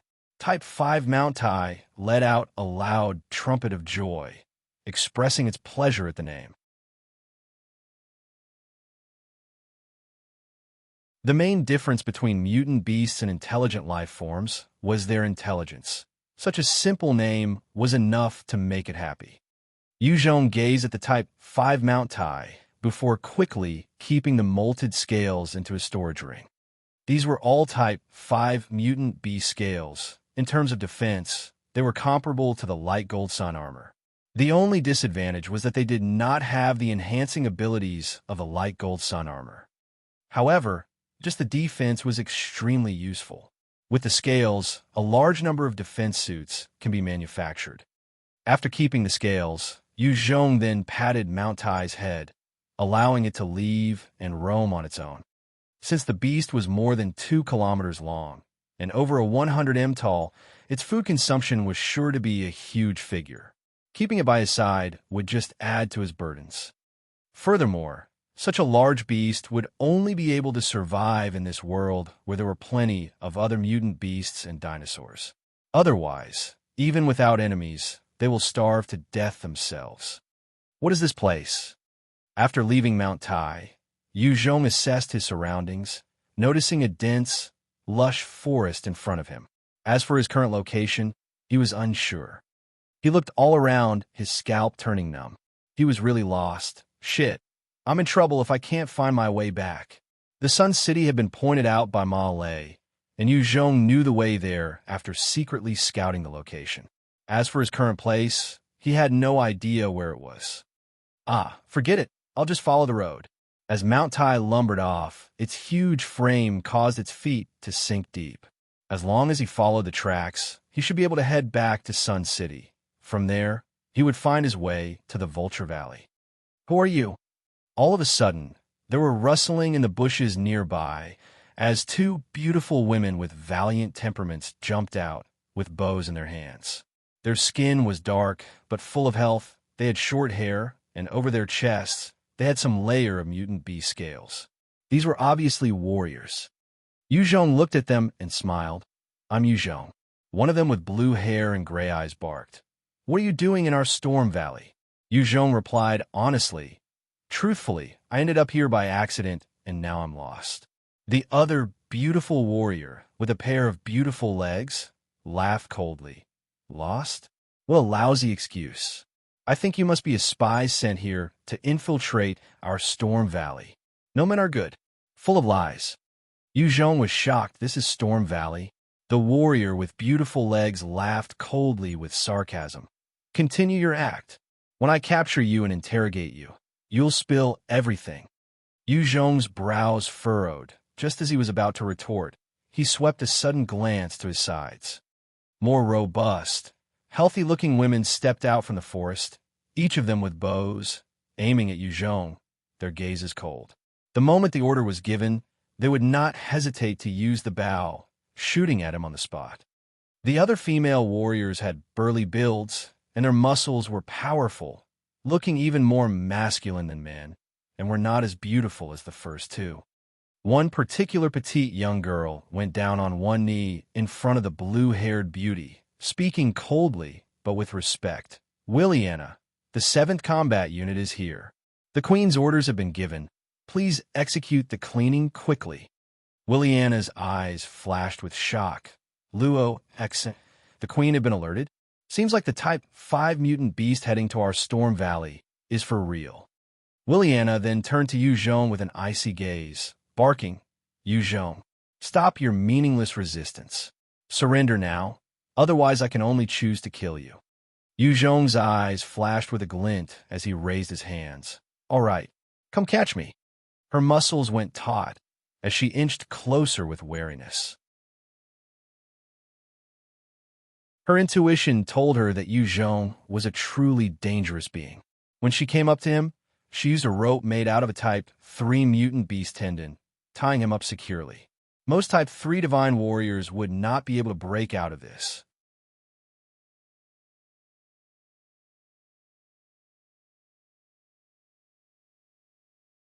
Chapter 810, Storm Valley Queen Luo Qing. Chapter 810, Storm Valley Queen Luo Qing. Williana got close to Yu Zhong and grabbed his clothes, coldly saying, I'm warning you, don't try anything funny. You'd better be obedient. If you dare disturb Her Majesty, even if you die 10 times, it will be insufficient to cleanse your offense. She saw that Yu Zhong was being so compliant, and felt suspicious. However, the queen was already prepared to deal with the huge matter at hand. Thus she had no choice but to bring Yu Zhong along and guard against him. Yu Zhong glanced at the alluring Williana and chuckled. Relax, I won't try anything funny. Furthermore, isn't it good to have me beside you? If I am harboring any thoughts, the first unlucky one will be you. She looked at him and snorted condescendingly. Humph, just you? I can easily subdue you. Although your innate physique might be stronger than us women, under proper training in combat, women are not necessarily worse than men. We might even be stronger. Obviously, this Williana was quite an opinionated feminist. Yu Zhong did not even attempt to discuss this topic with her, instead, observing his surroundings carefully.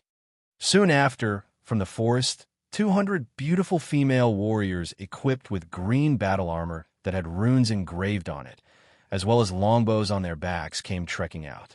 Their faces were cold and impassive, their gaits steady and containing a certain hidden strength. They continued to weave through the forest, maintaining their vigilance, taking up posts and positions. The moment anything were to go wrong, they would be able to react at the first notice. Under the protection of 8 fair-skinned beauties equipped with the same green battle armor, an exceptional woman with an incomparable grace and allure came walking over. She had a beautiful white cape attached to her battle armor, her thick, lush hair flowing down. Her legs were long and beautiful, her figure voluptuous and perfect, and her aura was both icy and oppressive. Yu Zhong caught sight of that beautiful leader. Her entire bearing was enough for him to sigh inwardly. Beautiful. What a powerful woman. This controller of the Storm Valley, Luo Qing, was definitely the most self-confident and beautiful woman that Yu Zhong had seen. Even Qing was slightly inferior. Every single one of her guards was also top beauties, their demeanor and attitude the same, and they would not lose to Shinya or Ji Qingwu in terms of looks. However, when walking beside Luo Qing, they were reduced to the leaves of a rose. It was the first time Yu Zhong had seen such a woman who was exuding overbearingness, as though there was nothing she could not do and no enemy she could not defeat. Such arrogance and confidence could only come from countless victorious battles, maintaining authority for more than a number of years. It was apparent that this woman did not just rely on her looks alone, but was a capable and powerful leader, a Type 4 divine warrior in her own right. Even without the proper battle experience, a person could rely on the blood honey to reach the Type 4 divine warrior stage. However, such a person would not be able to best another Type 4 divine warrior who managed to climb their way up. The aura would definitely be different. Greetings, Your Majesty. In an orderly fashion, every single female warrior got down on their knees, calling out their greetings with reverence. They held a deep respect for this woman in front of them. Because of her, they were able to lead a life of dignity and pride. Even the icy Williana was on her knees, a look of reverence on her face as she gazed at Luo Qing. In this area, among all the kneeling female warriors, only Yu Zhong was standing, sticking out like a sore thumb. Williana saw Yu Zhong standing out by her side, and her heart was shocked. However, she was afraid of offending the queen, so she did not make any noise or actions, instead, gritting her teeth through it. Rise, make preparations for battle. Luo Qing did not seem to spare a glance over, just ordering indifferently as she continued towards the direction of the Type 5 Diplodocus. Thank you, Your Majesty. As she left, the female warrior stood up.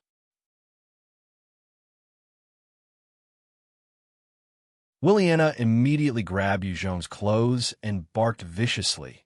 Damn bastard. Why didn't you kneel? Yu Zhong took in her fragrance, shrugging nonchalantly. She's your queen, not mine. I don't have to kneel. In response, Williana stared coldly at Yu Zhong. Wait till we get back to Storm Valley. You'll get it. Yu Zhong laughed and did not argue with her. Seeing that Yu Zhong was still so carefree, Williana got even more furious. She was used to men trying to get her attention or agreeing with her, but seeing this indifferent person in front of her made her feel like whipping him. However, in front of the queen, she did not dare do anything. Hence, she just suppressed her annoyance. "Kyoko, how is it?"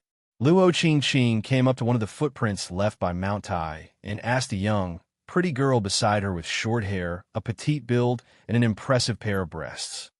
This big-boob beauty was called Ao Kyoko, one of the 8 personal guards of the Storm Valley Queen. She had a powerful analytical ability.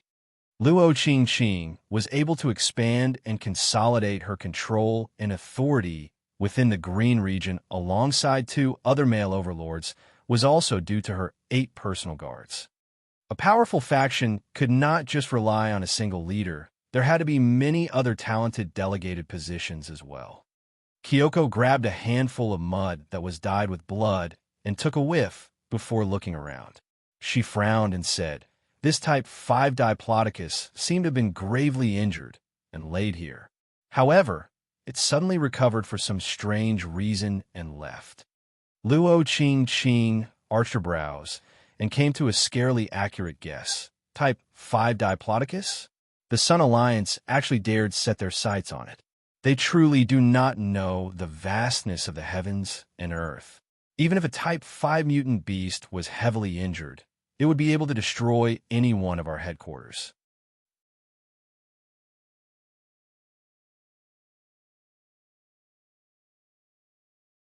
Chapter 811, The Entrance of Storm Valley. Chapter 811, The Entrance of Storm Valley. Another member of the guard, a tall and smart-looking beauty, asked with a frown, "Your Majesty, how could you tell that it was the Sun Alliance? The only ones who could possibly injure a Type 5 mutant beast can only be us 3 hegemons. Since it was not our Storm Valley, that leaves the Sun Alliance and the Pterosaur Mountain. Knowing those guys from the Pterosaur Mountain, they would not do something like that without being absolutely confident. They're too careful and pragmatic.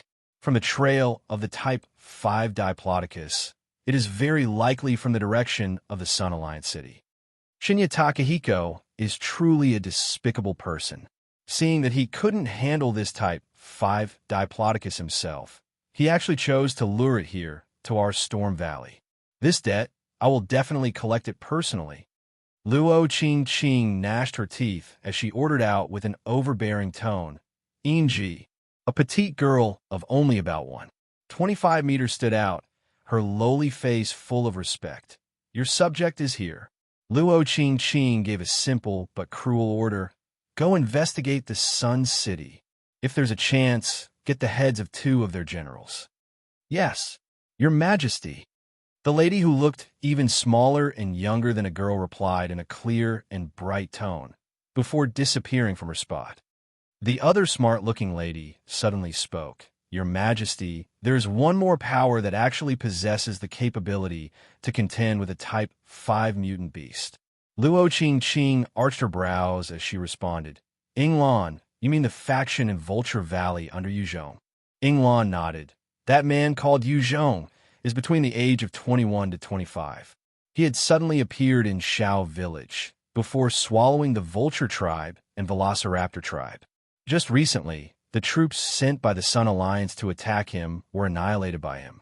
He is rumored to have 2 Type 4 experts and had gained a number of the Sun armor to boost his own forces. They should be capable of attacking a Type 5 mutant beast as well." Luo Qing nodded in agreement. "That's true. However, it's not possible for Yuzhong to know of this Type 5 Diplodocus intel. Only a number of us from the 3 factions knew about this. It's unlikely that it's him." Inglan also nodded in agreement. "That's true. That intelligence was obtained at a huge cost. He might not have gotten wind about it so quickly." The injured Type 5 Diplodocus was discovered by the Sun Alliance. However, the Storm Valley and Pterosaur Mountain had paid a large price to obtain this information through their spies. However, the Type 5 mutant beast was too terrifying, hence, no one actually gathered a force to hunt it down. Luo Qing frowned and challenged. "However, this Yuzhong person is truly someone else, to be able to achieve so much in such a short time. Inglan, I'll leave the information gathering to you." Yuzhong's meteoric rise caused even Luo Qing to feel a little threatened. Although she was confident in herself and proud, She was not stupid. She never underestimated her enemies and would use all she had to crush her foes. This was the reason why she had never lost. Yingluan nodded slightly. Yes. Your Majesty. The remaining 7 elite personal guards continued to scour the area for clues. However, it was to no avail. Let's go back. Under her orders, her personal guards left together with her. The 200 other Storm Valley warriors quickly followed behind as they left the forest. Once the queen and her party left, Williana heaved a sigh of relief, nudging Yu Zhong with unkind intentions, cackling, "Let's move." Yu Zhong. Yu Zhong did not seem to mind as he strolled alongside her. He was, after all, curious about Storm Valley. A man's physique was naturally stronger than a woman. Of course, there were some exceptions. In this plain, where dinosaurs, mutant beasts, prehistoric life forms, and other mutant bugs were rampant, it was hard for a woman to establish an entire faction on their own. Once a woman tried to establish a faction, it would usually be swallowed by a nearby, male-dominated faction. Luo Qing had actually managed to raise this Storm Valley in the Green region. It was an impressive thing. So this is the entrance of Storm Valley. Yu Zhong gazed at the entrance of Storm Valley and was taken aback. Right in front of his eyes, the so-called entrance of the Storm Valley was a cliff that was buffeted by hurricanes without stop. A number of long iron chains connected their end to the cliff on the opposite side. As the winds howled around them, one would easily lose his or her nerve just by looking out. One by one, the female warriors got on the long metal chains, braving the storm to climb towards the other end. As the winds blew around them, even the elites of the Storm Valley had to be careful. They took their time. On one occasion, one particular female warrior was almost blown off. Fortunately, the captain was able to grab her in the nick of time, preventing her death. Williana stared at Yu Zhong with an evil smile. "Are you scared? Only the fearless can get past this natural city wall to enter our Storm Valley." Yu Zhong held out his hands that were bound tightly and asked nonchalantly, "Well then, let me ask, how do you expect me to get across?" In return, Williana revealed a smug smile, as though it was all happening according to plan. "This is a small problem. However, don't worry. I'll take you across." After that, she pulled out a long mutant beast tendon, attaching it to his cuffs, and pulled on it. "Let's go. Even if you fall, I can drag you up." The chain was a tough one to navigate, even with all 4 limbs on it. Evidently, Williana was trying to make a fool out of Yu Zhong. With a grin, Yu Zhong hopped lightly onto the chain, his dark dough chi gathering silently at his soles, sticking tightly to the chain. He then walked on it, as though he was walking on normal ground. Wow, this man is not simple. He must be an expert. A few of the female warriors saw how easily Yu Zhong was maneuvering the chain, their eyes lighting up with interest. As men were attracted to beautiful and sexy women, women were also likewise attracted to those handsome, clean, talented, and wealthy, or men of authority. In this world, the strong was more revered than looks. The female warrior that had appeared before Yu Zhong earlier together with Williana stepped up, watching his back and licking her lips. "Williana, this Yu Zhong is interesting. I like him very much. How about I give you 10 handsome men in exchange for him?" Williana immediately rejected. "No way. He's my prey. Kawashima Reiko. I'm warning you. He's the prey I caught." Kawashima Reiko's eyes flashed with a lustful glint. "He was found by the 2 of us. We should be sharing him. Why not? Let's enjoy him between the both of us. He's so strong. His taste and stamina must be good." Williana shot her a cold glare. "I can give you a Type 2 Nucleus as compensation. He's my prey. I naturally don't like sharing my prey with others. If you're not willing, we can head over to the arena to determine who owns him." Kawashima Reiko's eyes flashed with regret. Well, forget it. However, I hope to see the Type 2 Nucleus in my hand within 3 days. And Williana snorted in agreement. She could not bear the sight of this wanton woman. Kawashima Reiko also shot her an icy glare. However, it disappeared quickly. "Let's go. Seeing Yu Zhong about halfway across, the female warriors of the Storm Valley quickly got on their individual chains and began to climb. Williana stood at the edge of the cliff, staring down at the bottomless abyss, in contrast with Yu Zhong walking with ease, and her face fell. However, she gritted her teeth and hurried to climb. She only had a strength of a Type 2 Divine Warrior. Thus, there was a limit to how fast she could proceed.